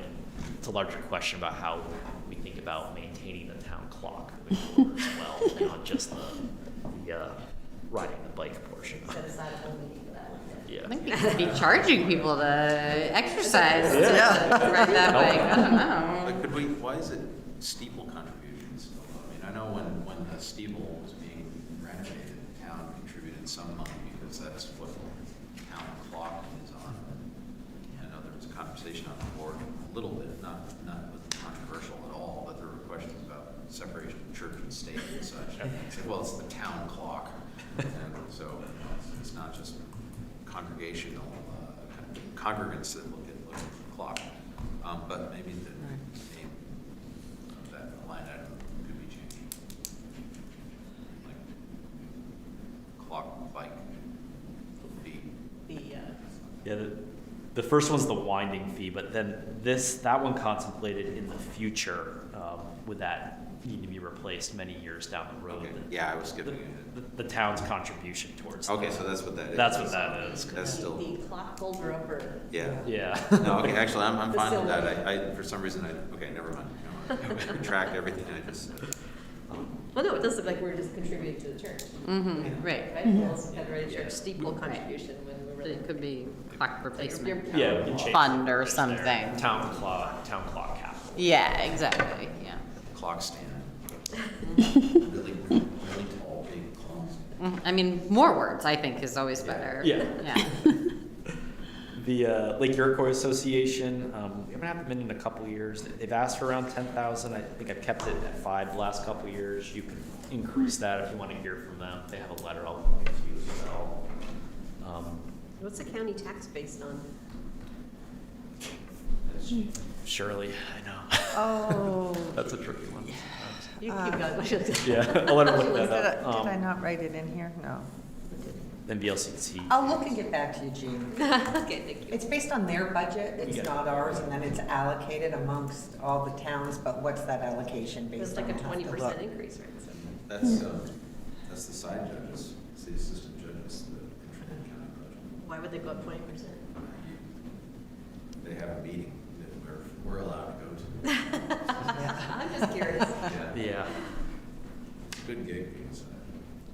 The social services, this is, you had a discussion about this recently about what is granted out to organizations that support residents of the town. I know, I think I bumped it up to the round number of 30, put that back to 52 as well, I just put a round number in there. The community partnerships, that's a lot with the town band, gets their funding that the town contributes out of that line is a big chunk of it.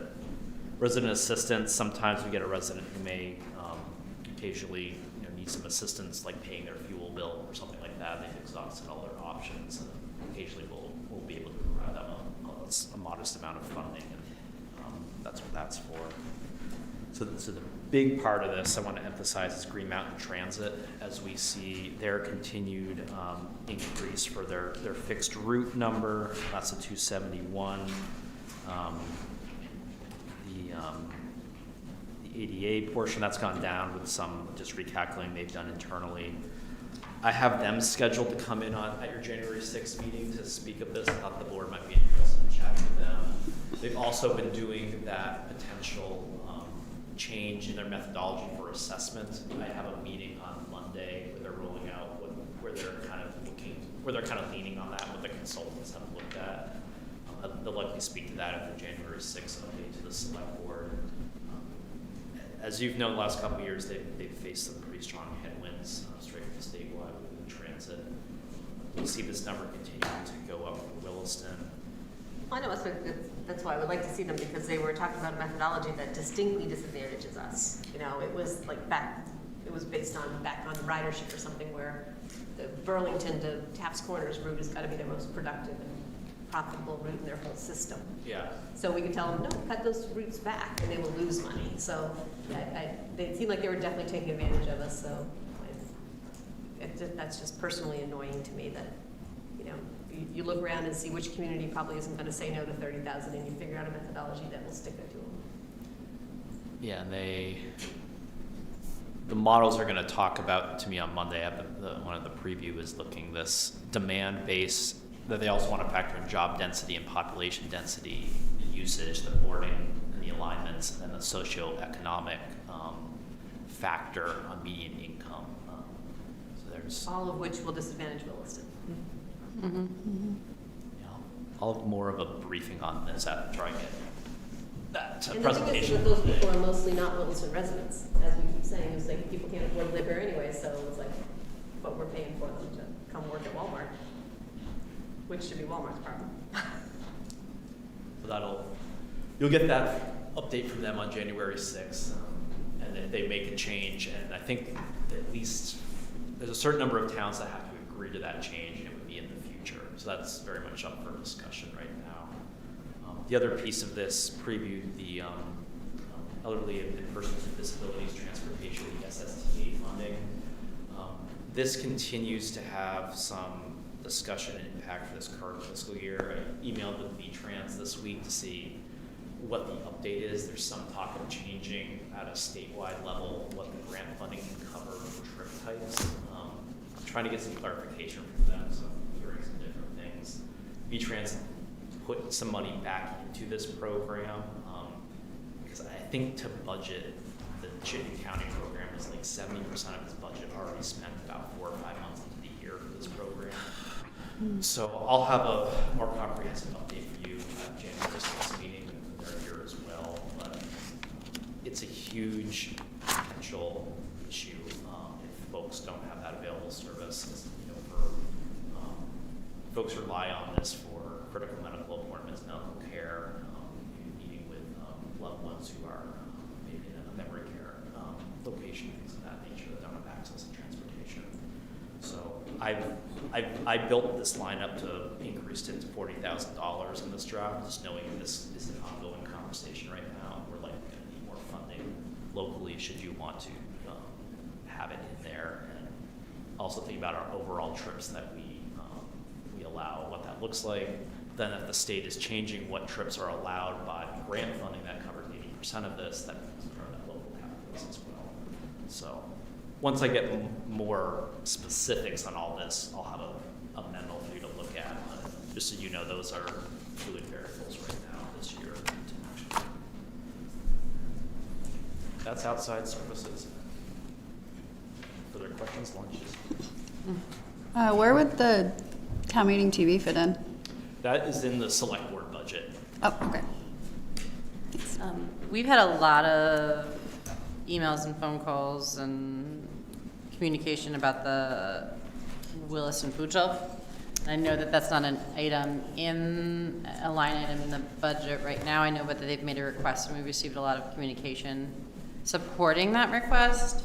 I don't know about everybody else, but I would love to hear from the Williston food shelf with specific budget, with a more comprehensive view of their budget. And I know that they also serve Richmond and Essex, and so are they making commensurate requests from those towns based on the populations they're serving, all of that?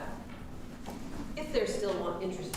If they're still That in interested. October, and, you know, first question I had was, they have 4 years worth of operating expense in their bank, why are they asking us? Yeah, I mean, I'm still getting emails in the regular, so the community is still, Yeah, the one or you two know. people that I've responded to, because I know them personally, they have no idea that there's that kind of money in the bank. So they're making this request without understanding the facts, and so right, well, and that's why I would like to see a budget kind If they're of still- breakdown, if they're still interested. they Yep. should know that that will come up. I would also Yeah. like to know what they're gonna do with their fund balance, Mhm. what percentage of people are Williston residents. Yep.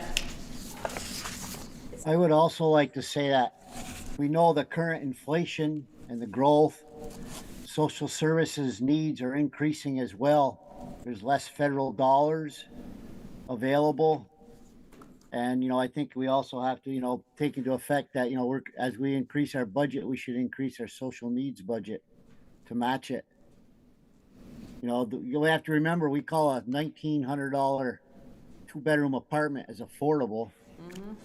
It's getting tougher and tougher for the people that work in Williston to live in Williston. Our own firefighters and police that are making good money can't afford to live in this town. We have to understand that as our property taxes double over the next 5 to 10 years, the value of our homes is also doubling. But not everyone is being able to take advantage of that. Not everyone is able to afford to live here anymore. Yeah, So I think social services in a rich town like we have, we should be paying our fair share of social services. I guess my concern is that a town government is not really set up to provide social services, and so I understand, I guess I like the idea of the small amount of money that we can give towards things, but I'd be very concerned about getting too wrapped up in providing social services. So I understand, and I thought it was a valid point that as a percentage of the budget, perhaps, that's a valid number, or, the increase, but I wouldn't be in favor of putting more taxes on people in order to provide people services because they can't afford their taxes, so. Very deep questions, wondering if we should just have lunch. That time. Just final clarification, would you like me to reach out to the food shelf, if they'd like to come to the January 6th meeting? With I would, but those that's just questions? me. I'd prefer not, unless they insist. Right, if they, yeah, are still pursuing it. If you I give would them like that list of these- questions that they need to come back and answer. Yeah, with, exactly. Let them decide if they Yeah. want to come and try to fight for Mhm. it or not. Okay. Well, I'll ask them for Yeah. those answers and share it with the select board and say, Yeah. okay, thank you. So with that, then I think we will take a recess for approximately 30 minutes. Maybe a little bit less, but not by much. And we'll be back in about 30 minutes. I reconvene.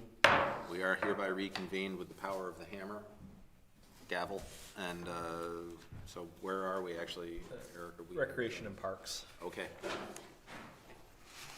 We can do, we'll go back to general admin, it won't take Yeah. long after our departments that are here. Yeah, let's do that.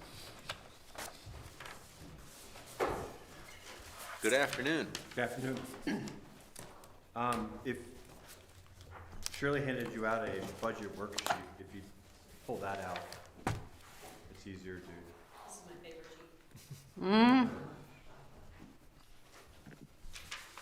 sheet. If we're gonna start in the bottom left-hand corner in the shade area, and you can see, I'm just gonna highlight, if you have questions, please, ask them. But all the line items under increase are all of our line items that have increased. Just to the right of that are the line items in our budget that have decreased. Below that are two line items that have stayed the same. And we're deleting parks equipment rental out of our line items, and it actually has become park services. So in the past, under parks equipment rental was portalette rentals for the parks and any rental equipment that we may do. And an example would be, we have to get a lift twice a year to put up the put up the netting over the Babe Ruth fence at the school. And since we're now taking that rental out of facility fields rather than parks, and so Shirley wanted to make the portalets a park service contract. And you can see, going back to the left under the increases, mileage has been added, that park service contract is one I just explained, and then garden maintenance has been added. Mileage has been added because I have Taylor, our program coordinator, going back and forth with her personal vehicle to the rec zone at least once a week, if not 2 or 3 times a week, for programs that go on there. And she's using her own vehicle unless our parks truck is free, which she can take. The park service one I already mentioned, and the garden maintenance, gardens revenues always run into rec programs, and the maintenance of that came out, and I felt that it needed to be more specific to the money going into the community gardens and going out. And this wasn't a parks expense, because there was people who are paying for the use of a plot. So we're taking that money and putting it back into the gardens. So those three that are highlighted have been added or changed, and shows the increases, the decreases the same, and the deleted. And increases and decreases, the total, as you can see, is 89,140 is an increase of budget from this year, for next year. If you move over to the right from the gray area, you can see the expenses in '26 is 17,405, and then this year the 706, 545, which comes out with the 89,000. But the revenues above, you can see the difference there, and a revenue increase, or not increase, but a revenue difference of 78,500. And the difference between the 2 years is 10,640.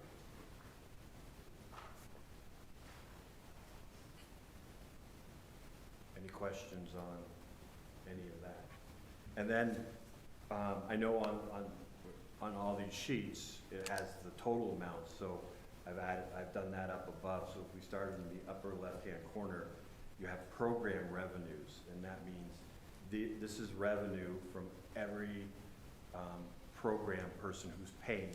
So day camps, contracted camps, recreation programs, contracted programs, programs that are held at the rec zone, plus also any facility fees, rentals goes into that, and then the new one added the community garden. So we're projecting a revenue, program revenue of 358,500. The expenses shows the line items, when it says day camps, that's everything we're spending, plus the salaries we're spending and the benefits. So everything from the day camps expenses, the contracted camps expenses, rec programs include salaries and benefits expensive, contracted programs, the rec zone, and then again adding the community garden. And you can see that we're projecting a program expense of 339,152. And the difference between the revenue and the expense is 19,348. And I try to stay within 4 to 5% of program revenue and program expenses, because you never know what's going to happen. Could have more kids register, could have less kids register, could have more adults register for a program, less kids register for a program.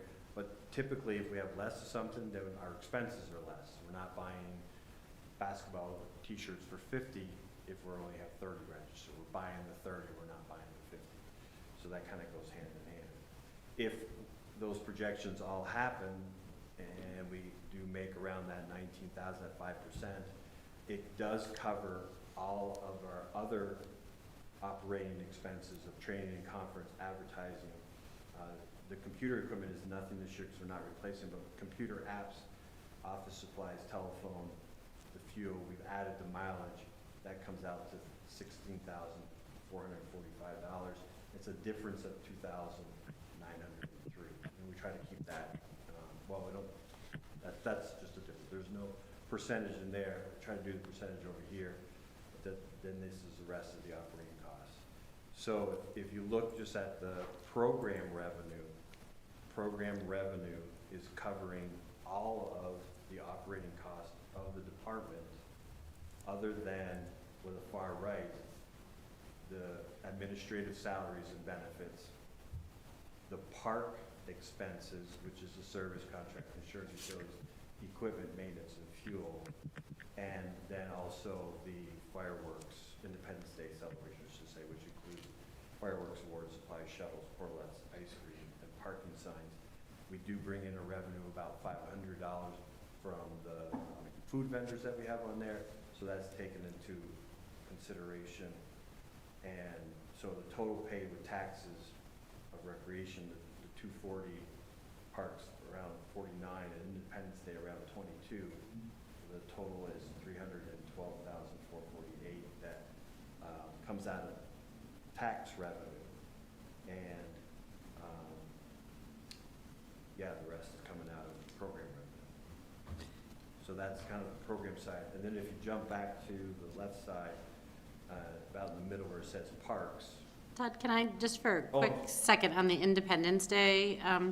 there had been discussion about possibly standing up a committee to, manage in the Independence Day celebration and possibly fundraise and do that stuff. Is that still in the works? Is that? We talked to the Recreation Parks Committee about it, and they're in favor of it.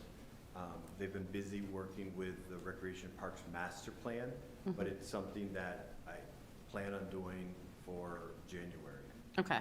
And yes, so after the holiday, I should say after the holidays, start working Okay. on bringing that in. Okay, because I just feel like that's a, it's not in the scheme of our town, it's not a huge budget item, in total, but I do feel like that is the kind of thing that, our community would support, Right. And maybe would be a good opportunity for fundraising and getting people involved, so. Yeah, and we're on that subject, the fireworks are 20,000, and that is the minimum, and that's gone up from last year. We were minimum like 13 or 15, I think, last year, and the company that we have been going with for a number of years has merged with another company, and this new number is kind of the norm throughout. You're not gonna find from much of a difference. The company we had before, Vermont-based, hometown, so they really took care of all of us, and they were a lot lower, but they've since merged. They're still working with all of us on their side, but this company, and this is their minimum amount that you can ask for. We can do it for 50,000, but they won't do them for less than 20. About 1,000. Especially for the 4th of July. Yeah. It's very busy. Right. You can get less if I wanted to do them right there, type of thing, but, Okay. It's usually a 20-minute show, right, Todd? So it's like $1,000 a minute for fireworks. roughly, yeah. Just And they do a great job, and they do a great finale, which everybody loves. And I think also people are sitting right on top of the fireworks. It's not like it's way out there, They're right at the Village Community Park, and they're just up at the north end of it type of thing. So that, the fireworks have increased the budget $3,000, because in the past, the budget for the Independence Day was 20,000. It's been increased by 3,000. But now with the pavilion, we were able to get rid of the tent and the tables and chairs. We moved the vendors right up to the gate rather than having them out here in front of the school, so people can get their food and use the pavilion. So that's all been good. And less portalettes because we're in one area rather than two areas. So we were able to cut some funding, or not funding, we cut some expenses in those areas to keep that only raising $3,000 based on what it was in past years. And then just moving to again to the left in the middle of the park side, that shows the rental fees taken in. We're projecting 40,000, and athletic field maintenance projecting to use 38,000. That again, that 5%. And the idea there is groups, organizations, people are renting facilities and paying for them, and we're putting that money, their money, back into it. So both the program side is pay to play, and the facility, fields, courts, is pay to play in the parks. And I already kind of went over it, but when you go jump back over here, the paid for with taxes is maintaining our community parks, and that is the common areas. That's not a soccer field, which is being rented out. And, I do use a little bit of this money for the fields at the school, because the school's using them, and we're maintaining them, and we don't get rental fees from the school. So I usually say to the athletic director, how many kids do you have? And she says, somebody playing baseball, somebody playing softball, maybe 30 kids, and we just do a $10 per participant, and I spend that out of here. out of the parks side. Baseball pays $10 a participant for spring ball and fall ball and summer ball, but they don't pay for the playoffs. And the soccer club pays for spring and fall, and they don't pay for their summer camp, because that's a fundraiser for them. And, a CVU high school uses the pickleball courts during their Rise Up, and we only charge $10 a participant, which is usually about 24 kids, so it's $240. But the time frame that they use at all the courts, it would be, I think it was over $2,000 to $3,000 would be what it paid. So we don't look for that, but we do look for something, because it is the wear and tear on those facilities. And that's about it. Questions? Comments? Concerns? A big increase in rec zone, but looks like it's kind of what you're experiencing this year or last year. Yeah, so you can see rec zone did go up, and contracted programs went down, because again, we're moving those programs to the rec zone. So we're seeing more expenses in the rec zone, but we're seeing more revenue in the rec zone, but we're still not covering the full cost of program revenue in the rec zone. And we offer a lot of, there's the senior meals, Tai Chi, bone builders, senior strength, that are all free. We ask for donations. We usually get about $100 worth of donations a week from people that are in those. But those are all senior programming that we're able to do because we have this space, and they are free of charge. So it's a great asset and an offering that we're doing for the community, for people. And the senior meals are getting are with age well, and we're getting anywhere from 24 to 30 people attending those on a weekly basis. There's a weekly or bi-weekly? Weekly on Weekly. Tuesdays. Great. We added Todd's leadership on this, add some kitchenette facilities for the food to help with that, because they were going to the Public Works facility and heating up big things of food and transporting it back to the rec zone. So I know that's helped quite a bit. Logistics over there. So yeah, we've done a lot to the rec zone to make it more usable for our needs and department for the program needs and stuff like that. It's been great. So table tennis is in there. I know the Boy Scouts use it for a meeting space. We have a lot of other things going on. So that's our operating budget. And talking about capital budgets. Page 52, the capital section. Are you going to parks, Todd? One, whatever. Sure. Whatever Sure.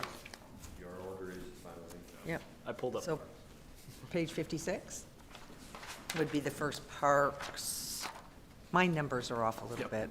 Yeah. My book, this is the guinea pig workbook, so. Looking at the new community park in Grove Yep. Center. Yeah. Yep. All right, so this first one, and Shirley and Eric can help me out with this more, is just showing what we're taking in for rec impact fees, and it says new community park in Grove Center.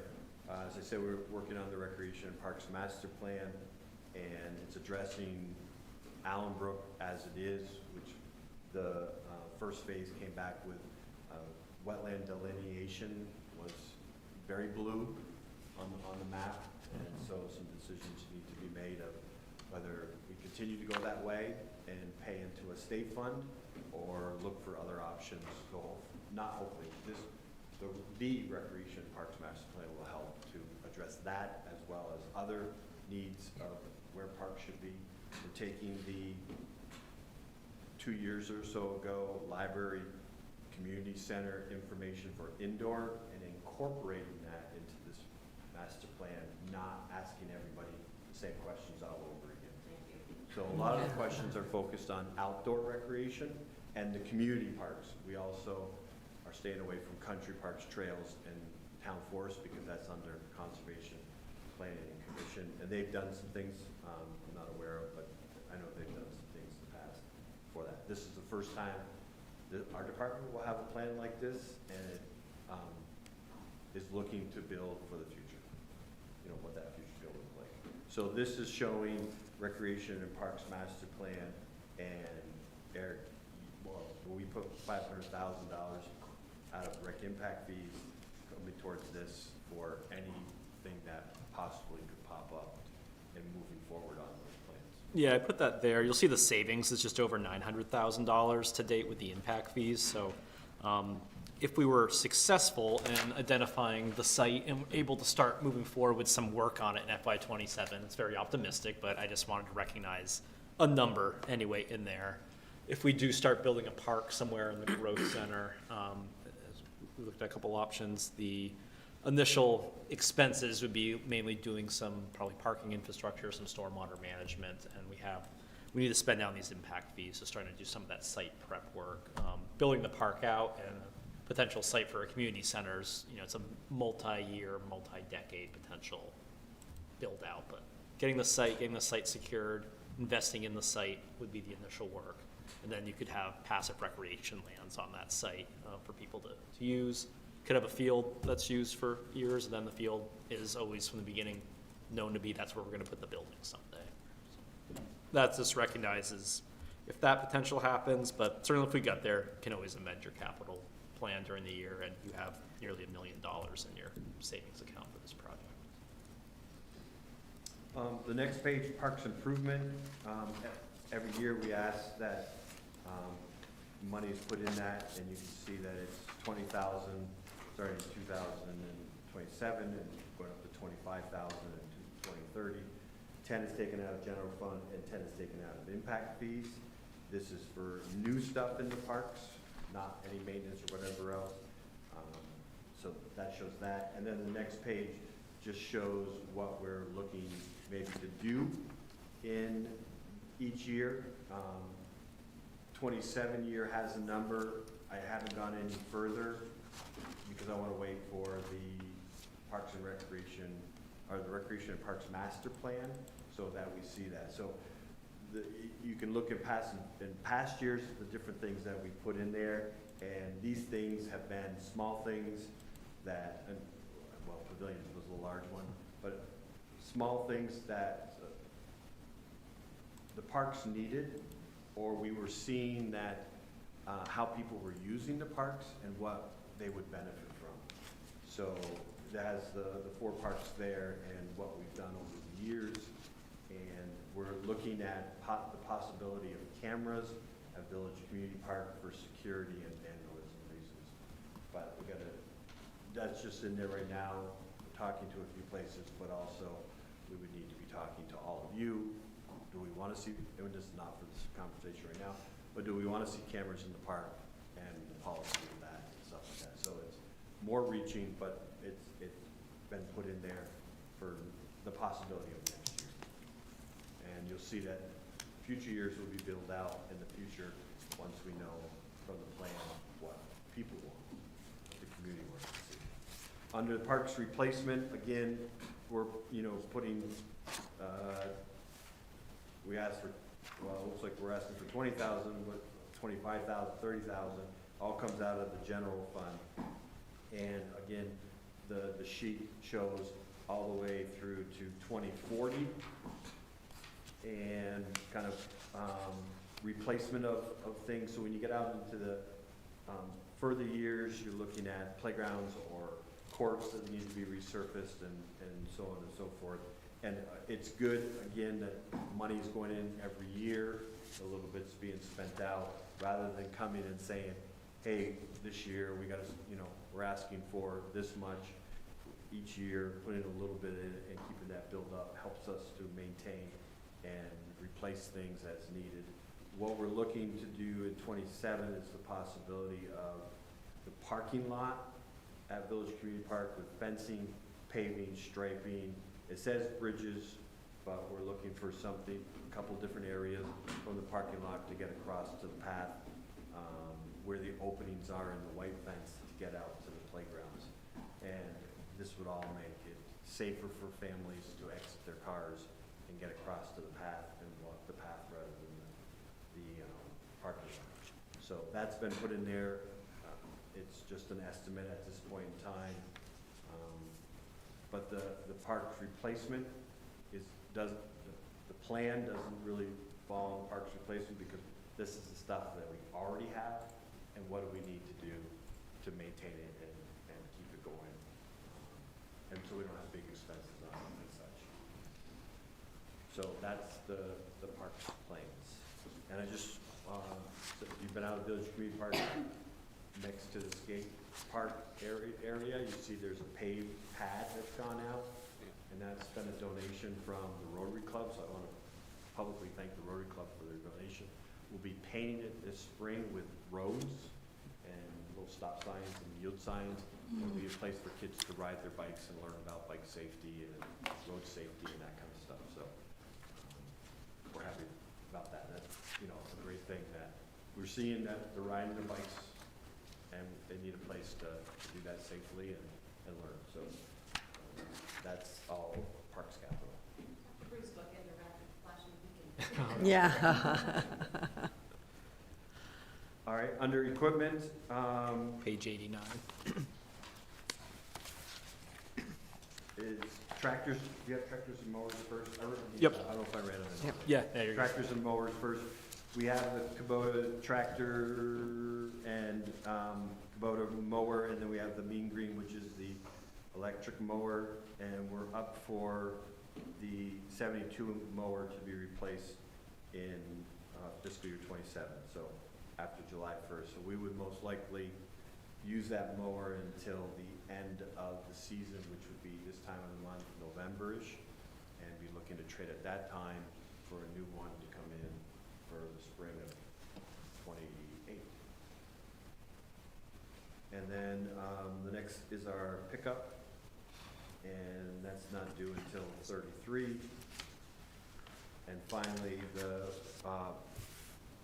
robot painter, field liner, and that's not due until 32, but continuing to do that. And that has, I can say, has been a great investment of time, of personnel, and we had a adult league who was somewhere else, and they needed to get out of that place, but it was their last time, and they needed 5 fields this fall, and I didn't have 5 fields, and it took us less than 3 hours to put those 5 fields down.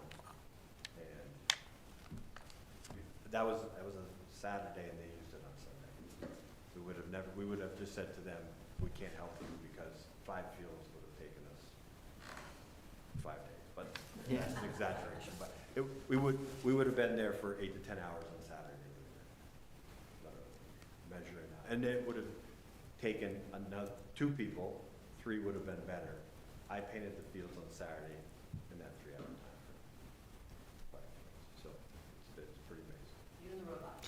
Yeah. Me and the robot. Yeah, he did all the work. Yeah. Just mixed the paint. Yeah, he's the supervisor. Yeah. Exactly. So that is the Recreation and Parks budget in a nutshell. Any questions? Hearing none? No questions? Thank you, Todd. Thanks, Todd. Yeah. Basketball started this morning. Todd was over there. Oh. Yeah. So Eric, what do you keep doing the police? Yeah. Circle back to, General admin. General admin. Yeah, I would Okay, recommend doing the police with Great. Chief and Ashley. Chief? Good afternoon.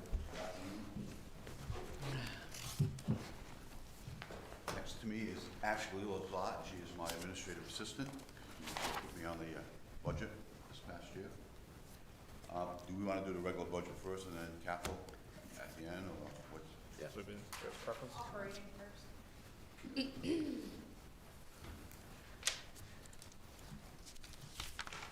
Sure you gotta get it in ahead for the fire department, and he's up all money early. Yeah. That's where we let them go first. Get the good good stuff now.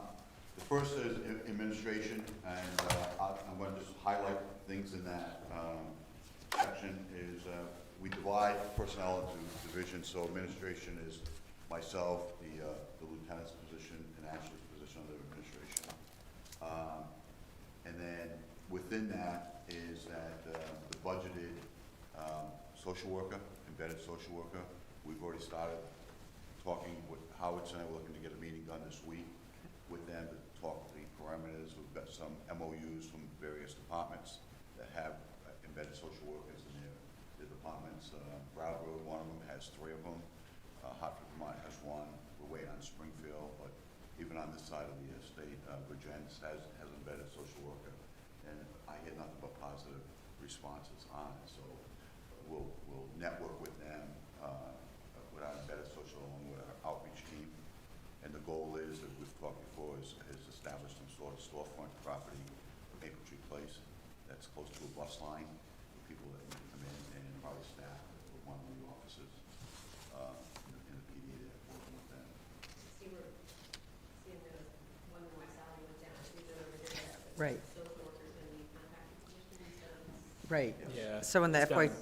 '26 budget, it's a budgeted personnel position, and now it's contracted, so it will not be an employee. It's in, So that's why it's going It's in the down. section.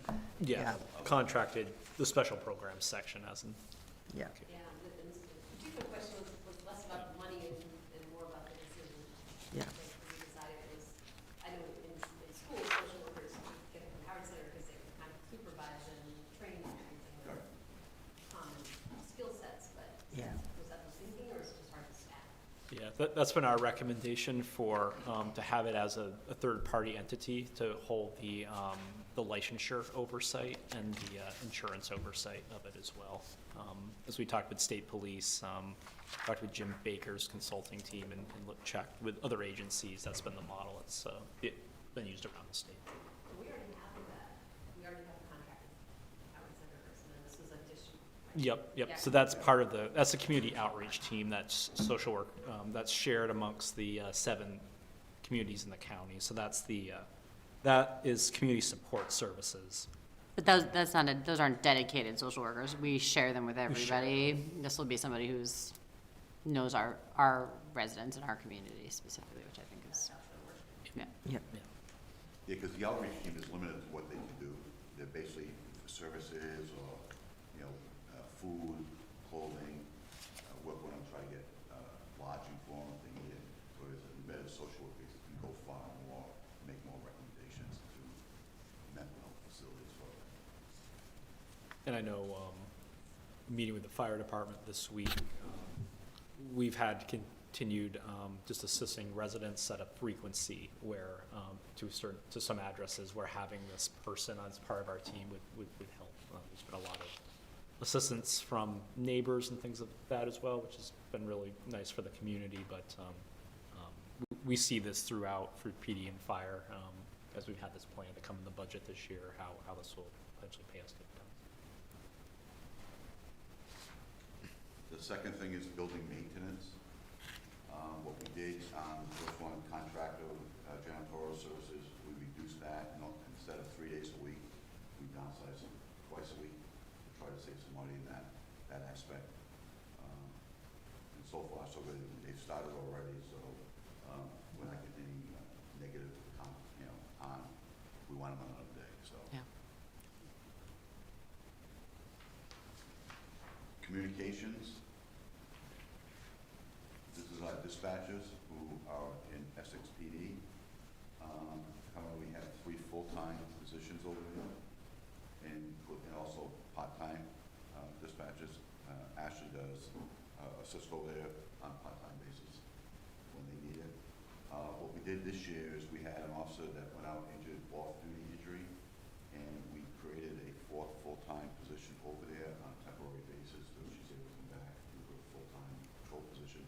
So we tried that just to see how that would work with us, whether or not we could justify. So again, once she leaves there, we'll be able to look at the calls and staffing and hours and see if we need to add another full-time position. got that as a potential budget add that's been in there the last couple of years.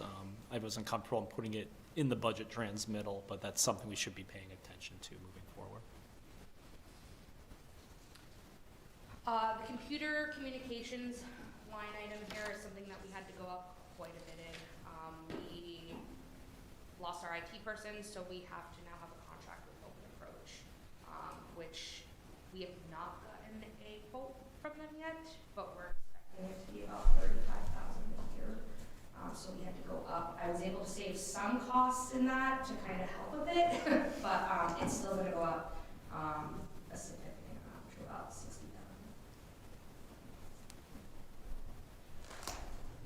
And on the radio repairs, I'm not sure if you want to talk here in the capital, but we don't have, we've hired 2 more employees. They'll get sworn in on January 2nd. They're both scheduled for the academy in February. One was a female with the National Guard, retired as a lieutenant. The other one is a part-time deputy sheriff working for both Addison County and Grand Isle County. He's part-time certified, he's level 2, but he still has to go through the full academy. So they'll do 18 weeks, graduate probably around the 1st of June, and then they'll do 12 weeks of FTO, both of them, and then hopefully sometime in late summer, early fall, they'll be on their own. But we're noticing with the addition of new employees, our corporate, We have to add equipment. I've talked a little bit with Shirley. I have gotten some quotes. We need to add some body cameras and some portable radios. I have not gotten a quote for the portable radios yet because someone just brought that to my attention Thursday that we need more portables. So that is about 85,000 or 8,500 of radio. So I need at least 2 more. And then body cams, I think the quote was for 4. Adding 4 to body cams. And as I recall, so the body cams, that's part of the lease package towards them. Yeah. That would be operating, then the radios would probably be a capital expense. Yes, yeah. And we would, be delighted if this was just approved, but we know there are going to be changes. So we expect to see a capital asset or in one of their capital assets to start saving for radio replacements, because we don't have that for police, but we do have it for fire. So we need to build that in. Yeah.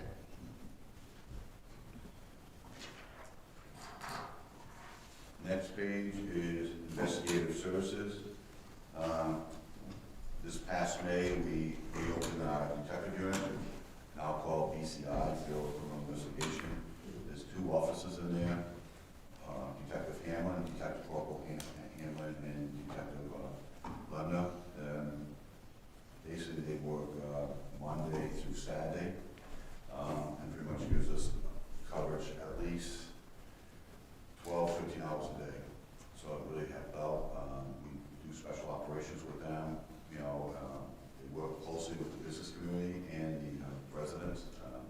We've done numerous coffee with cops with our elderly community because of scams going out there, and we've networked with the FBI. They've been a good partner.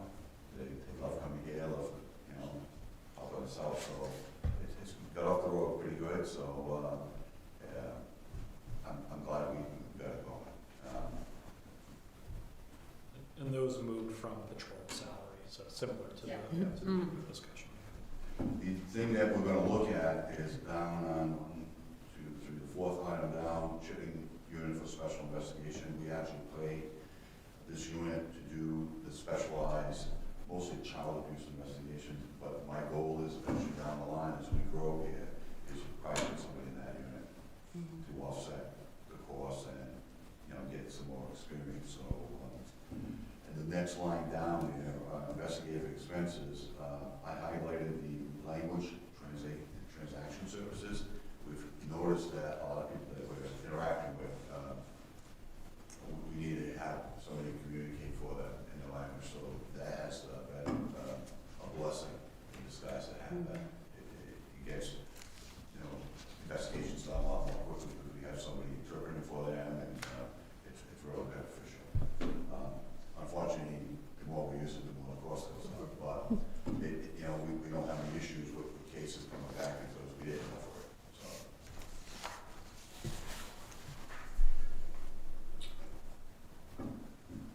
patrol side, we currently have 15 patrol positions. So with the breakdown now, it's 19 positions in the department, 15 of them are in patrol.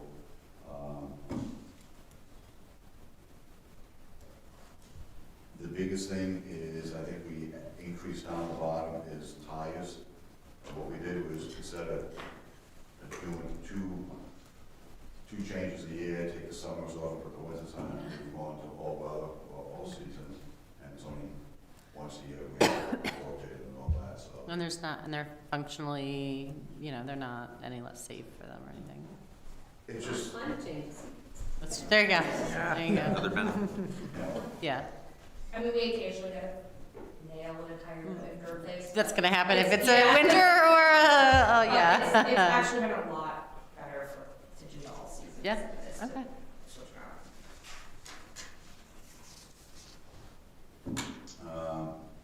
Patrol services, vehicles, with the fuel, it's up and down, depending what time of year it is and what's going on internationally.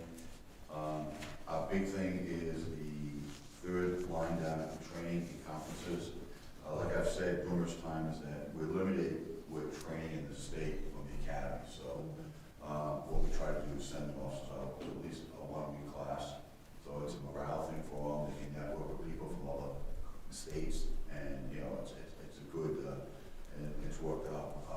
We are trying to get other companies, other training organizations to come in and work with the academy to do some training for us.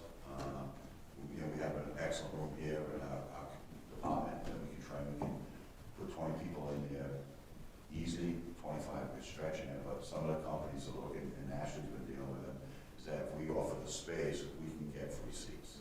And it's a beautiful location to have it here, because we've got 6 hotels here, we've got restaurants, we've got plenty of places, and the hotels are working with us, so if we need a place, they'll do a reduced, lodging cost for us and all that, so it's helped out. So hopefully after the first year, we've got a couple of companies willing to make a proposal and come in and work with us on that. And again, as the last item down there is equipment and uniforms, is that we noticed we got the cameras in here, has been added, but as we grow, we have to add more equipment, more clothing, and all that. So we have a company down in Massachusetts called Trippies. They're a uniform company that we go there first thing in the morning, everybody gets sized, tailored, and you come back like 4 hours later, you go, the equipment patches around and all that. So it saves them trying to do it over the long, and it fits. So they've been a really good asset for us. I've used them numerous times before when I was down in Mass. So contractors, programs. The first one is the social worker. Yeah, the embedded social worker. Yeah, and I'll have a more exact cost there, because we're starting to work on this a little bit more. I think this is a safe number to have in the budget. If there's a variance, I'll bring it to you. But we're starting to get into that planning a little bit more, as we want this position to hopefully start the first quarter of the new calendar year. So we've been working on it here the last couple of months to move along. The second item is our community outreach group that we share with numerous communities.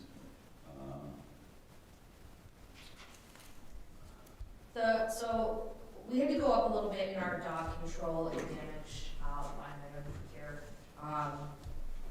The past year, we have seen a crazy amount of dogs being dumped in the town. Sick dogs. Yeah. So I have my 8th dog over at Bomb Trail right now that has not been claimed for the year. And that's, since I've been here, usually we have maybe 1 a year, and I'm at 8 right now. Do we think it's just like economic recession and people just can't take care of it? Yeah, I think as our homeless population is growing in the town, people are realizing they can't take care of the animals, and they're just dumping them and leaving them. Where do they do this, like in the park or something? Everywhere. Well, lately we've been getting a lot over in like the field area of Home Depot and Walmart. Yeah, we've gotten, I think we've got 3 there now. Yeah. So and the one that's over at Long Trail right now has been out for a long time, very, very skinny. So obviously we had to sign a contract with, the Humane Society because they decided that they weren't gonna take the dogs unless we paid them to take the dogs. So we now have that contract in place, so it's $250 every time a stray dog has to go there.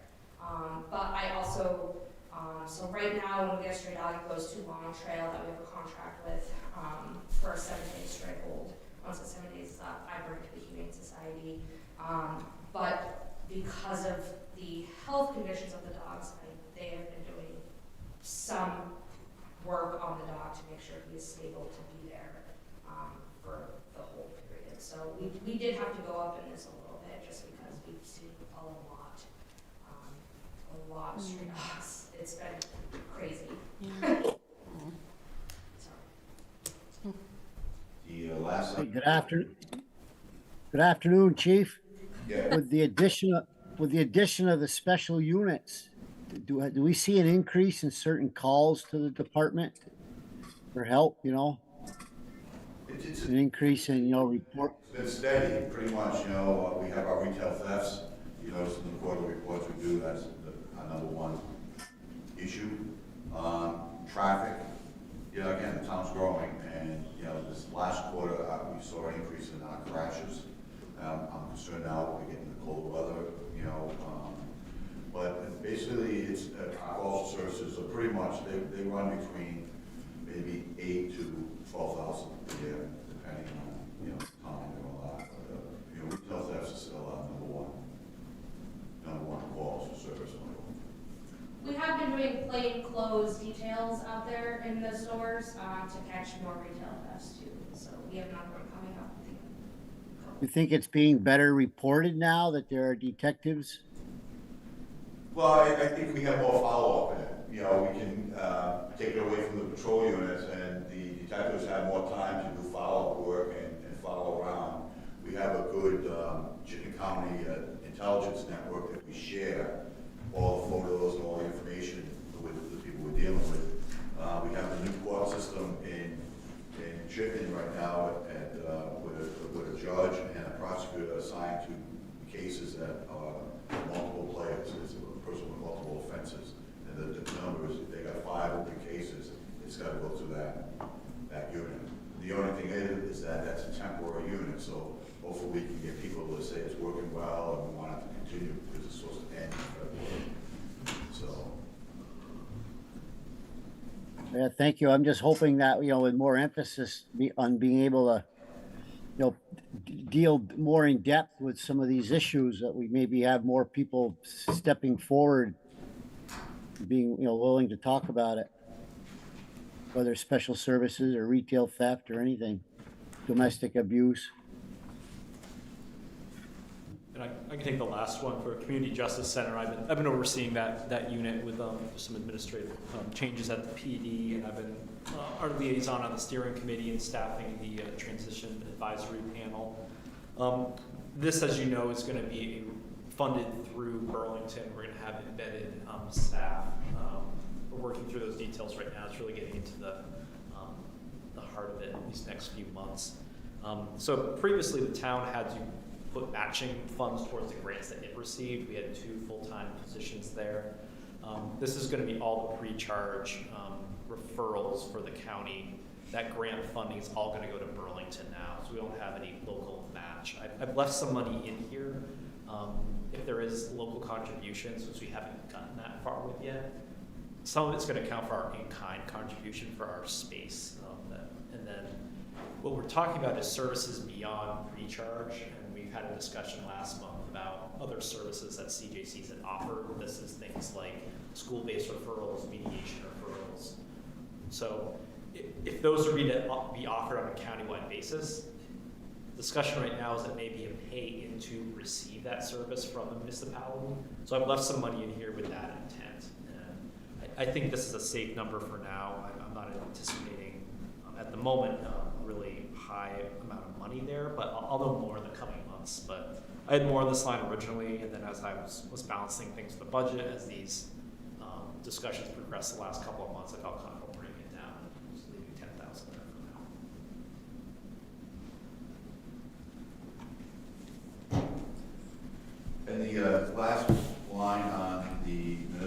side is fees and revenues.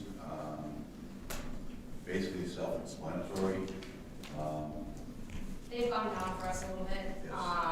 Our alarm billing is not going great. Businesses are just not paying bills, so it's not respond list. So we've lost a lot of revenue with that. They're on page 41 under the regular operating budget under revenues.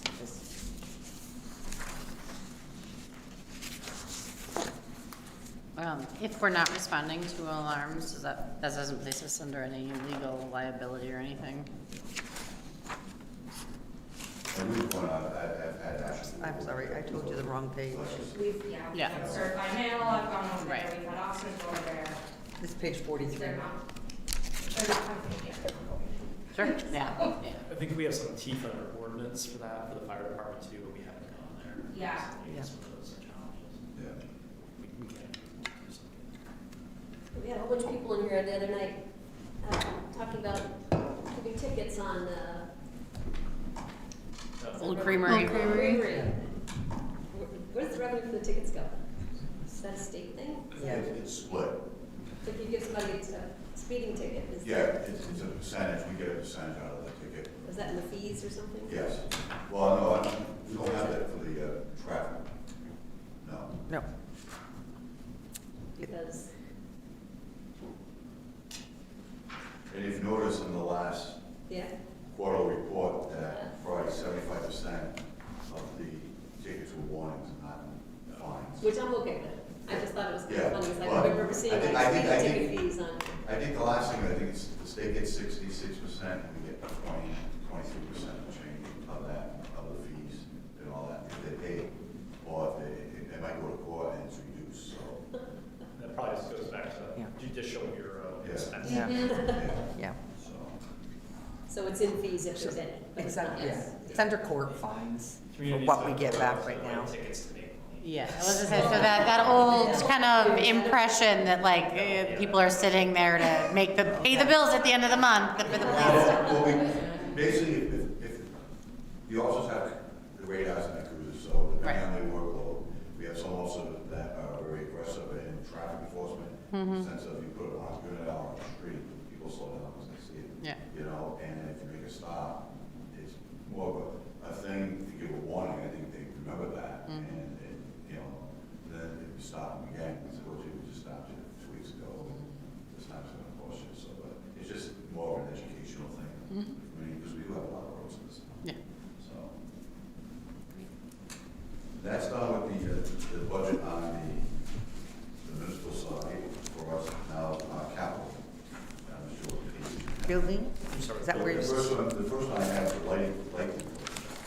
Okay. Is that? I have police department building as the first one. So one of the go with that. So, page 25? 25, 26, capital section. Under building. Yeah. Well, lighting doesn't have anything this year anyway, so moving business come in and tell us. I did have I mean, it's kind of related. I just happened to notice that the police station is our town's massive consumptor of energy, and electric. Do we know why the police station consumes so much electric? Like, Fire is much more. it's not, according to the chart. It's the police station by a lot. Oh, At the beginning of the building section. Yep. just thinking of the bills. when You would see think it would them, be the it's fire station. always That's why I was the surprised to fire. see it was the police station. Yeah. It's still the, It doesn't really surprise me. think about the 24-hour. Yeah. Probably have an air conditioning expense associated with having to wear all that stuff. At the police station, okay. Well, evidence turned on, so all radios are being charged 24 hours a day. Yeah, I mean, and Body cams, tasers. Yeah. All that stuff has to be charged 24/7. And she'll Yeah. tell you, I'm upstairs, I shut the lights off. Like, you might be thinking good morning out there, and like at 4:30, no lights on, there's nobody doing it, I'll shut all the lights off. I do my best. The extension cord, Erica's run over there. Yeah. All of this is really the police station. It's fun. But we have talked more about just starting to replace these, maybe not on a wide scale replacement, but these lighting projects we've had here for a few years now. And there's small things we can do to start just more efficiency. So as a light fixture, start to replace them a couple at a time, even just how long. Well, if you know you're gonna save a lot of money too, there should be, there's a way you can fund it up front and pay it back over time, right? So probably figure out a way to move that up if you thought about it hard, I think. Yeah. See, but I think I have an example of that, so. With the police department building, it is now almost 18 years old. And concerns we have, three things I've highlighted in my notes, is the furnace, the generator, and the roof. You know, so, and we're talking about putting a cell tower on the roof, I think we should look at that, you know. But we noticed we've been putting money into the generator. The furnace, we got 4 furnaces up there for 4 different sections of the building, and you can talk to anybody in that building, there's some places where it's cold. Yeah. And so, just, you know, I'm not sure what the life expectancy of the building is, but, you know, it's almost 20 years now, we should really start looking at, you know, plan B for the roof, the furnace, the air conditioner, and the generator. Vehicle replacement, we normally would do in 2.5 years rotation. Oh, hold on just a minute, Okay. Chief. Sorry. So, under equipment fund, Eric, if you get there faster, let me know. 67. Thank you.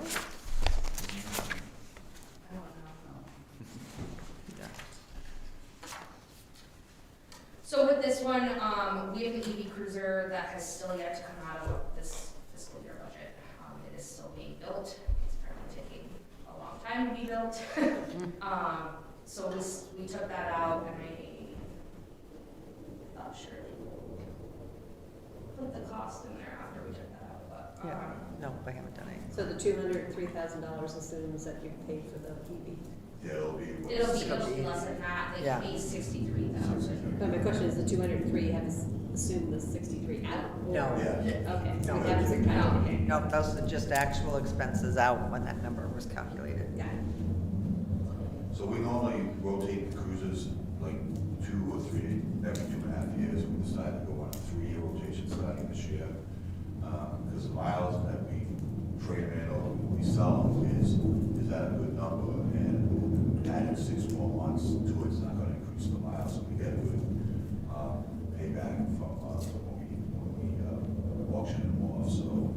And then what we're gonna do is recycle the emergency lights and the equipment inside the vehicles. If you notice, none of our cruisers have rooftop lights, it's all enclosed inside the vehicles, the dash, and all that. So we've talked to our technician who does all our wiring and all that, and he believes that we can recycle it and possibly get 2 additional years out of it.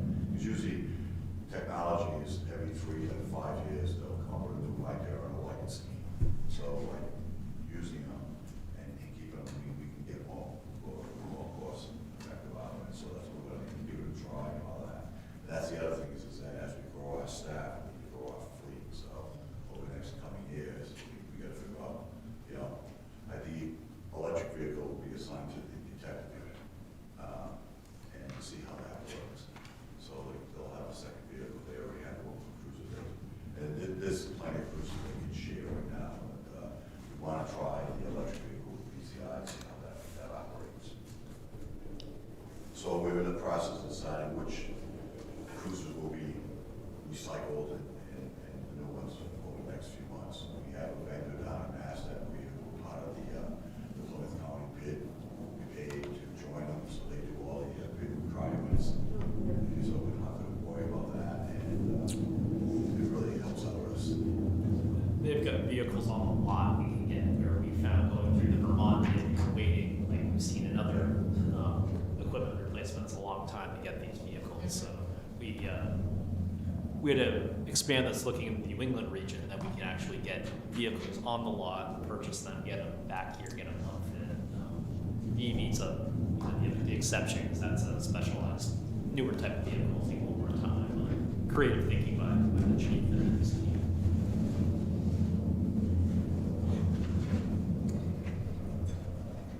safety.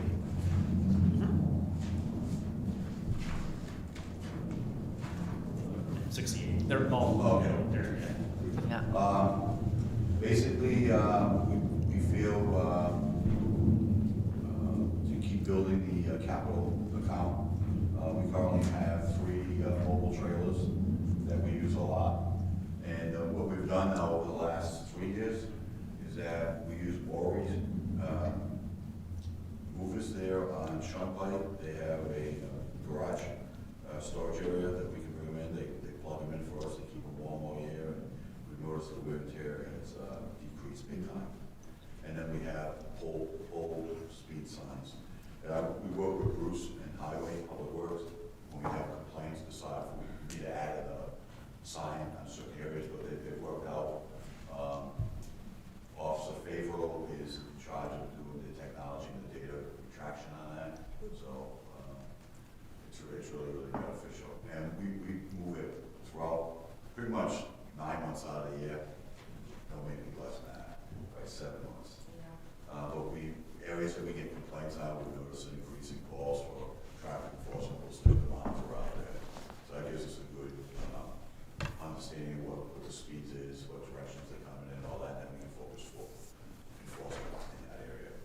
So we have the data to back up, so when we do traffic enforcement, we can go back and say, well, based on complaints we receive, this is the data received showing that the speed is X amount above the posted speed limit. I'm good on the next few if everybody else is, there's small hours in there. Turn around time. Yep. Good. If you're happy with it. Thanks on that.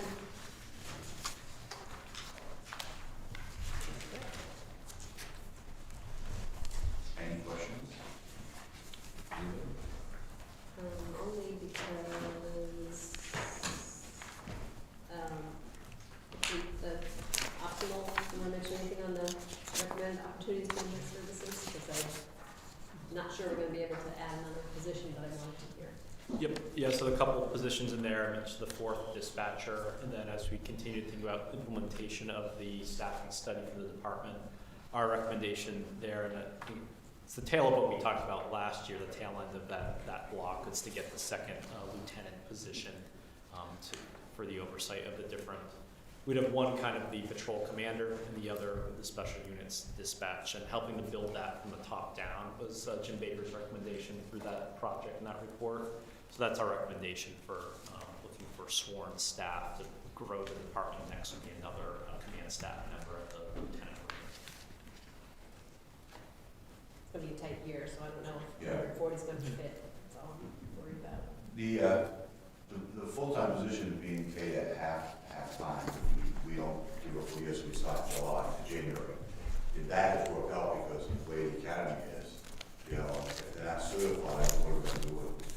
You know, we have to wait months before we get them in the academy. You know, there's only so much field training to do. They're not certified. You know, so they can't carry a weapon and all that. So like doing it half-time, you know, adding another position, but it started in January of the budget year, has worked out beneficial for us on that.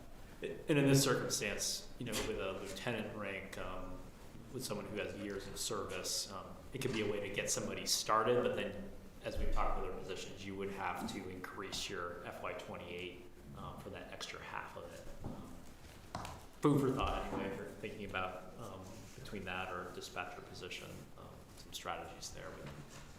There's also 55,000 for vehicles, so I don't know if you think a little harder about maybe not having to add a vehicle or something, but I don't know.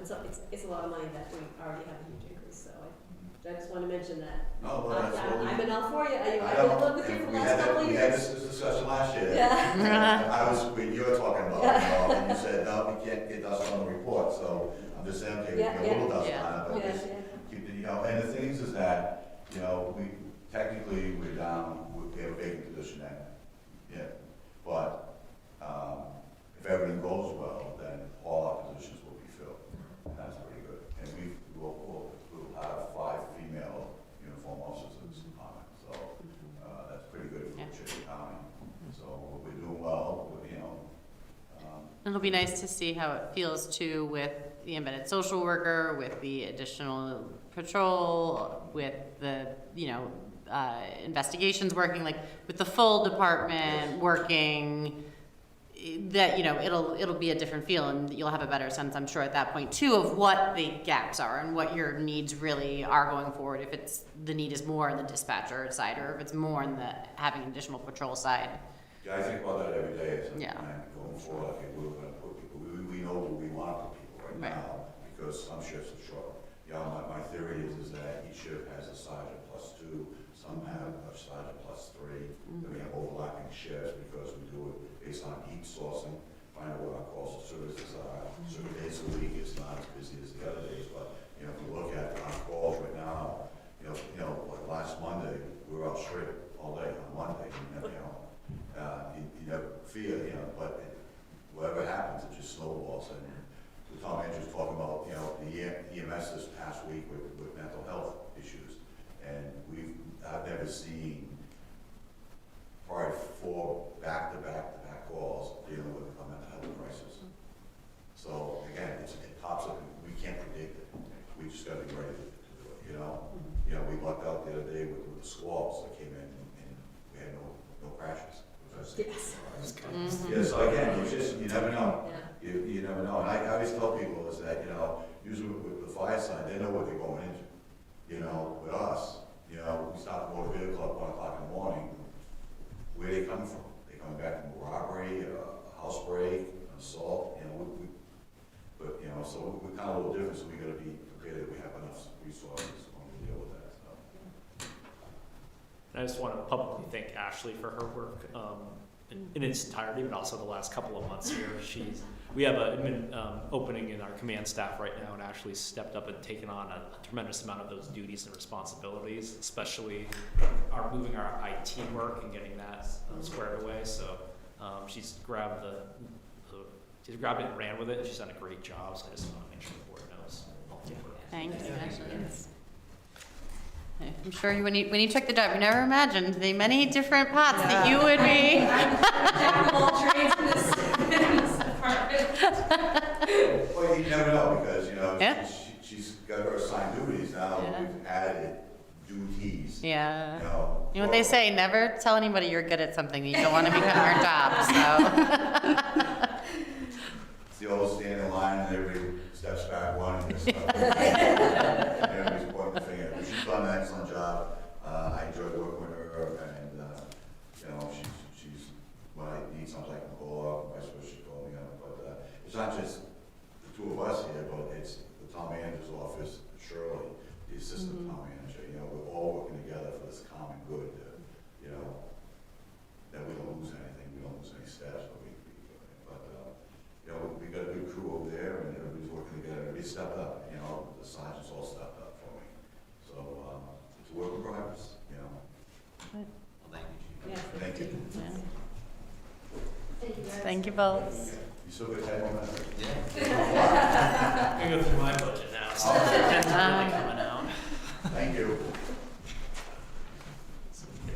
Hop into general admin. So I'm on page 68. So this is where lives some general overhead. We increased legal services a little bit, just based on prior year use of legal. So big pieces for the general overhead components. Selectboard, your budget, we increased things by COLA primarily. We also, the regular expenses, primarily that covers a lot of that's the town meeting TV contract in there. Your recording secretary, then just some miscellaneous advertising and retreat expenses cover your line items. Technology, that's our administrative IT support with our contract with Open Approach. It's gone up a little bit. Replacement computer that's just general equipment replacement. Erin Dickinson manages that IT line, and we've replaced some firewalls and things recently. She does a really good job of that for us. Town manager's office itself, we have salaries, benefits, mileage, and then training and conferences. Try to get to state conferences. I haven't been able to attend national or regional ones the last couple of years, just with things going on outside of work, but I hope to get some more professional development in the next year if I can. And then we've broken out human resources into its own department. So this is starting to build that. It builds our salary and benefits, along with, we have a line there for training and conferences, in addition to thinking of some of that covering town-wide and materials for HR director. We're working towards that. Then I want to highlight computer software and applications. This is something I did add in the budget. This is a human resources information system, and I recognize for a number of years we are very paper dependent. You heard the permitting discussion this morning. Mm-hmm. This, I feel, will start to move us towards a software platform, and I think it's a good place to start because it affects every department and every staff member in their employment life cycle. These are software licenses. They're based on number of FTEs. I think this is probably a little low to cover 12 months. It may be more in the 30, 35,000 range, but I wanted to at least get something in here in the budget and for your discussion and to build it in my transmittal. It'd be great to get this started, and then in future years, with Shirley's team on the finance end of things, thinking about other things with AP and payroll. I feel like this is a good place to start. So that's it here for discussion to start the budget. I'll take any questions there. No, toss it to finance. Questions for the board? This is Select Board salaries, is that just our stipend? That's your stipend. Why is it changing? COLA, Oh, it's, 3.4%. that's what the benefits are. And I think that's just payroll taxes on top of the, reflective of the COLA on the stipend. Our stipend has a COLA? Up to you if you want it or not. I thought it was a fixed number. Okay. Want me to go ahead? Go to finance. Okay, so I am on page 61. I'm going to start with the assessors. We see lister's salary in there. We know we're not going to need that anymore, but when we built this, we still had listers. So that $345 will go away. But the assessor's salary is Michaela. So I'm going to take a minute and talk about her. This is in the transmittal as well, or that position. But that is Michaela at 24 hours a week, and that is Bill Hinman at 80 hours total for the year. So Bill was going to be done at June 30th, but Michaela still needs assistance, and Bill has agreed to provide that. And FY27 will be an as-needed basis, but Michaela is good with the residential side, but she has a lot to learn with the commercial side, and that's where Bill is really strong for us. But one of the recommendations is, so our current assessor, she does have 24 hours. She typically works 20. One of the budget adds is to bring her up to 32 hours a week, or bring the position up to 32 hours a week. So previously, we had Bill as a contracted assessor for 7 hours a week. We had Dick, who was the assistant assessor at 20 hours a week. And we had the admin assistant, which Michaela came into knowing that we were going to progress her along. So that department had about 35 hours. Michaela has 2 jobs, and so she doesn't really use the extra 4 hours, a little bit more in the spring when she's going out doing inspections after, in order to update the grand list and going through all the permits that were applied for to see where they're done and see how the grand list changes. There's a huge EMS, 911 project that Michaela isn't even touching, and that affects the fire department. Tim was actually just talking about it the other day with the Interstate Corporate Center and their address and how it doesn't really follow E901, but we have a lot. So that's a big project that nobody has really touched for years. And Michaela, with her 20 hours, can't start on it, but we're also looking at beginning 1/1, the state has new training requirements for assessors and listers, so Michaela will need to start doing training, and of course that will be on work hours, not on her own. That is required to do to hold her position as well. And then, of course, we're coming up to reappraisal, and no matter what we decide for a contract, that's still gonna increase the workload for her. So, there is work now that she just isn't getting to. She does what she absolutely has to do in her 20 hours a week that she's there. But definitely could, be doing more, but doesn't have time to. So, other than that, nothing really changed. From 26, I'm looking at page 60, I'm just looking from there. You'll see we had the contracted. Can I ask you a question, because I think I missed a Sure. step? Yep. I see the contracted assessor going to 0 in 27, but I thought you just said Bill was gonna need something. That's what I was actually gonna say. So even in this budget, he's billed as contracted, but Bill actually went to payroll as of 1/1. Okay, So he's not contracted, which is partly why the assessor's salary looks like it went up, but it's just Bill is now budgeted in that line item. There really is not a lot more that changed other than training, because we know we have required training that Michaela has to do. Some of it is free through the state, through PVR, and some of it we'll have to pay for. So there's that good news, bad news thing. So I'm still just looking at page 60. So the department salary and finance went down, and you say, whoopee, right? I found I made an error in my math calculations in FY 26 budget. So I think Eric mentioned earlier that, so that includes adding a 10-hour-a-week position, because we just need I need more finance help, number one, and administrative help. And we have Christina, who's our assistant treasurer, works 28 hours a week. And what she's actually doing now is using the 4 hours that the assessor doesn't use. I have her use, because we need the help. So from the finance side, and Eric has administrative things to help with the town manager, but Christina has a lot more skills than we're using her for, and part of her job is scanning. So I'd really just like to have someone take that scanning over at 5 hours a week and use Christina's talents to help with finance. So I'm not so far behind all the time. So even though the budget went down, we do have some more hours in that budget. We would have run out of their time as assistants in the manager's office with general admin assistants. We have some additional human resources needs as well. Yeah. Things that Aaron and I do more really administrative in nature that we can fill this person's time.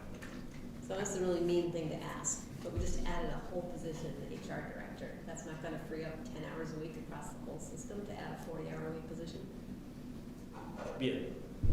Oh, I see what you're saying. We still feel like there's a part-time help demand there. I'll say for me, Jean, adding that position, because I'm keeping payroll, really has not affected my schedule Just at all. benefits, right? How the benefits work, you're always, yeah. Right. And when we don't have, when we don't change our insurance, the questions are very few. So other than I didn't have to help with open enrollment, it really has made no impact for me. I mean, the payroll side is a lot more questions, that's a lot more ongoing every other week, but even on the weeks we don't do payroll, there are always payroll issues that come up, like because of the one big beautiful bill, and the way that we pay overtime. So I'm not sure how many of you are aware of this, but so on an individual's tax return, if you work overtime, there is the ability to take a deduction from your adjusted gross income for the half-time premium. So if you work overtime, it's 1.5. So if you work double time, it's only the half. But because our overtime policy is much more generous than FLSA, so FLSA says once you work over 40 hours a week, you pay time and a half. Our two CBAs and the way we pay town is it's day by day. So we have a much more generous policy. So what? The policy was approved at the end of June, effective January 1st. So Lynn and I have to go back and calculate what that halftime premium is for every employee who is paid overtime.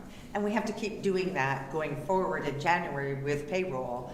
Every payroll will be doing that going forward because there isn't any payroll system that's going to calculate that for us because we don't pay according to the FLSA overtime rules. If we So did. it's gonna cost more overtime, and then you have to figure that out too. Yeah. I understand you have a big complicated job, and I really understand Yes. that if that's somebody who's wasting her time doing menial work that could do really valuable finance work, well, how do you Yes. want to shift that?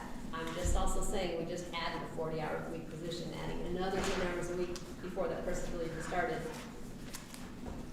Could be a tough ask, that's all, Yes. that's all I'm saying. And other than that, there wasn't really anything much that changed in the rest of the finance department budget.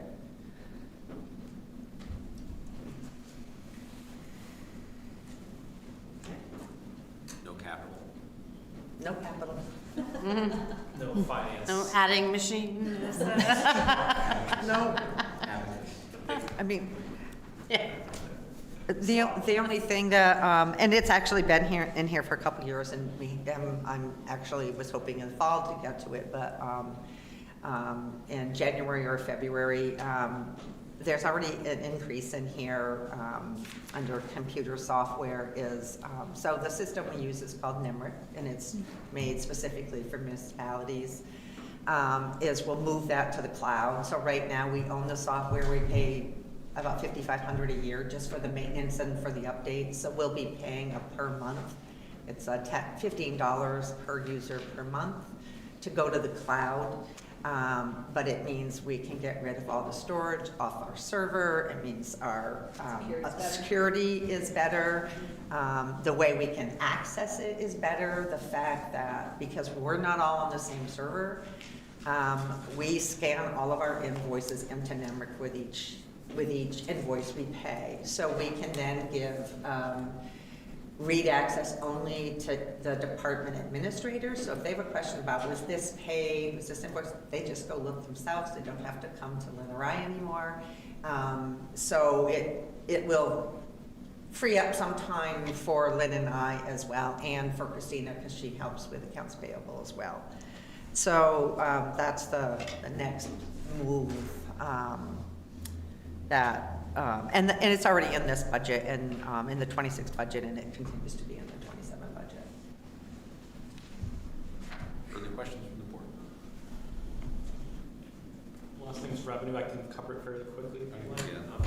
We've essentially talked about it most of the day, so I'm just going to pull up the earnings summary. Page 39. Maybe we'll go page 25. No. It's just our overall revenue. Oh, you're going to start back there? Okay. So this just lets you see how we balance this budget proposal. The property taxes, this is where we had the 3.25% rate increase there, the increase to local option tax that we worked through. All the user fees from different departments summarized. And the big one's the fire EMS increase at about $350,000. Then the other, that's where we have some public works. That's mainly highway aid money we get from the state. And this is where fund balance, you see where the fund balance falls in to that category. That revenue I mentioned from the Community Projects Fund. And then we get interest revenue from where we keep money parked in CDs and money market accounts throughout the year. Those are all the elements that balance the budget. Property taxes about 55%, local option about 25%, and user fees and other revenue rounding out your balanced budget. So I went over the other night kind of what that property tax would look like with the 3.25% increase. It's about $8 a month for the median assessed home in town. The kind of big policy questions you have to think about are setting your expense bottom line and what services we have, what we pay for. Any additional services you want to include that we've summarized today, those are outlined on pages 17 to 19 with a summary chart. Then how you're going to pay for that expense budget that you decide upon, and that's where the revenue budget comes into play. And really your two major areas in the revenue side of the budget are property tax rate and fund balance use. Other things are our best projection of revenue on department-based levels, and we want to be careful with those so we don't overinflate them. Local option tax, that's our best projection. That is also, it's an inexact science. So those are kind of my two areas when you think about from a policy standpoint, where you want to land with a tax rate projection, where you want to land with the fund balance use for some larger swings on the revenue side. Those are the big items. Questions? No questions, just what's next?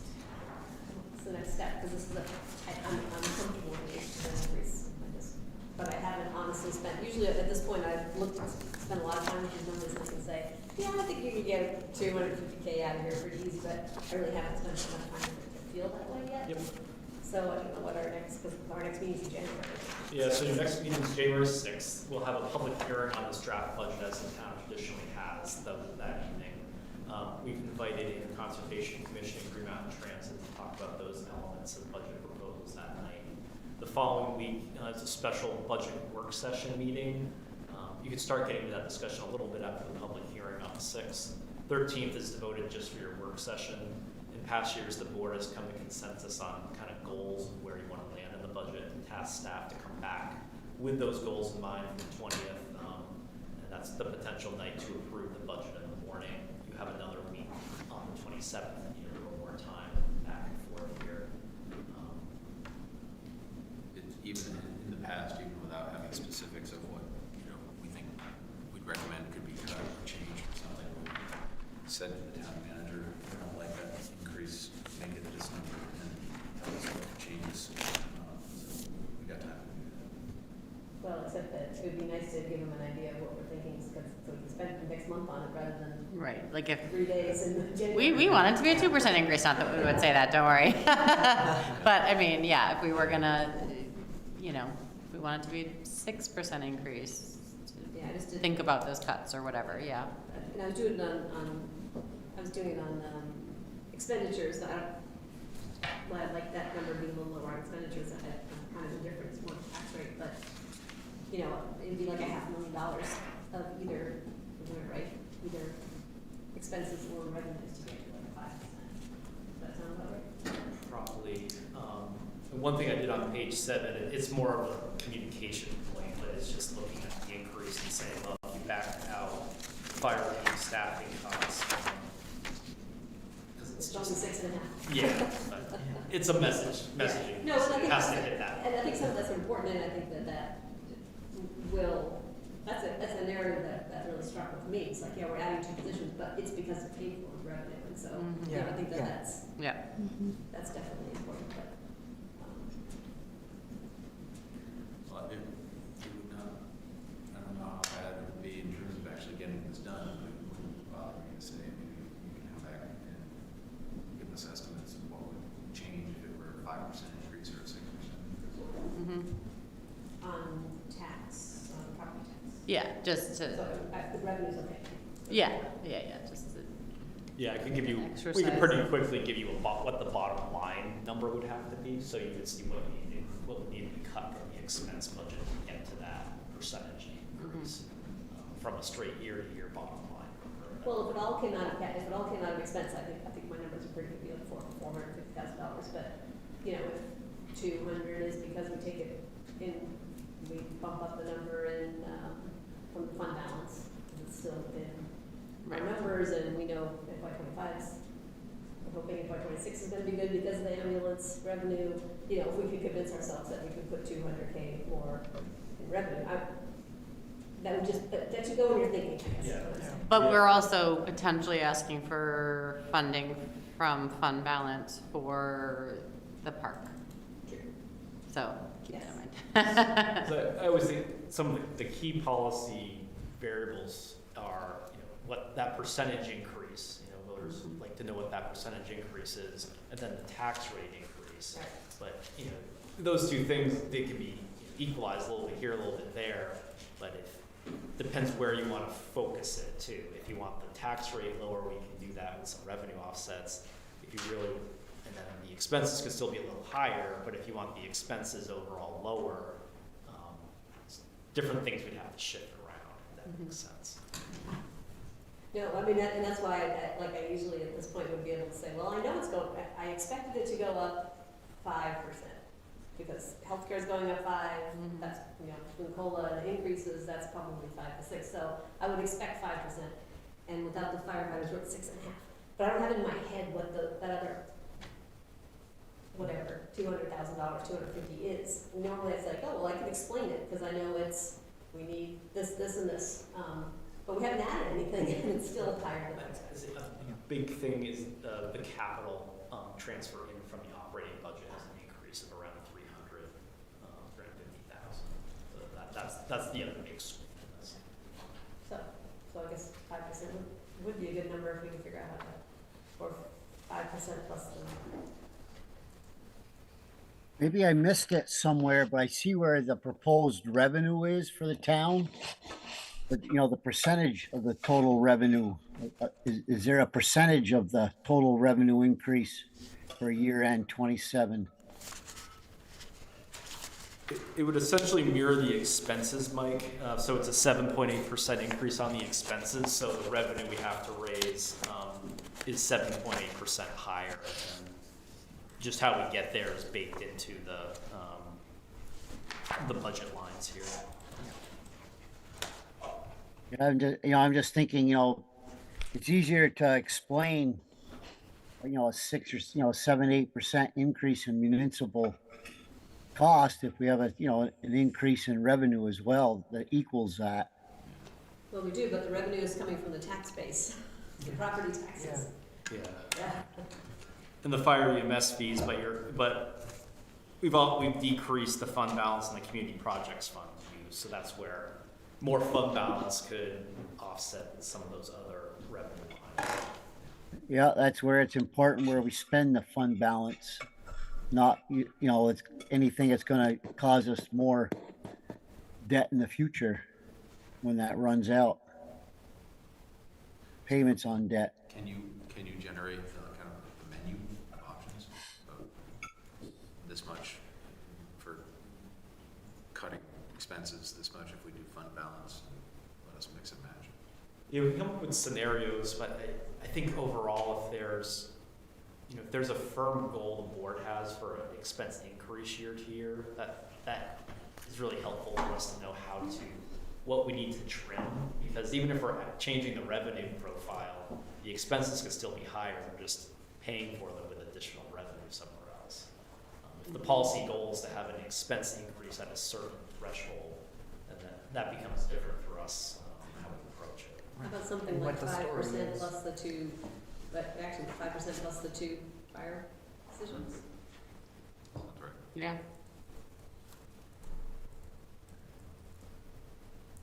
So expense increases. Say that again? 5% 5% plus the 2 Plus the 2 peak staffers. peak staff, which is probably wrong to say that, so I do math backwards. Yeah. 1.5% less or something. 1.5% reduction on the expense. That's helpful.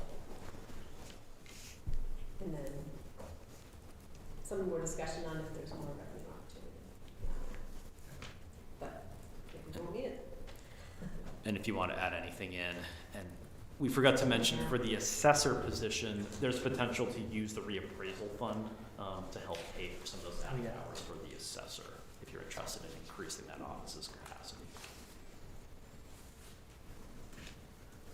All right, we will do some work on that over the next month. Then that would bring us to other business. Is there any other business? No, but thank you all.